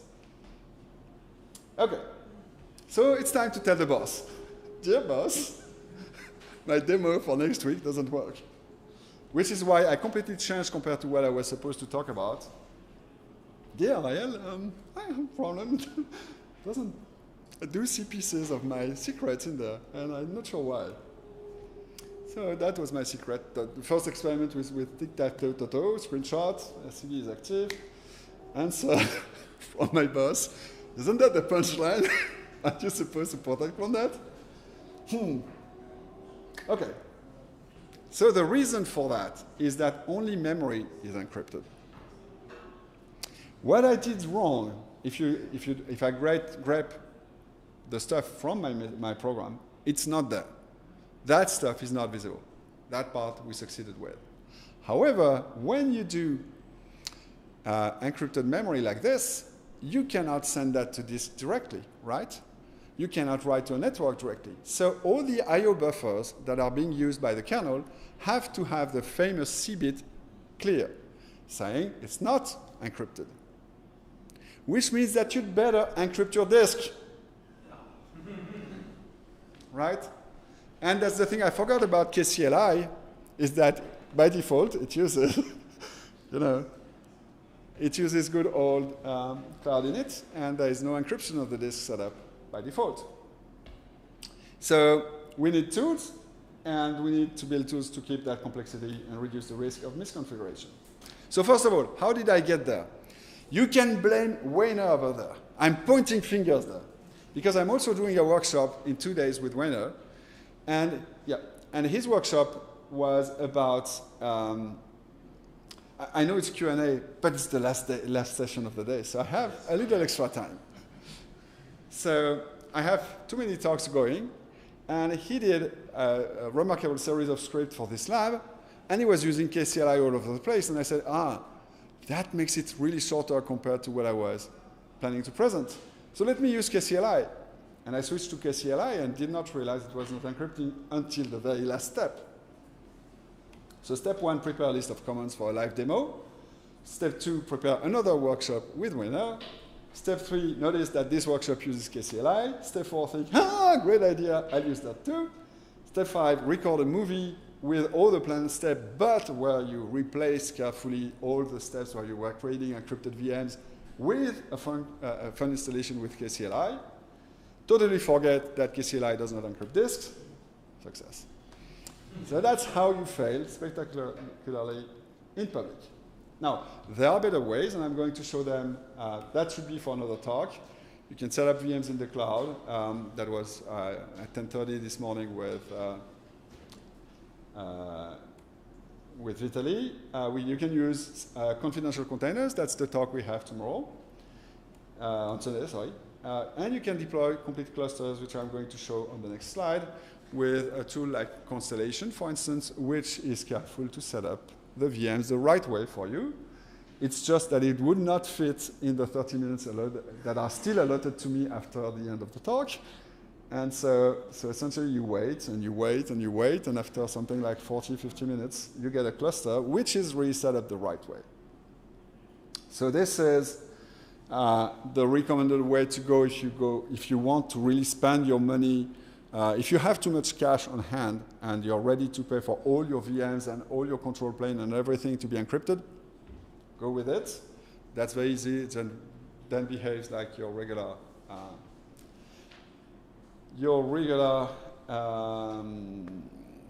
cluster. Sorry, getting tired. End of day. So then you can connect to a node and check that it's encrypted properly, that the disk is encrypted, etc. And of course, we are working on this for Fedora and CoreOS. So what you see here is the creation of a Fedora CoreOS disk with ignition, with a secret injected, and that gets encrypted on the fly as the ignition step happens. And I have to thank Timothée Ravier for helping me doing that this morning. This is relatively new to the talk. Now it's time for questions, if there is any. There is no time for questions, but. The impact of rule of thumb.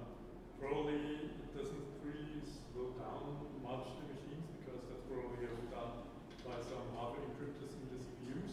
But So the question is, the question is about what is the cost of memory encryption, mostly, right? And so in terms of power usage, it's hard to tell because it's not exactly the same generation of processors. So if you do processors with more transistors, but they are smaller, then maybe it's not consuming that much. You could probably use the same processor with encryption and without. Yeah, I don't think that using encryption adds much in terms of consumption of memory. Of energy. And it does not add latency. We did some measurements, and in terms of latency compared to non-encrypted, it's the same speed. However, on the same CPU. However, where it adds cost is that you cannot do any kind of deduplication. You cannot deduplicate your disks because they are encrypted. You cannot deduplicate your container images because now you want to download them from inside your virtual machines. So you're downloading the same thing over and over again. And you cannot do any kind of KSM or anything with encrypted memory anyway. To me, the real important thing is when do I get cheap hardware that I can use? By cheap, I mean less than $400. Don't ask me. So the question was, when do we get cheap hardware? Why does it not consume power? Because, well, I get it that it doesn't introduce latency and stuff because it's separate hardware added to the core, but that thing has to do something. Yeah. The So. calculation has to be done. So to be precise, I think it does consume a little bit of power. But when you see that you have chips that consume 100 watts or 130 watts of TDP, I'm sure there is half a watt in there that is encryption, but I don't think it's more than that. I would have expected that the bandwidth of the memory is so high. Yeah, the reason I think it's cheap, is that my phone does it on a battery for a whole day. So it keeps encrypting stuff all the time when it's communicating, and they accelerated in hardware all the encryption with the network and so on, precisely because the hardware could do it relatively cheaply. The network stuff, encryption, Yeah. doesn't cost too much, and the disk encryption doesn't cost too much. I get that. Yeah, but Bandwidth is not that much, but I thought for memory it must be huge. But to be fair, you've got the wrong Dinshan. You've got the wrong Dinshan. My brother Florent is the hardware guy in the family. I have a brother who does FPGAs and stuff like that. He could tell you everything about how much it costs to encrypt stuff. I can't. Sorry. And back to your question, when does that become mainstream? I'd say, as usual, it will probably take, a decade. I find this very interesting for edge uses and less interesting, in my opinion, for cloud, just because people won't pay for it. Because you're giant. So in your demo, they say, okay, you're running this in the cloud and pay for it. the feedback we got so far is that there are a few markets that are already interested today because they have to deal with regulations constraining the kind of their responsibility in terms of data leaks, and that's banks, medical, stuff like that. But also that because this becomes available, of course, the manufacturers are lobbying all they can to make this mandatory. And so now it becomes a law that you have to encrypt your data that way. And so maybe they will, in some cases you won't have a choice. Maybe they will drop these regulations that your data may not travel outside wherever when this is being done. Time will tell. We'll see. We'll see how this works. So the weakness of encryption. No, so when I'm saying it's weak is that it's typically done in real time. It's still modern algorithms, and the algorithms they use are dependent on a chip. And frankly, off the top of my head, I don't recall which one they use, but I think they have AES 128 somewhere at some level for the first generation chips, and now they are doing more complicated stuff. So it's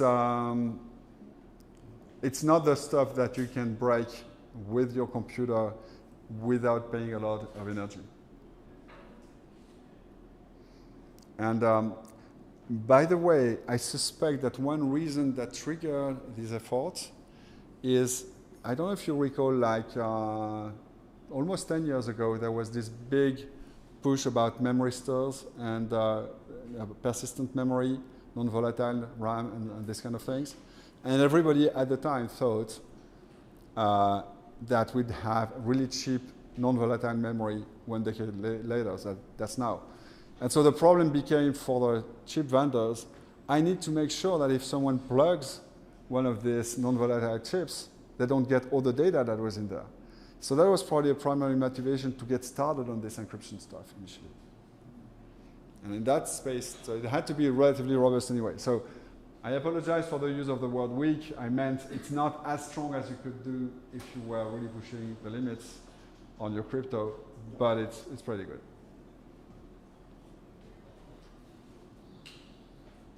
I'm out of time. I knew that.